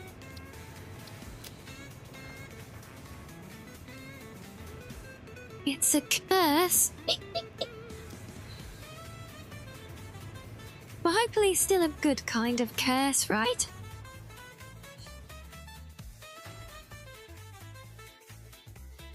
Okay, well that's another little pet project done, because I have no idea how to really make a feature out of that thing, but we do have it functional at least.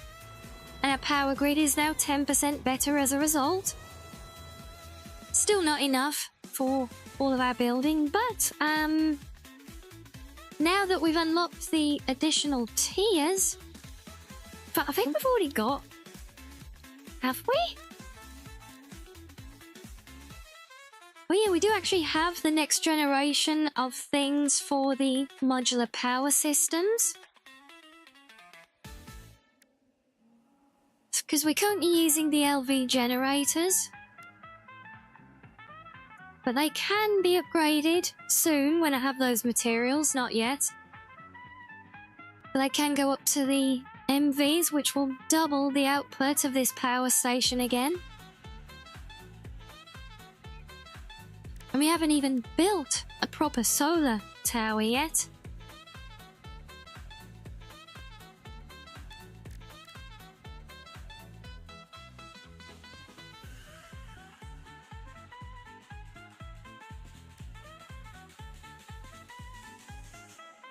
And yet, no worries, funny lad, if it is that time. Do have a good sleep, won't you? Ooh. So yeah, you can actually build a proper solar farm, look.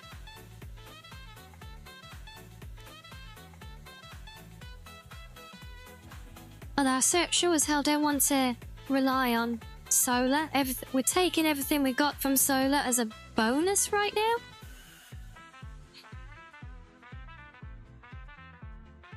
I really don't want to start relying on it in battery storage for things. It's just going to get so much more messy than it already is. Oh, another slug. How have I not spotted you already?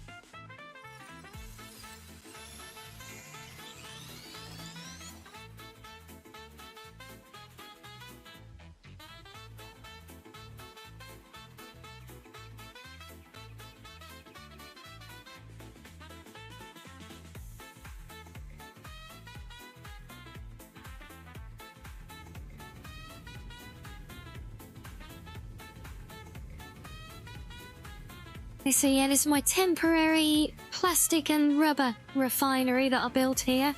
So I'm planning to make those out of residual products from the fuel facility eventually. But just to get the current project parts done, or the previous ones now, I just kind of threw this refinery together on the middle of my highway.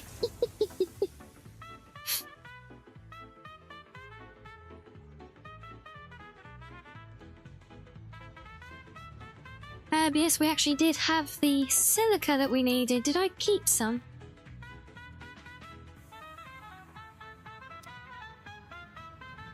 Yes, but probably not enough. So let's do some sorting. I think we had a new thing there. What have we got?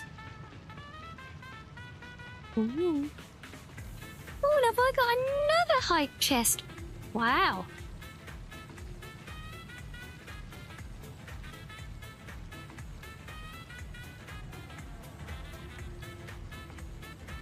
Well, there we go, a little shooty. Oh, when you got the spinny goose, call it nice. Oh, you got that one as well, Arctic? Hehe.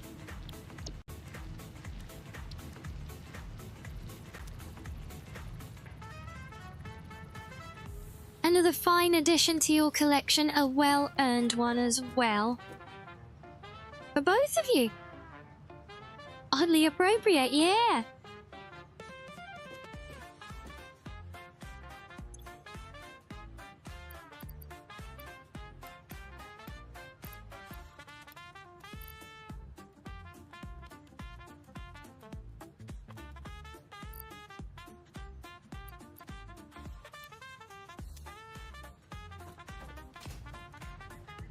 You'll one day have all of them, will you? Did you see I got to throw around the golden cap ahead the other day? Of course, it's gone now, but I had it briefly. I posted it in chat a whole one time just to prove in the VOD that it was a thing. I did a plain one once. Obviously not from my own channel, though.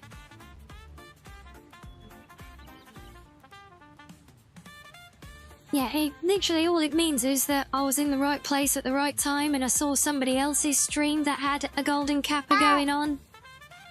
It's not really that big of a thing.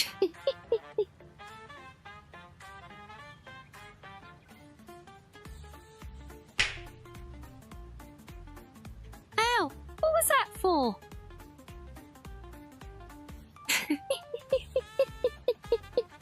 Honestly. Oh no, you made yourself regular coffee instead of decaf. Oh well, you'll have to enjoy it now, won't you? It feels like a happy accident kind of thing. I would personally take decaf as see, I don't do decaf at all. I love my real coffee, so yeah, to me drinking decaf would feel like punishment. Oh, is that a Rayla, is it? Don't let Rayla hear you say things like that.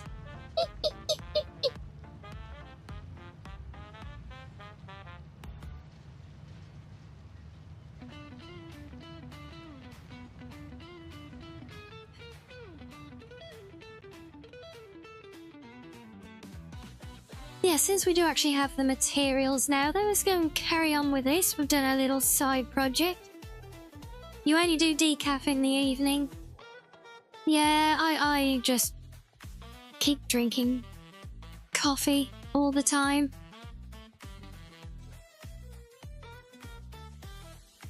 I tend to just drink less as it gets later throughout the day.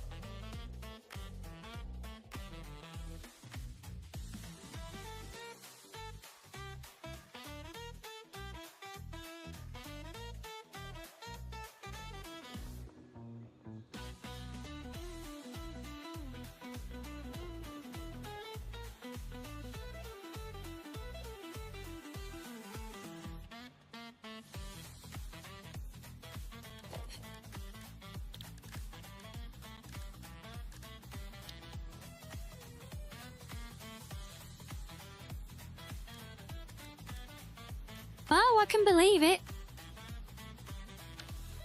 Oh, I haven't got the motor now. God damn it. Right, back we go again. This is why it takes hundreds of hours to build anything.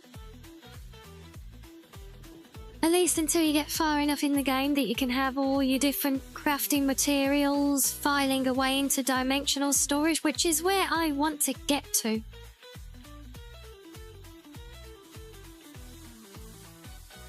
Wow, your coffee went from basically $10 to $25? What?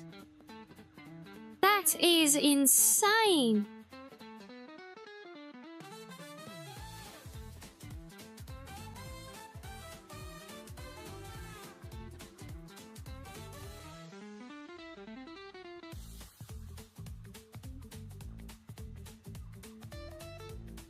Let me get head pats. Yay! Oh, we've loitering just long enough to get that. Oh, bless you.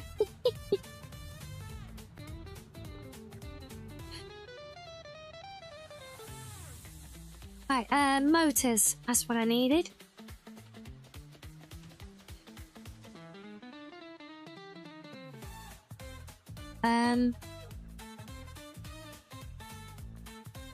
Like, aha! Found you!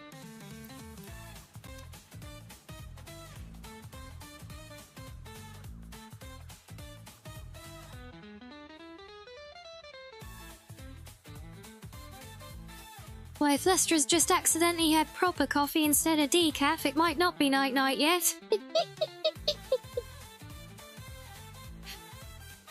But it's certainly a good night for now from us, so yes, do enjoy the rest of your evening. And your coffee.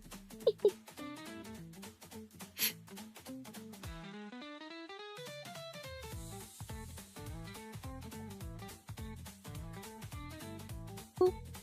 I spy a sluggo.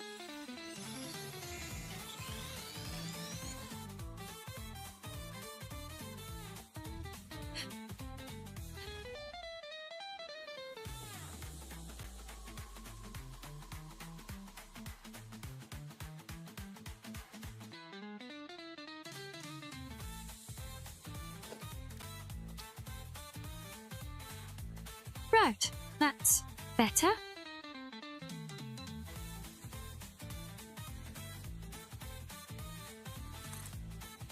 Can I? Will that work? Oh, but it won't. It's gonna be weird and glitchy.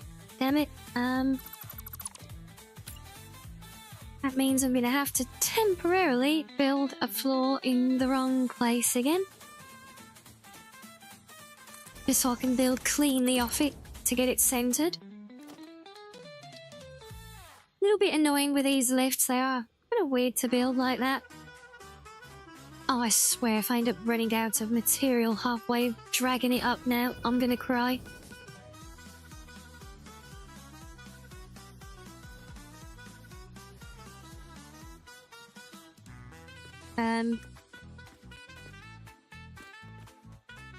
Does that look right? Or that, no, that looks too high. I think there.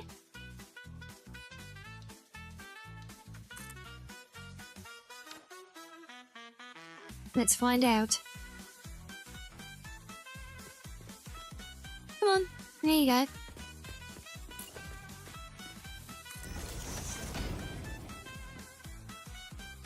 Nailed it.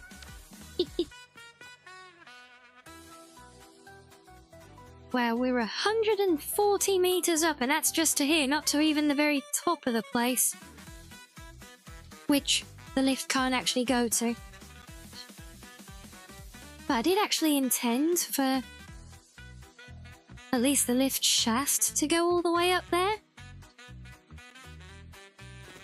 Just to kind of fully fill the space. Damn it, have I got to...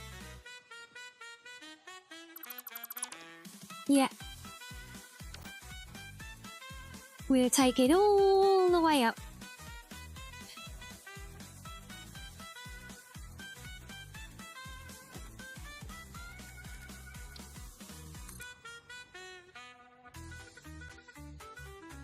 And up we go again.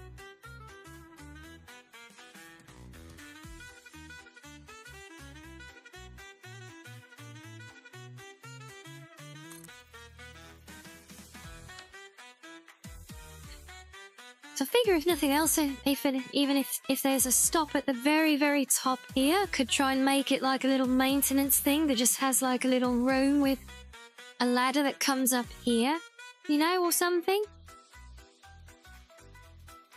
Yeah, that's 152 meters from the lowest level, and the lowest level doesn't include the basement, and that's not even the top of the tower. So yeah, I think we're going to be overall pushing over 200 meters tall. I think that's substantial.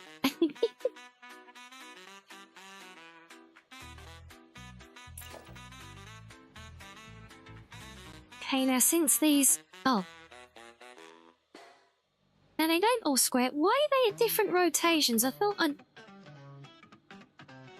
Well, that's going to make it awkward. Damn it. I thought I'd rebuilt all these uniformly.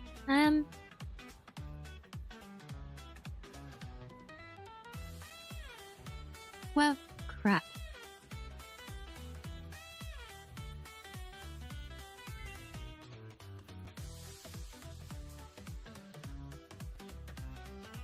Why can I not push it up to the edge?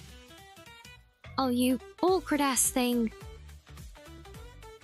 Try and put the floor up to the... But haven't... Oh.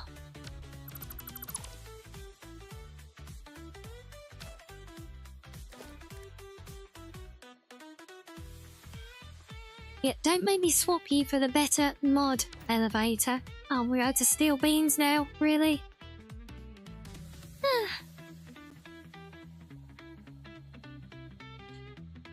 Well, we have made progress. Are you guys seeing it? Why it takes so long for me to do anything in the game?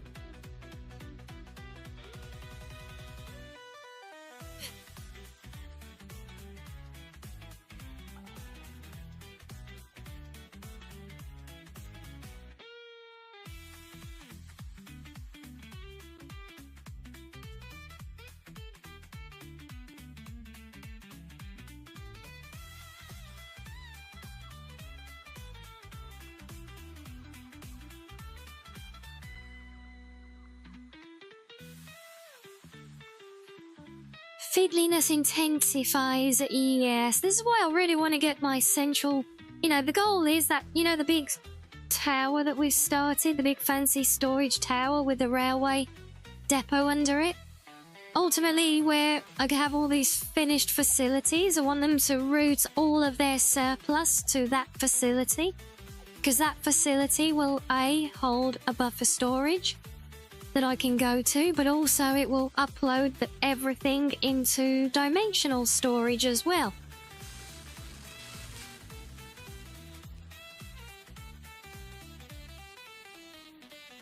And dimensional storage means that I can literally open my inventory and it's this list here. It's like cloud storage for your materials.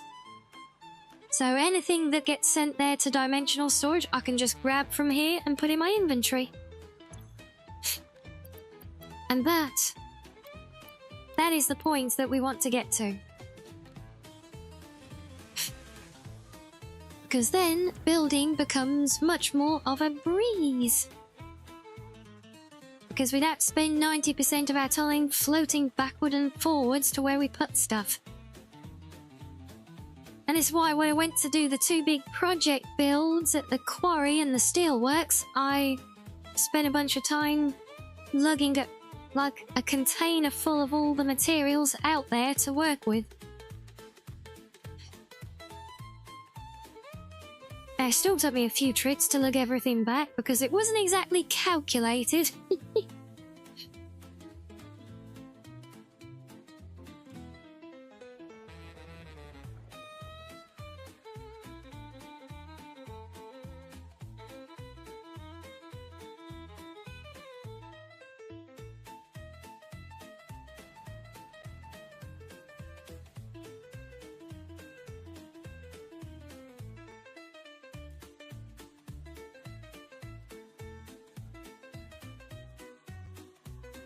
Okay, now how am I going to do this? Is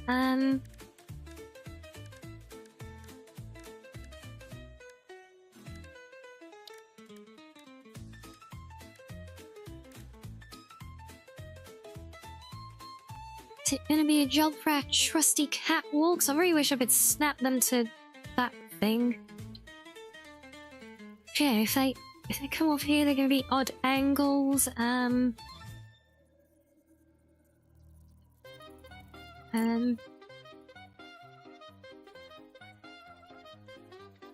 Wait, you will come off the side of it now. What? What? Why is it working now, but it didn't before? Oh well, not complaining.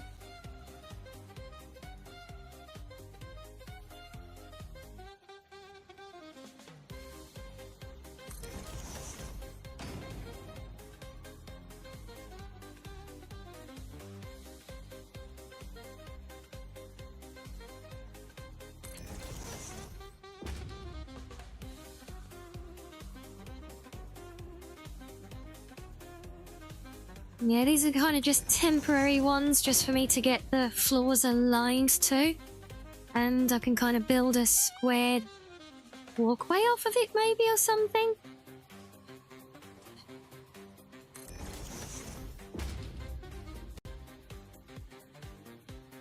Yeah, I'm also just hoping that the, like, riding up and down the elevator, even though there's literally never any reason to do so, because there's nothing to access. But, you know, in universally, you would, you know, you would want to get to these places. So, actually, yeah, I do want one down here as well, just to work from. There you go. Oh, the door's on this. Really? Can I move that? I didn't realise the door was on that side. No.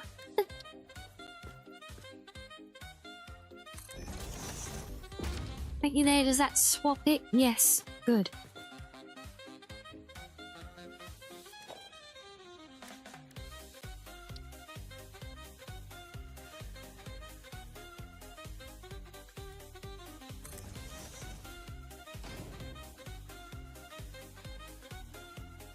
Yeah, my hope though is that you know, being able to ride up and down in this elevator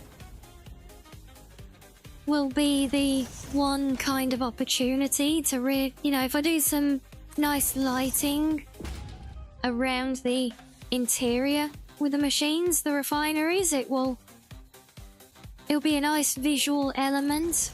Might still even have a chance of like highlighting that.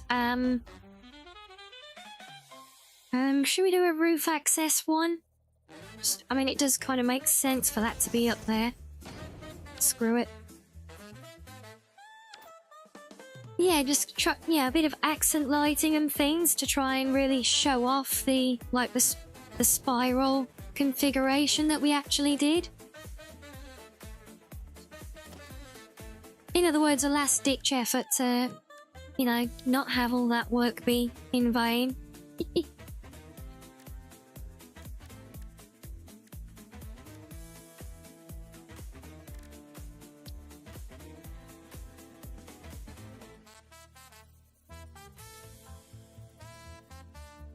Yes, these are going to be awkward as well, aren't they?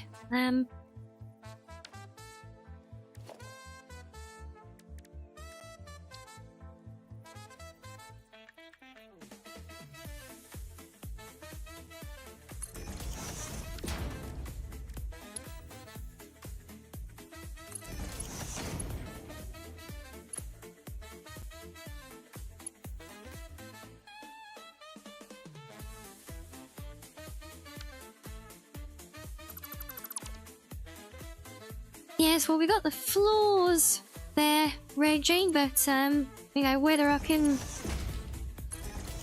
achieve that desired effect with them or not, well, only time will tell.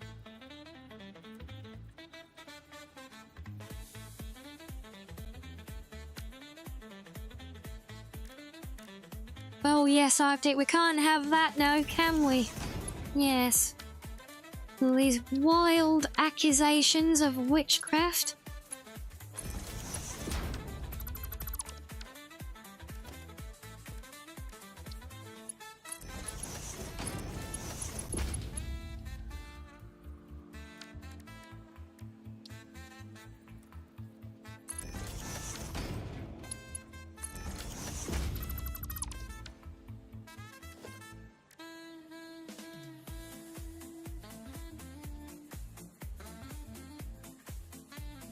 No. Yes, well, I mean, don't right. Yeah, it's not abandoned. It's just paused for now.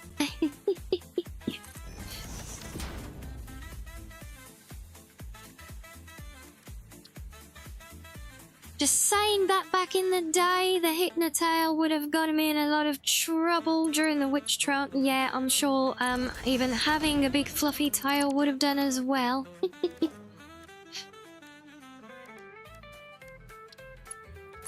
But yes, we do have grand aspirations, and but yeah, this build is largely focused on my first attempts at experimentation to build super factory facilities, and I have been progressing the space elevator stuff as needed, mostly. Like I did complete phase 3 earlier today, just so I could get access to the Mark 5 logistics to use here, but still, I did it. But yes, that probably is the last one that's going to get done from the temporary inner field facility, though.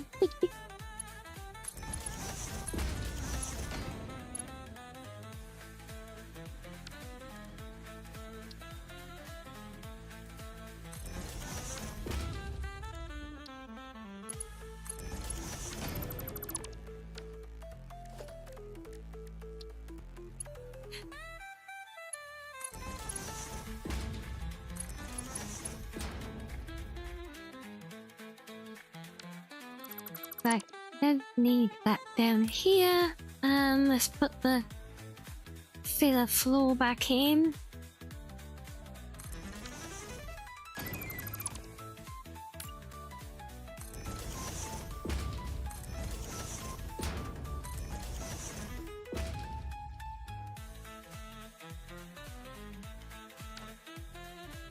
Right, now it's always a fun part with these is where's a good way I can link in the power without having ugly cables trailing.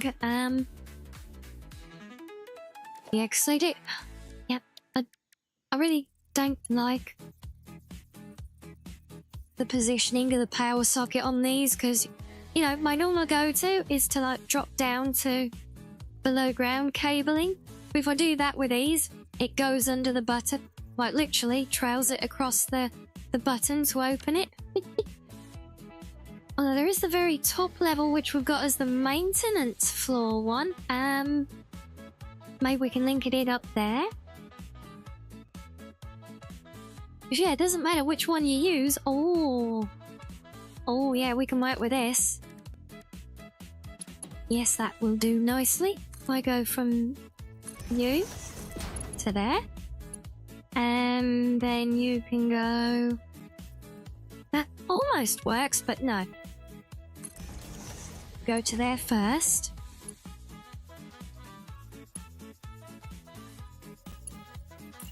Will that get buried? If I... Now, come here. Come on. Don't be a booty. Thank you. No, get back here.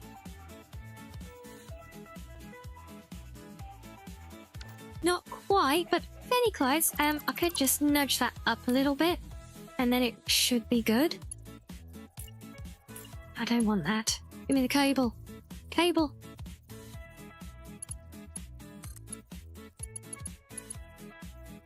If we take the shortest route and... Are you gonna let me nudge that way? Come on, game, don't be an ass. Let me nudge in the one way I actually want to nudge just once, please.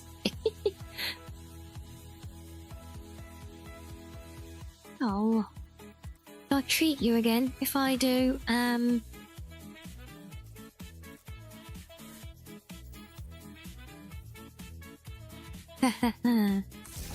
Victory is mine.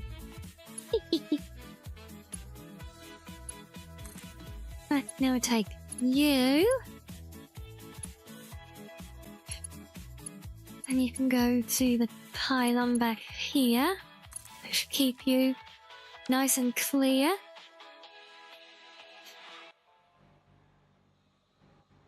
Right, shall we take it for a test drive?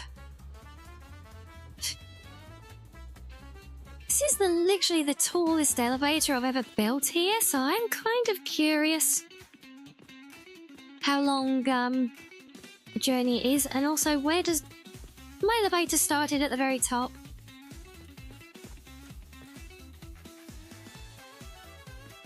Oh, it is there. I can see movement. It's coming. Oh.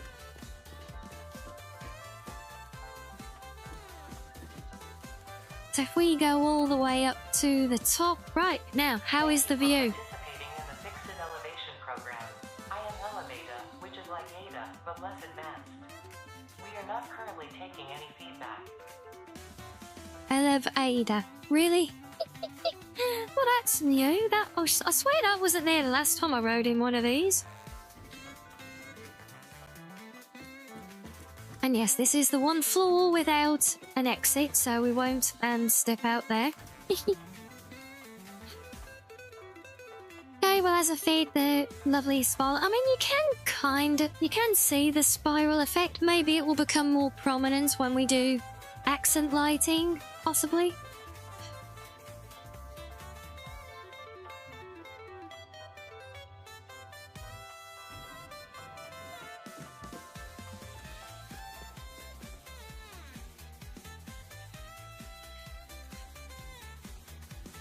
Yes, now the next thing is to cap off these walls.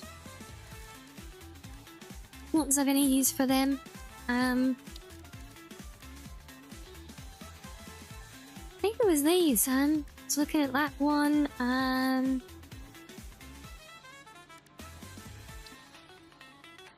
think it might have been these ones.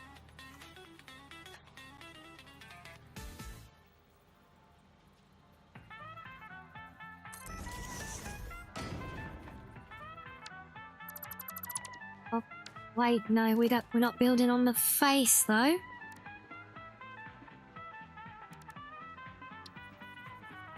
That's right, I was going to do that there, and then push it in. And then we have the little lip there to do some accent lighting with. It's either that one, or... one that... I keep using these a hell of a lot.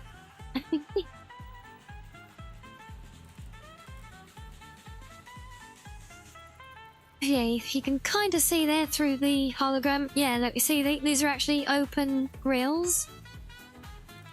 So I do keep using these a lot. I do kind of like the idea of as you go up the elevator, you can kind of get glimpses of some mechanism in there, but not enough to see that it's horrible spaghetti.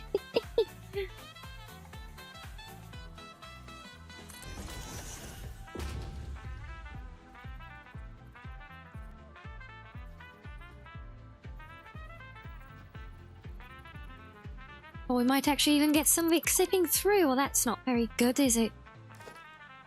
Maybe not that one, then.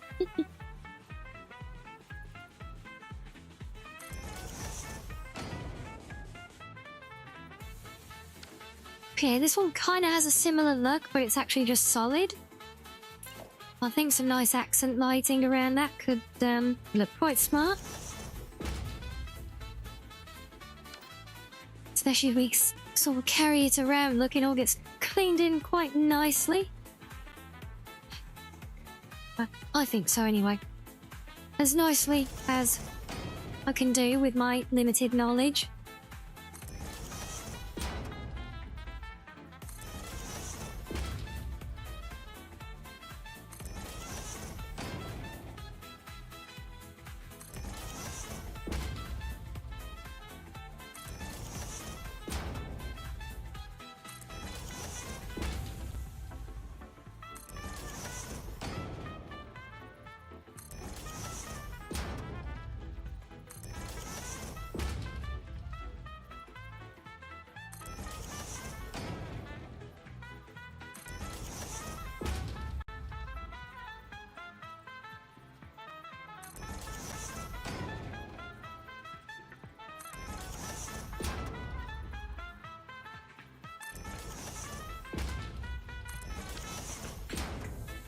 There we go. Now from the perspective of the finished factory, look, everything is just very neatly organized. We just have our machines.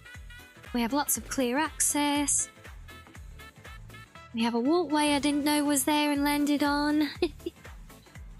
I know we just have thick, very thick concrete floors with some obviously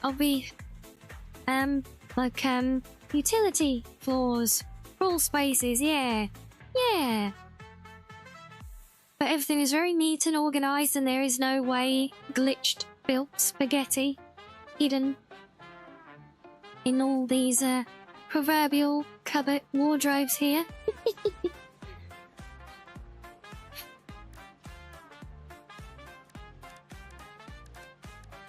But now this is where I get carried away with my strip lighting that likes to crash the game, because I think the bigger one that's friendly is going to be a bit too chonkers to use here.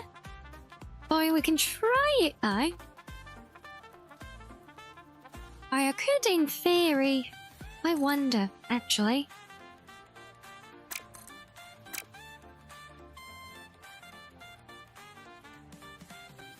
What if I...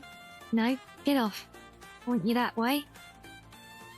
What if I push you back one and over one? No, never mind. Too far. You're not staring at that little bit. What bit is... No. What bit is spaghetti? There is no spaghetti. There is nothing sticking out. No. It's all perfectly clean and exactly as planned. Stop trying to scare me.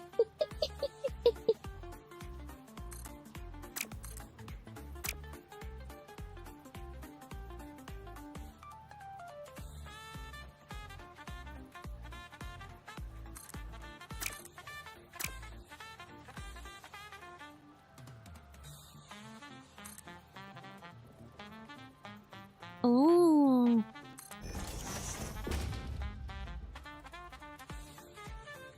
Oh, now how do we not... what do we think of that then? Yeah.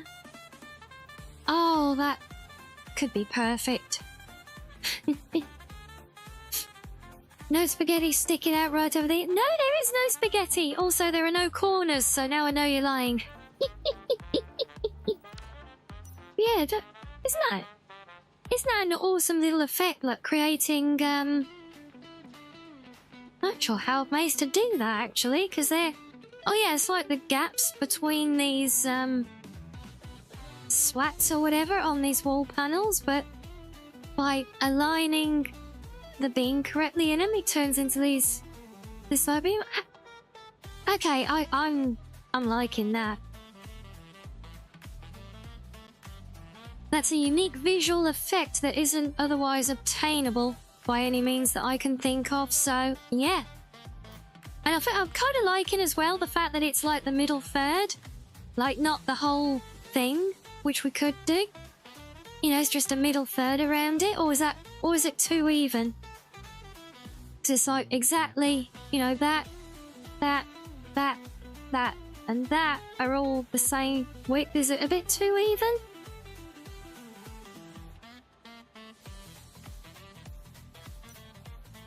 Yes, foiled by the circle's lack of corners, see?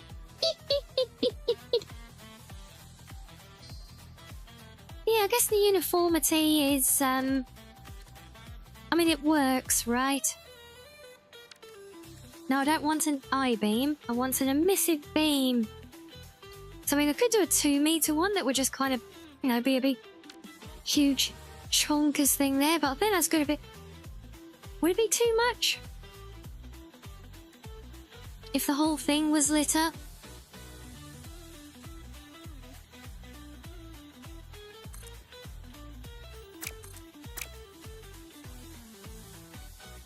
Gotta work out how far to nudge it, but...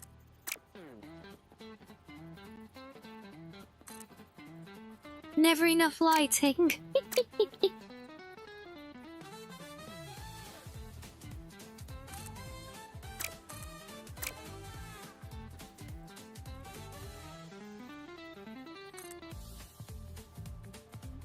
There we go.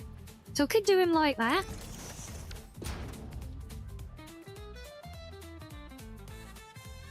What do we think? What do we think? Should we have the whole depth lit up or the strip in the middle? What do you guys reckon? Whilst it is a big chunk of light, consider, you know, the next layer is all the way up here. So they're very spread out. And even when it's dark, it's not that overpowering. Make it pink. We can do pink. White is just the default color.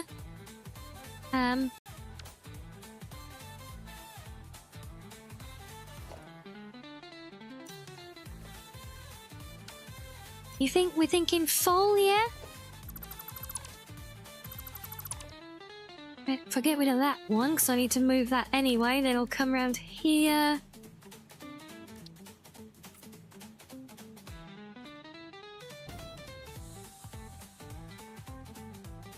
There you go, how does that look? Nice and pink? Full height, pink, all the pink, right? I see I've got you guys well trained. Oh wait, I forgot these panels are actually blue. Or are they? Oh no, never mind, they're not. I mean, they can be.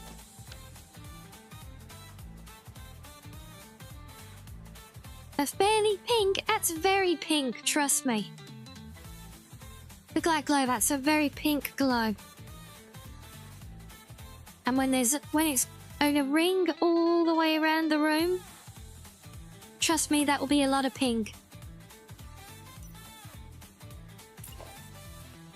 So yes, you can't call me out on a lack of pink. It doesn't work that way.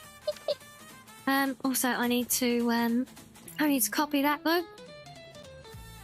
Make sure I get the right one. But let me just stick one there. That way I can always copy it as a reference. Okay, now does anyone remember how much I had to nudge that to get it into place? I feel like it was 1 and 1. Yes, okay. Good job remembering, guys. Thank you.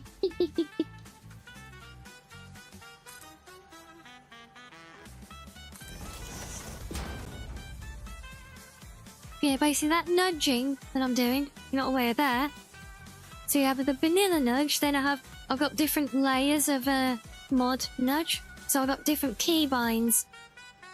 So if I do one keybind, it does it by half, and if I do it by another keybind, it does it by even less.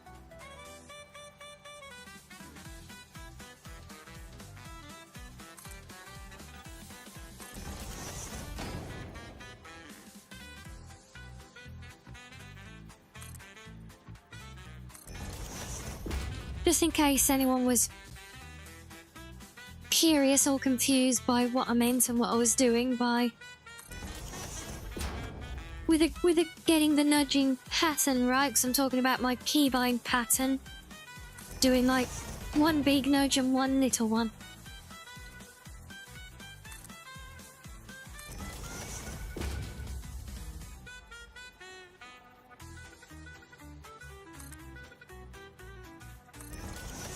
I swear to God, if I go around this whole loop now, and then you look at it and say it's too pink, I'm gonna start banning people.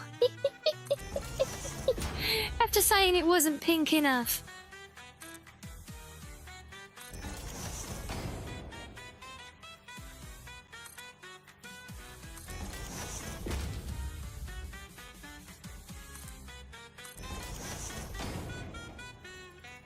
Yeah, you see, it's actually, now this is the kind of stuff I really, really live for in these games, you know, it's finding these interesting ways to combine different things and get different visual effects, you know?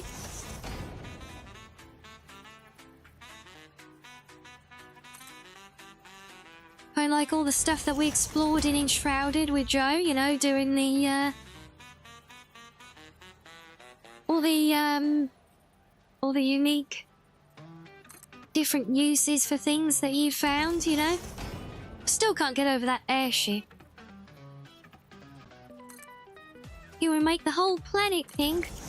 I like the way you think. Yes. See, now, do you still want to try and say that's not pink enough?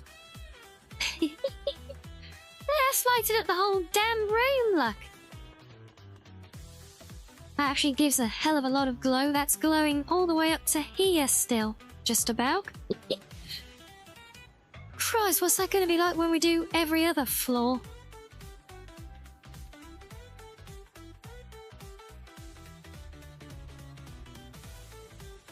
Yeah, that does look pretty cool, though. I think that's a really nice look. What do you mean slightly ominous? What's ominous? It's pink. It's impossible for something pink to be anything but cute. As it should be.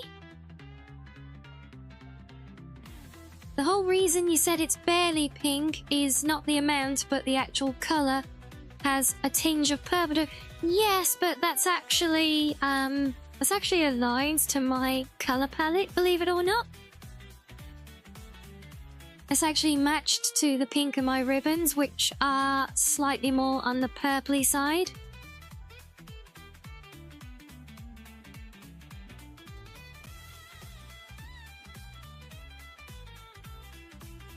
Want to be proved wrong about pink? In what way? With it being ominous? Oh, mercy, I like the way you think, Peach, that you can never have enough pink. You gonna post on Discord? Okay, well, I will, fear that with bated breath. Nice pinkish purple ribbons. Yeah, I mean, look, if I give you a closer look. Hey, seeing the game behind me, look, they're actually aligned to the, like the lighter edges of the ribbons. Because as you can see, the lighting in-game, it does get very intensified with the lumens. So that is one of the reasons I kept the pink tone very pale. Like, not the darker pink, because then it actually gets very overpowering very quickly. So you can see how much this is getting from one strip. Think when we've got all of these floors with the same, you'll probably be able to see this place from the space station. I mean, it's all going to get sealed in, obviously, so I think it should sit very nicely in the end, but yeah. Yeah, plus with all the amounts of reflection we're getting from the glass here as well. Yeah, if that's a really deep colour for accent lighting, that can get very, very overpowering very quickly. Honestly, it might even still get a bit much by the time we add this in the other layers. Make the space station pink as well. If I could, I would. I don't think I can't go that far though.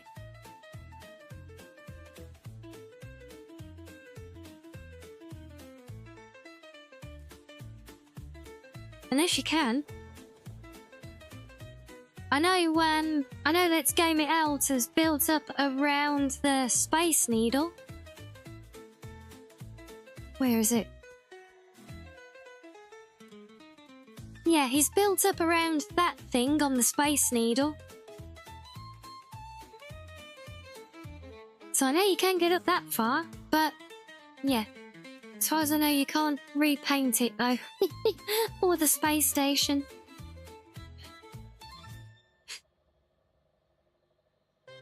Only send the space station pink materials.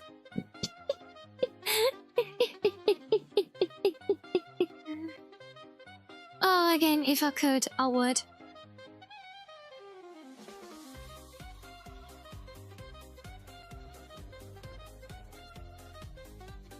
Well, but look, the whole world is actually kind of pink purpley coloured now. Look, we've done it! Look, we turned the world pink! I told you that. Only jokes aside, it's a very, very beautiful day here.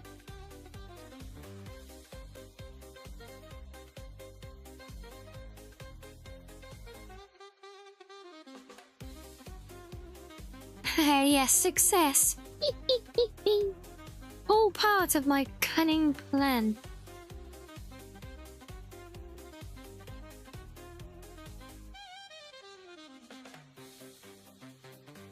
What should we call the pink planet? Well, I'll let you guys think about it while you play some fishing luck, because I need to stretch my legs quickly. So yes, what do you guys want to call the now pink planet? I'll let you give you suggestions and we'll let you decide. Maybe have a vote when we come back, hey? See you in a minute all.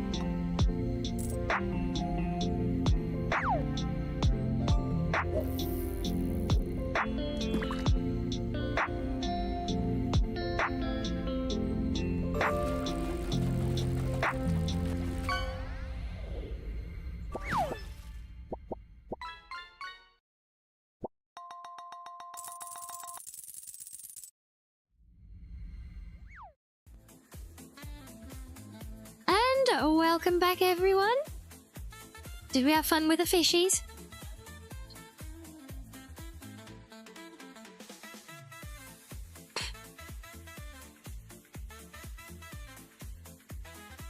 Ah, that isn't good. Yes, thank you guys. Welcome back to all of you as well. So have you picked a name for the pig planet yet? Oh, Sam forced you to fight again, did he? Oh.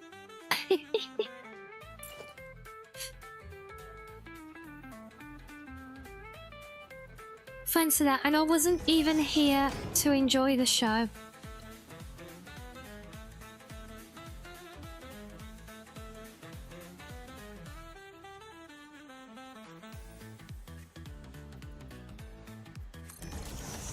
Planet Peony? Oh, and did Arctic win the Battle Royale? Oh, Meridia's Beacon? Oh. That is a very good one. I do like that. A new hand touches the beacon. Yes, some of the most cursed words in Skyrim. A Reggie knocked you out. Aww.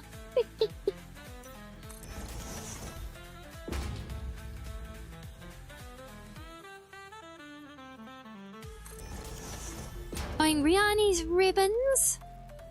I know that'd be cool and fitting if it was like a ringed planet, but I don't think it is. There's another one nearby that we can see. I don't think it's pink though.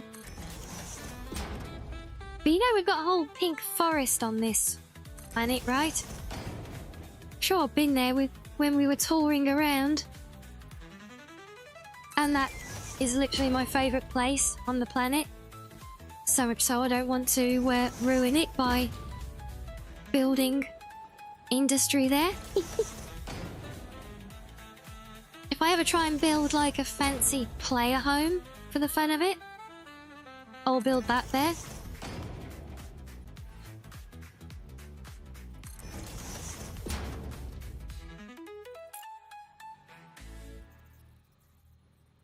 Right, let me just stick one of these on each floor so that I've got them. And oh, what's going on there? Bit of awkward Z fighting. Oh. Well, I mean, the walls are exactly the right depth as all of this. And yeah, we do get that underneath, which is not so pretty. Can always layer on top of it if I need to, though, I guess. If it gets that bad, you know. Yeah, I'm just going to plop one of these on each floor just so I've got it there to hand. I can easily grab it for a fresh copy when needed then.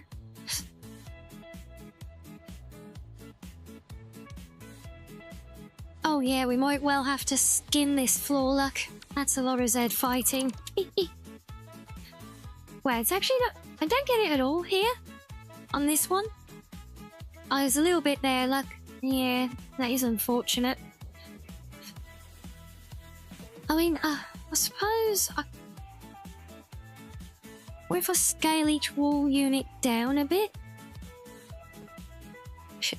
I'll have to redo this bit, but... Just try... one here. No. Down and back, and then... in one.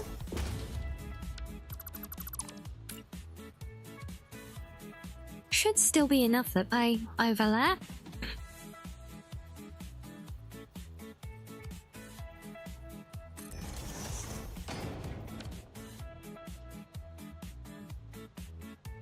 Maybe that can still work, yeah.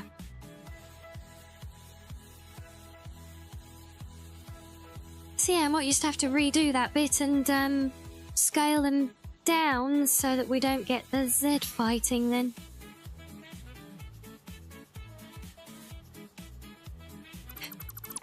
This is also another big part of the gameplay loop that is a reason why everything takes so damn long, because of building, finding problems, dismantling, rebuilding, rinse and repeat several times until you reach desired results. Oh, no, not the lift.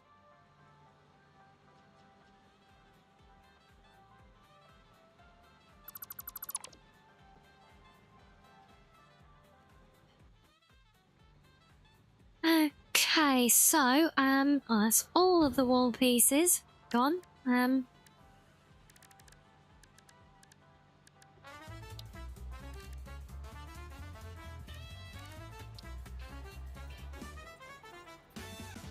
Okay, let's try this again. So, down and back one, and then shrink one. Now, unfortunately, I'm pretty sure, yeah, when you copy these, it still copies it as a full size. So that means we've got to scale each individual panel, which is a bit annoying.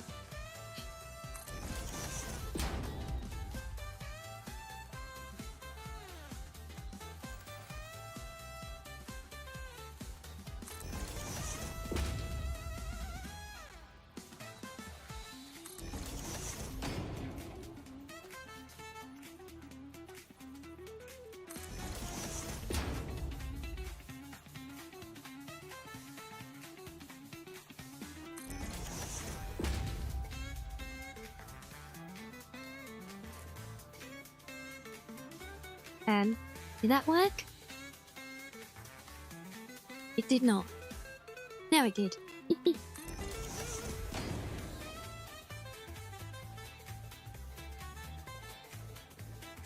Maybe I should scale it first so I can see it although no, that's...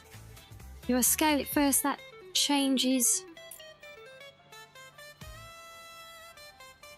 Yeah, it changes where it moves then. So we're gonna have to do it that way.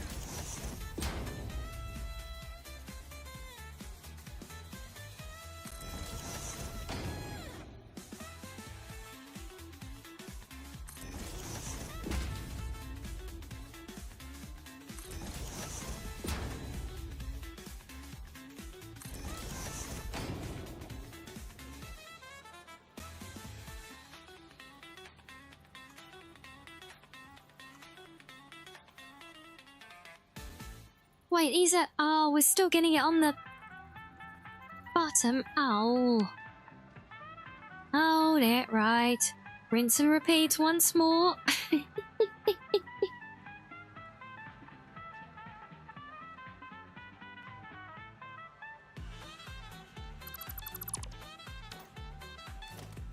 Okay, let's try this again. Got to be a bit more considered in this placement. I was getting more and more complex all the time, which is what invariably tends to happen.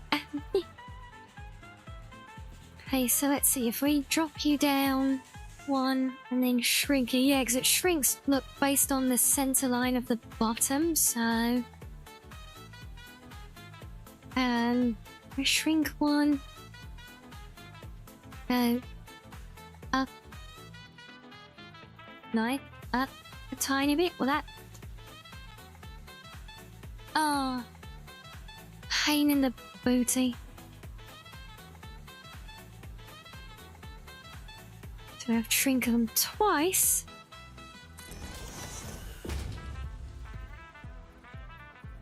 Down. 2 shrinks. Up a notch and then back. It's turning into a very complex moveset.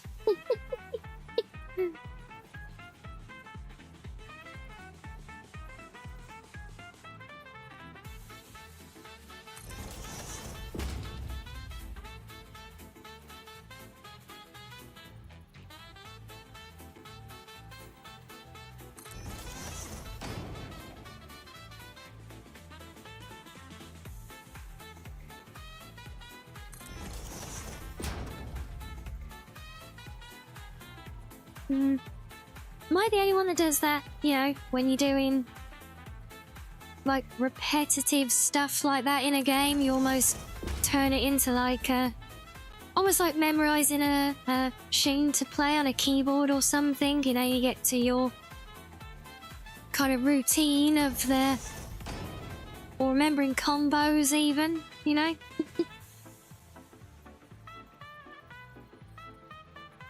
It's like this. My current pattern is like this build's equivalent of, you know, up, up, down, down, left, right, left, right.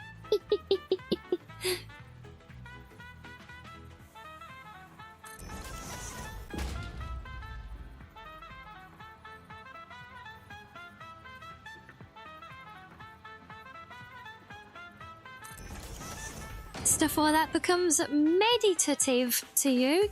Yeah, I get that.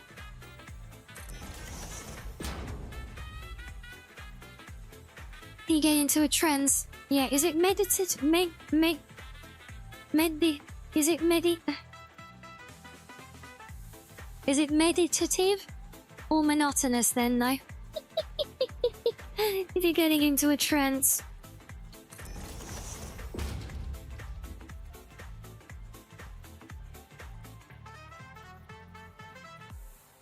Also, it's starting to really bug me that I can keep hearing the elevator music playing behind me.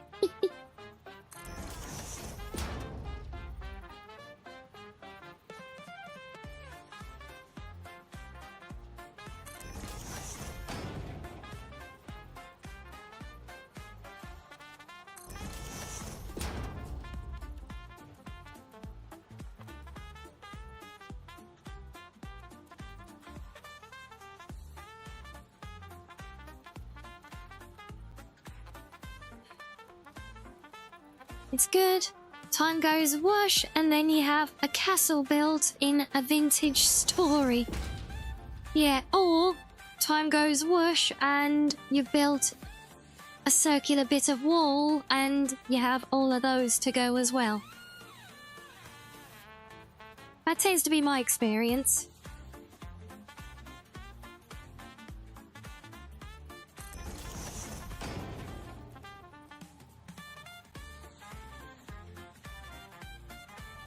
Yeah, also, my stupid-ass keyboard keeps counting double presses, especially on the keys that are used for the scaling, so it is very easy to overpress them. Like, essentially go too far if you're not careful.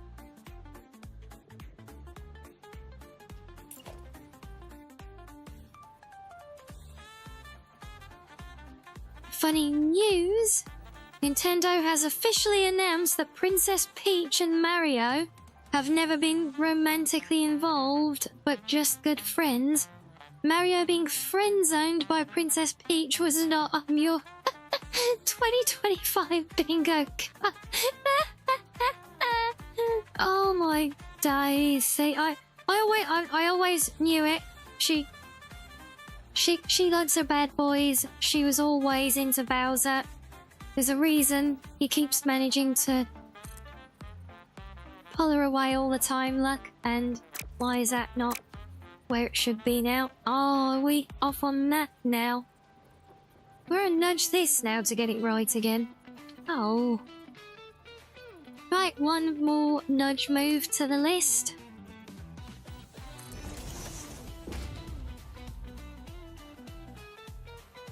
That still works though, look.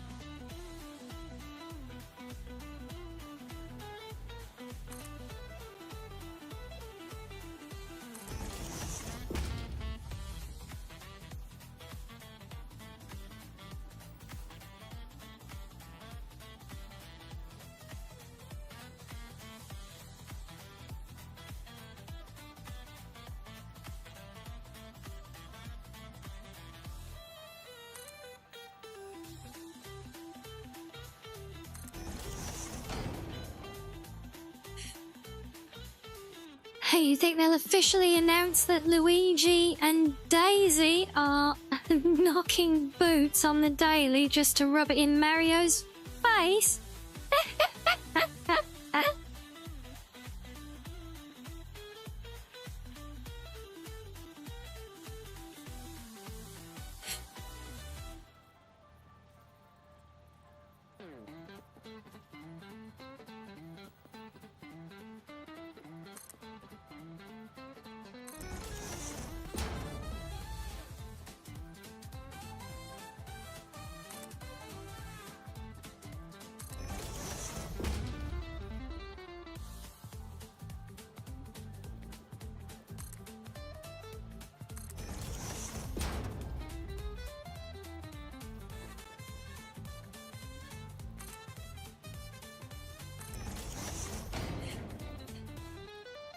Luigi's a boss.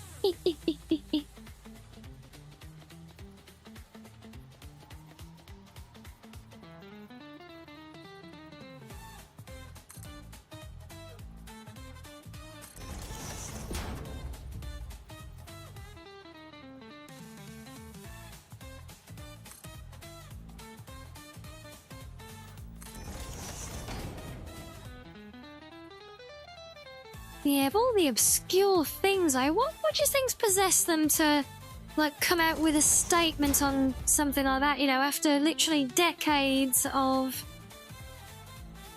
free speculation on it and all of this, you know? What do you think's prompted them to suddenly come out with that?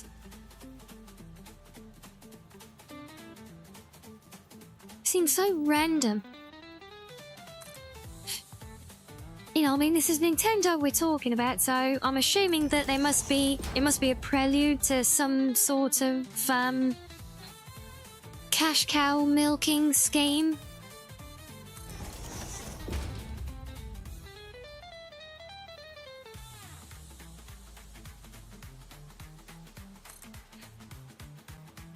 You think it's just to distract us from the pricing, yeah? I think you give them too much credit. I don't think they care about people bitching about the pricing. In fact, didn't they turn around and, when they were the ones that turned around and said, like, if you can't afford it, you know, get rich or something?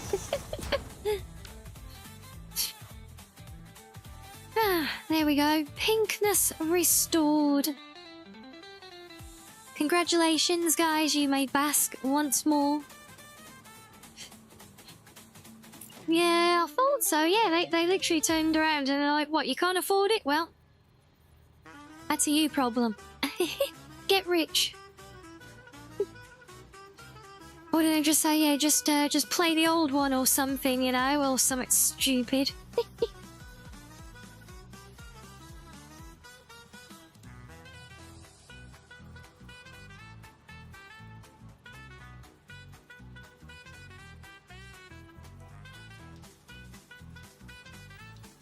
Yeah, exactly. Yeah, I swear it literally was something like that. Wait, no. What's going on with that nudge? I think I feel bad. Down. No. Up a notch and then back. That's better. We get nuzzles! Yay! Thank you, Sla. Thank you.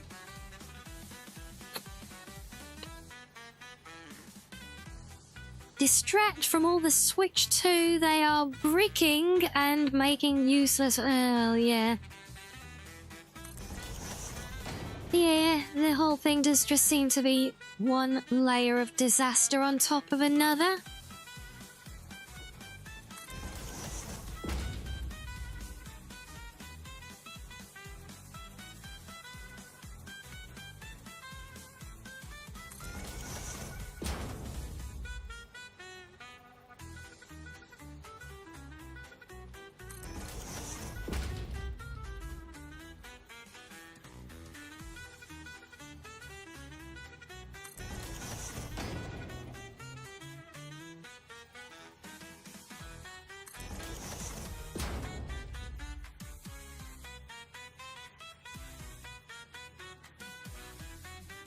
in a chin wrap. This one, why does this one still put me in the wrong place? It's literally the same as the other. Clearly I still need to fix this, but, well, here I am. Thank you for the chin rubs. Ow. And the, slapping, I guess. We're all having a good poke and a prod again, aren't we? We're all very handsy today, guys.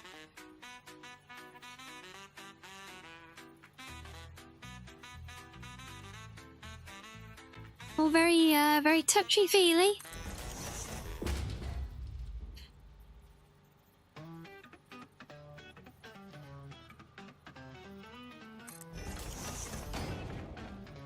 You still buy one now since you don't plan on using that dumb cartridge. Causes you to get ripped. Wait, you still buy one though since you don't plan.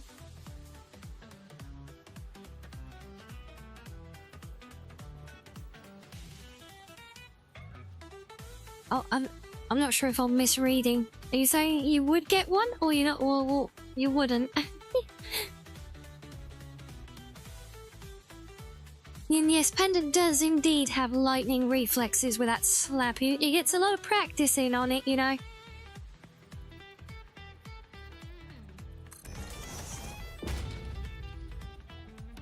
All the abuse I take for your guys' entertainment, honestly.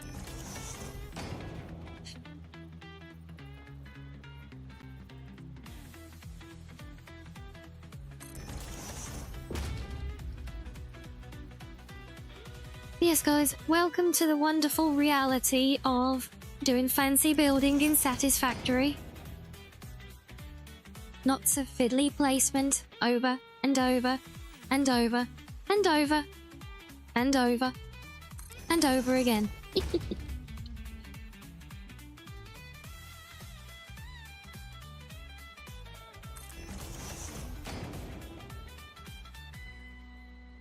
And the cartridge lets you put multiple games on cartridge to play on Switch. Oh, okay, I see. Yes, that I understand now.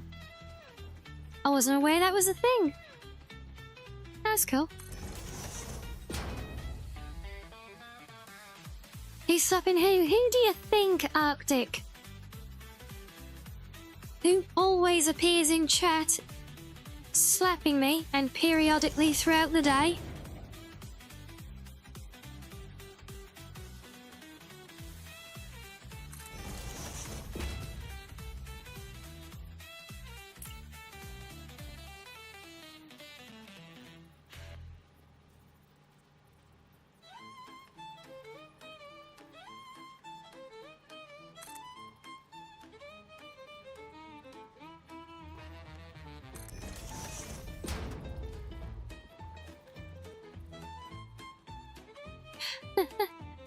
No, it's clear now. Obviously, it's not you, Arctic. You'd know if it was you, wouldn't you? I'll say just a little slap and tickle. Sorry, a little slap and tickle.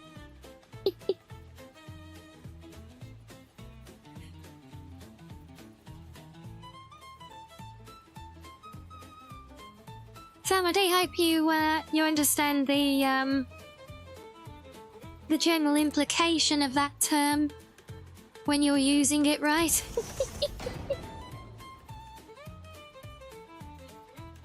You never know what you're doing half the time. Well, I'd hope you know if you're engaging in fox abuse. You do? Well, I'm so glad.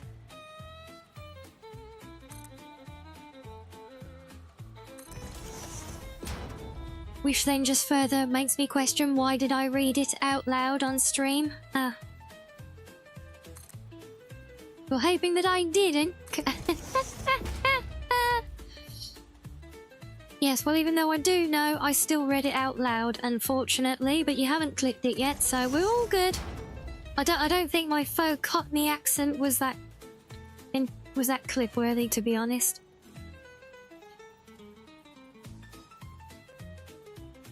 I'm surprised that I haven't set up so that I could slap chat.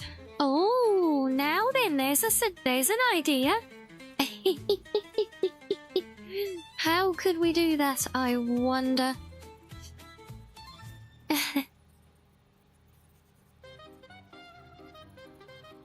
Are you going to refrain from clipping it for fear of retribution? Like I would ever. On a totally unrelated subject to me getting retribution for clips, yeah, so about this business of me slapping chat, like that, yes, good demonstration, Panda. But it needs to be the other way round.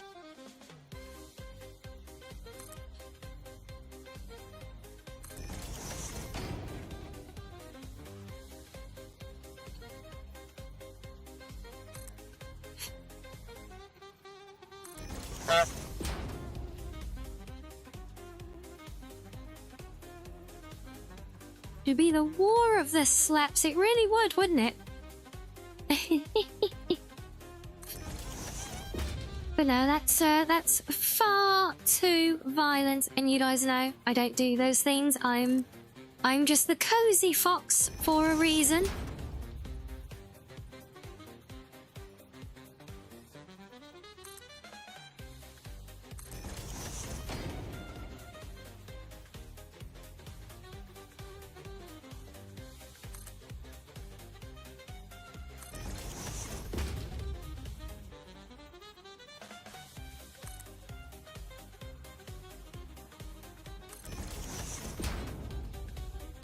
Sure?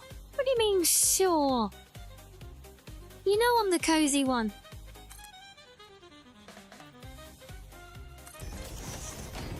So did I just see... I did! Oh, look! We've been building on top of a purple slug's home all this time, look, and I've only just spotted him.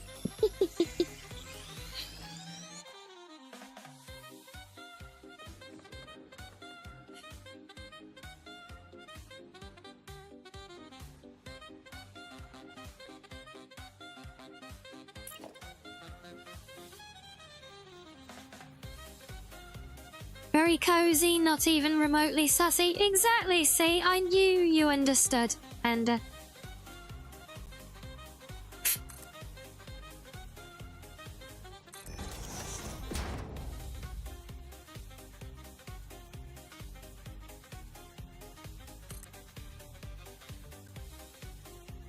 Is it time for a new title, Slugsbane? I think... Didn't I already have that? Isn't that like one of my titles that kept getting glitched and turned on when I try and get a fun one?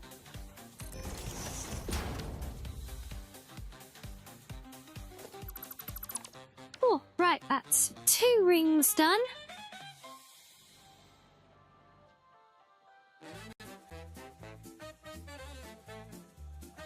Yeah, I think this is going to be a really nice visual to the interior here when it's finished. Well, there was the Shrimsbane. I'm pretty sure Slugsbane was a thing at one point as well when we first started playing this, probably. And you all like left so much because of me picking up the slugs all the time. You know, to turn them into batteries.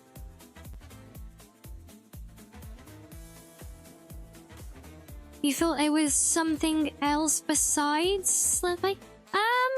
Maybe there was something else as well, but yeah, I'm pretty sure Slugsbane was one of them.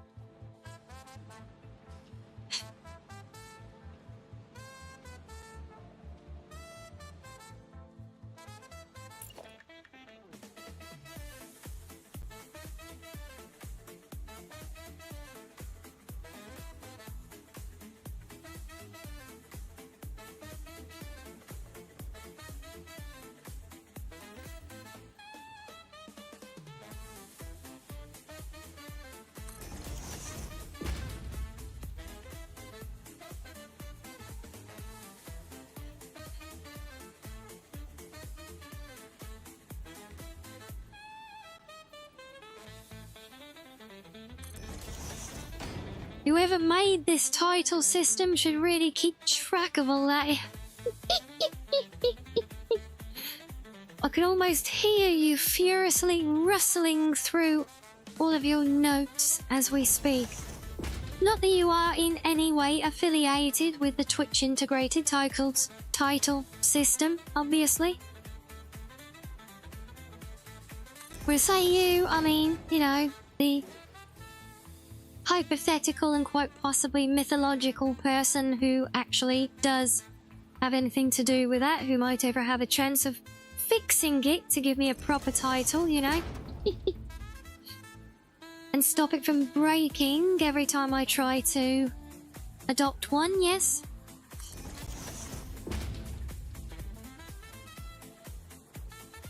By the way, how's your stock of milk today?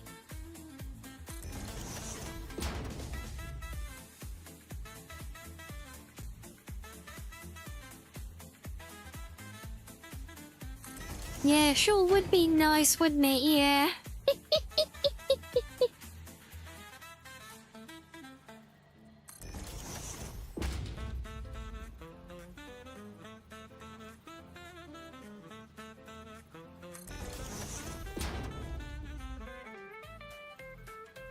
Oh, yes, you might need some milk soon, is that right? Well, yeah. Yeah, I guess we won't, good thing we're not looking into that system, isn't it?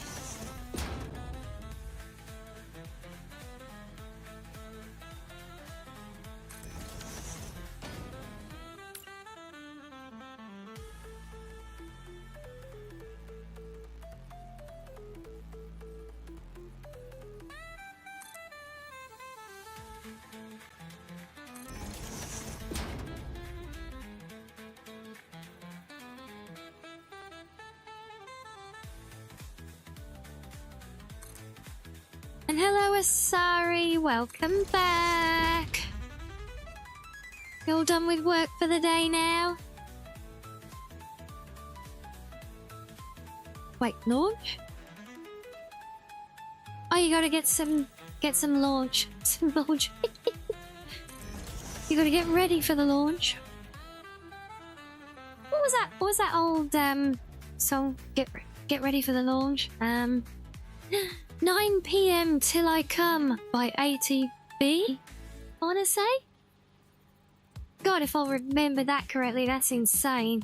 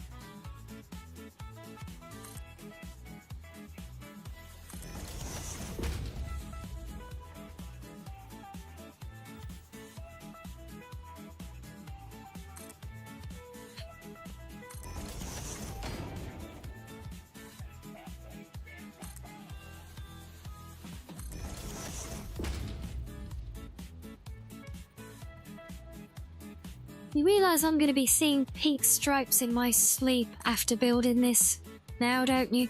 I do hope the rest of you see pink stripes in your sleep as well tonight now.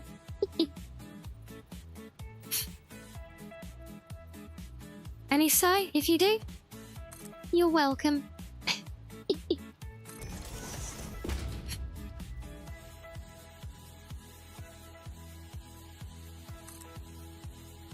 Yes, thank you. I'm very much appreciative of that.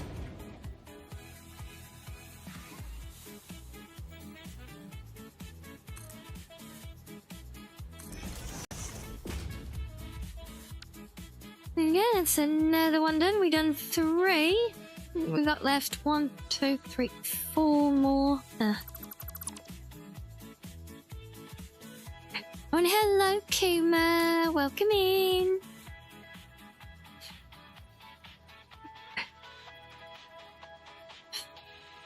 It is the price paid. No, it's not a price paid. It's a bonus.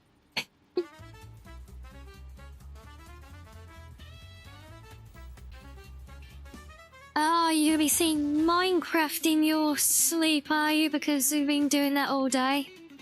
What's your system that you've been doing?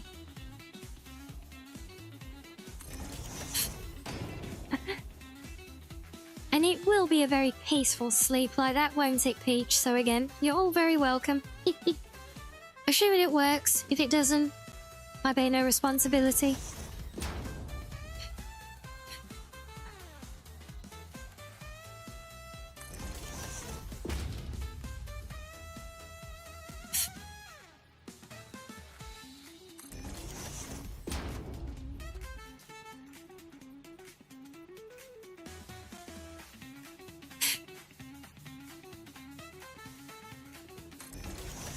The Emmy system is massive. Oh, I've heard about people doing these things in Minecraft. Yeah, you're actually building like a functioning computer in game.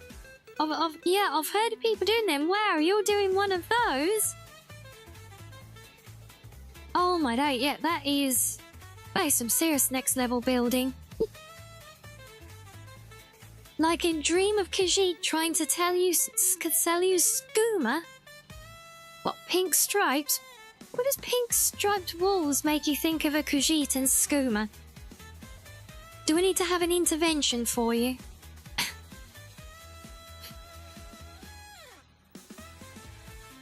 And you'll take dreaming about pink stripes over you'll use your... Oh, bless you, Art Dick.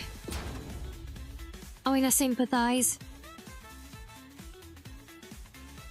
You asked me a question prior to that? I think I missed that. Sorry.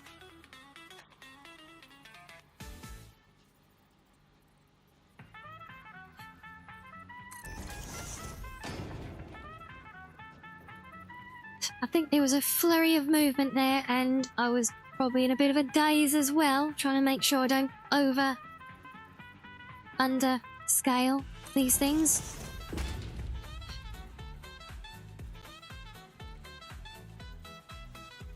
Now I'm pretty sure I'm making myself sound like the crazy person.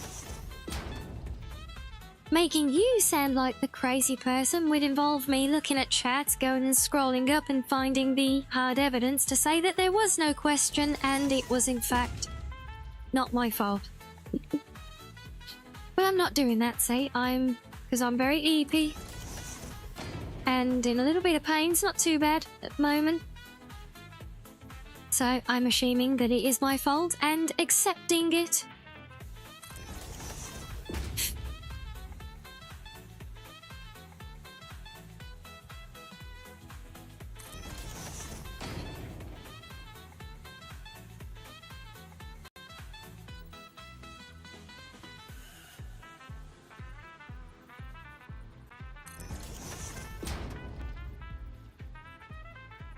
Oh, the question was, have you ever had a dream about Skyrim after having played it or modding it all night long? I think I kind of have. I don't know if it was like proper dreaming or like lucid dreaming or whatever. Almost like daydreaming, fantasizing kind of thing, but... yeah, I kind of have had that. Have you ever had it with any of your games? like any of your gachas? Like you ever dreamed of going on adventures in Woowa? Or, you know, going to the races with the horse girls?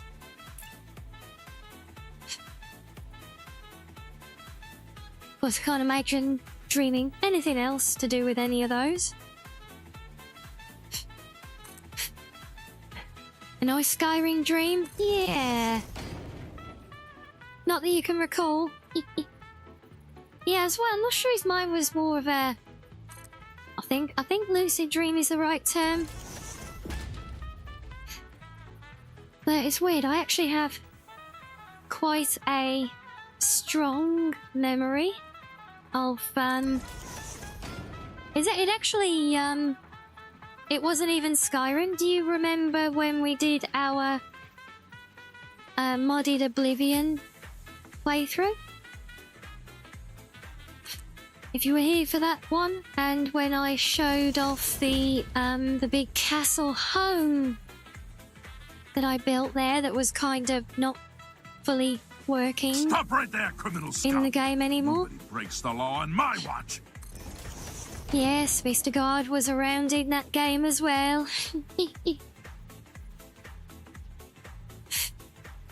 He probably will now. But no, yeah, if any of you remember seeing that stream and that castle, that was one of my, like, first modding attempts. I do actually have a very vivid dream of visiting that castle myself, walking around there, exploring the place, but conscious of the fact that it was the like from the mod, but I was there. You know, even down to like the smells in the air and things like that.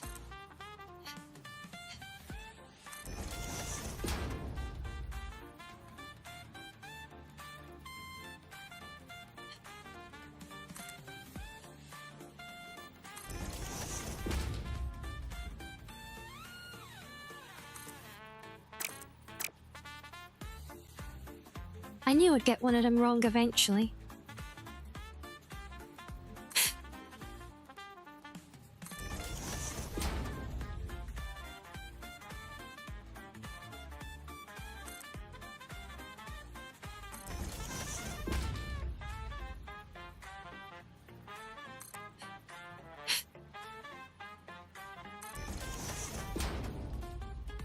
You off to do some groceries? Well, enjoy. If we don't catch you afterwards, I'm glad that we caught you for a visit after you finished work for the day.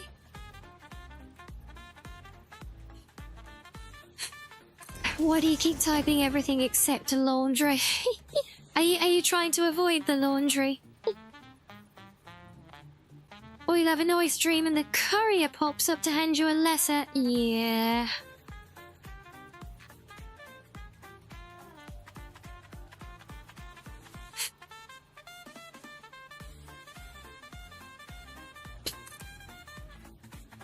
But in fact, I tell you, think about it, I have, as you know, my Skyrim character, who every playthrough is basically a revisit of the same character. I use the same basic preset that I developed. And I just keep basically reliving different lives with her all the time, and she is very much my alter ego in game. So when I was building the Masma mod, when I first started it in fact, or not long after,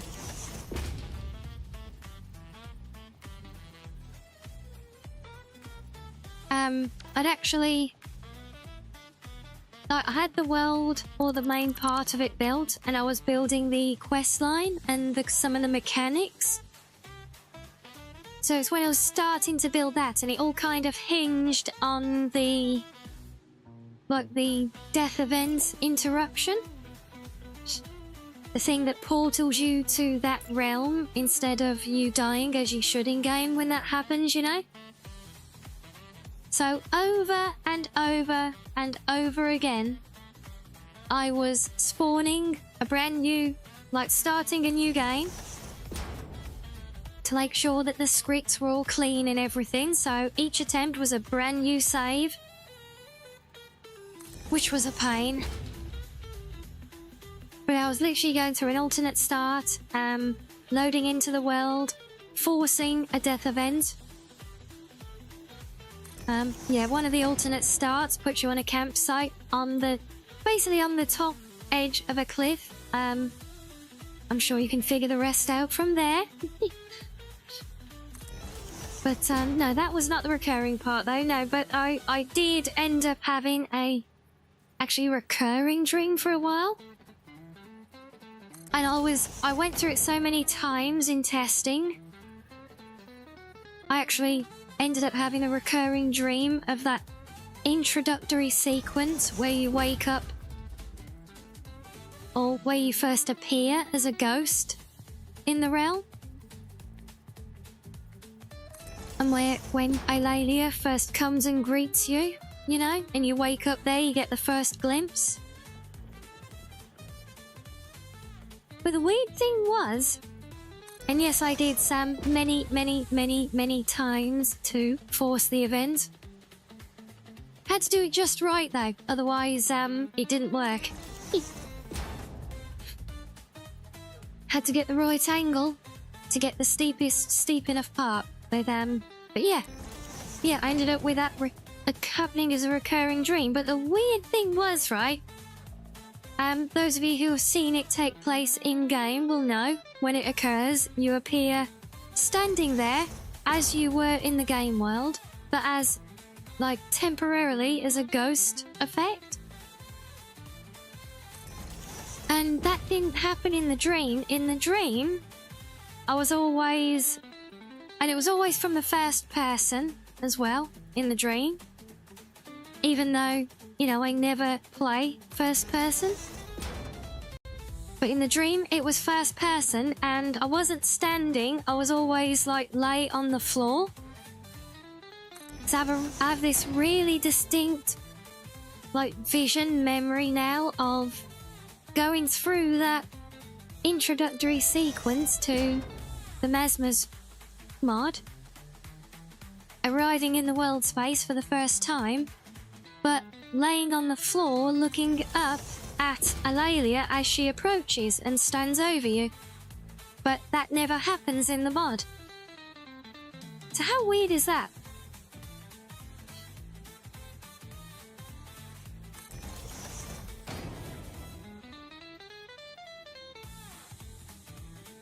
You lot shall probably have that dream again tonight, now having thought about it, look. So now we know why I'm so proficient at... Yeah, I had a feeling that was coming.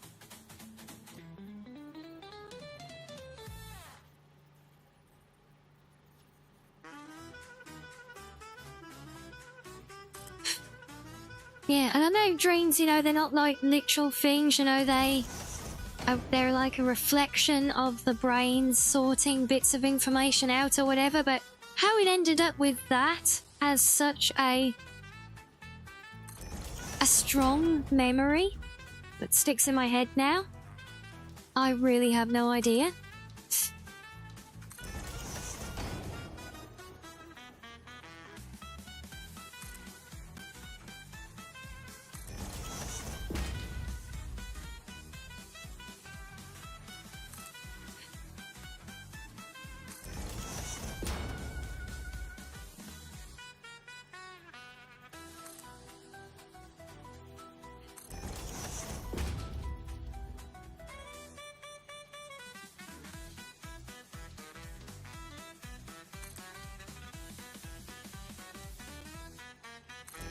Yeah, so has anyone else ever actually, you know, that you obviously care to share, ever triggered yourself into a dream state from your gaming activities, whatever they may be? Or is it literally just me and I'm the weirdest one? Maybe it's a fox trait, a skill of ours. If that's the case, I'll put it down to that, yes.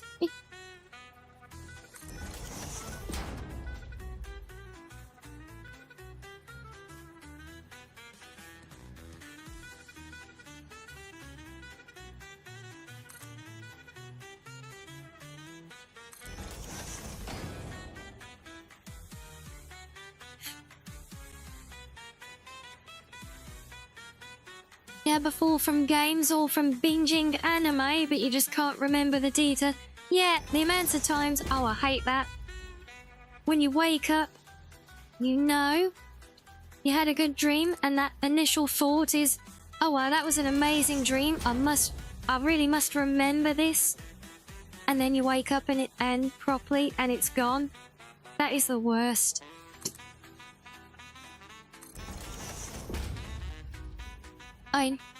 More often than not, to be fair, most dreams I think I have are, yeah, very gladly forgotten. But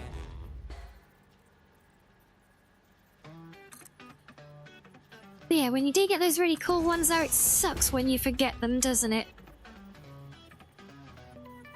But we never forget the nuzzles, do we? Thank you, Sla.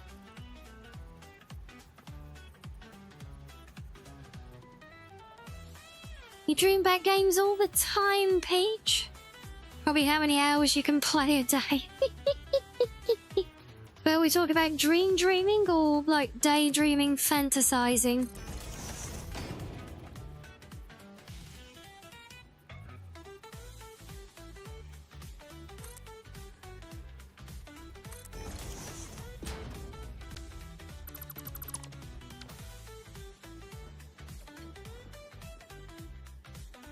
Okay, well, we're definitely looking nice and pink in here now.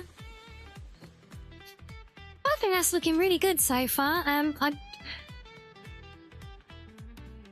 love to get this finished, but I don't know if I've got it in me to do another 2 more of these, because I'm starting to struggle quite a bit now. It's getting a little bit painful, so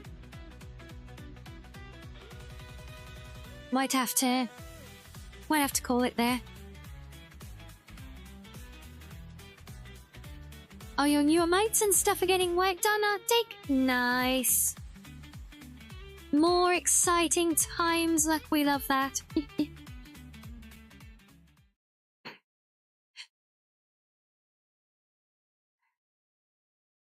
But yes, yeah, I think my body is telling me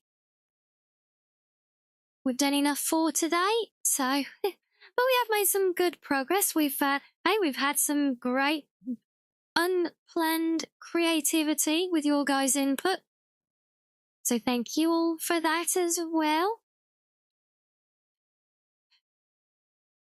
Yes, that will do us for today. So I hope you've all had fun. I think it's been a very, very fun, chatty vibe today. I think we've had some very interesting debates. And not even debates, just discussions. Some very fun topics covered. So yeah, I'm all for more of that. Bring it on, I say.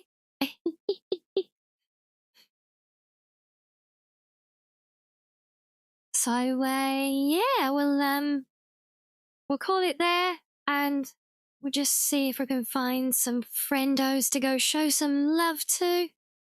My sport for choice today. Well, I can see Kio's there playing that Cursed Companions thing she was telling us about earlier. Maybe we can go check that out. Yes, rah indeed. And thank you guys for coming and joining. It is nothing without all of you here chatting with me and bringing such wonderful conversation. So thank all of you for that, and all those of you who are just quietly enjoying in the background. You know, we very much love our lurkers here as well. So thank you, all of you, for your support. Welcome again to our new friendos who have found us today as well. We look forward to seeing you all more. Time for you to go make some chicken wings. Oh, you're going to make me hungry now. Hungry and deepy is not a good mix.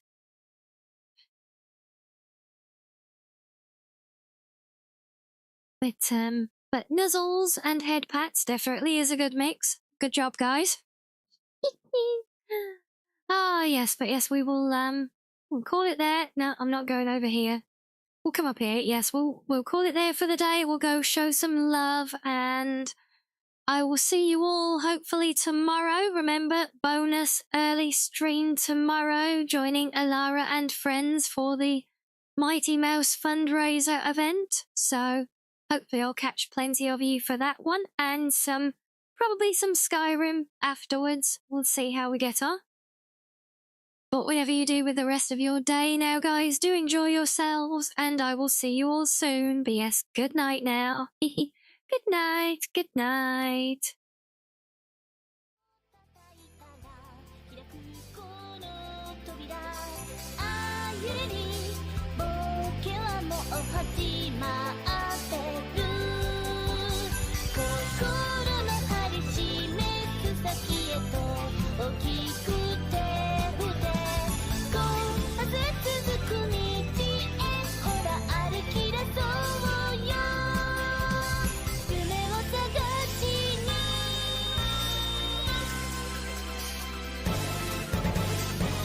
下向いて歩いてない背中丸めて今君の横通り過ぎた幸せ気づいた遅くない今からでも取り戻せるそれはいつだって君次第辛い時心から助けが欲しい時は好きな人の名前を呼んでごらん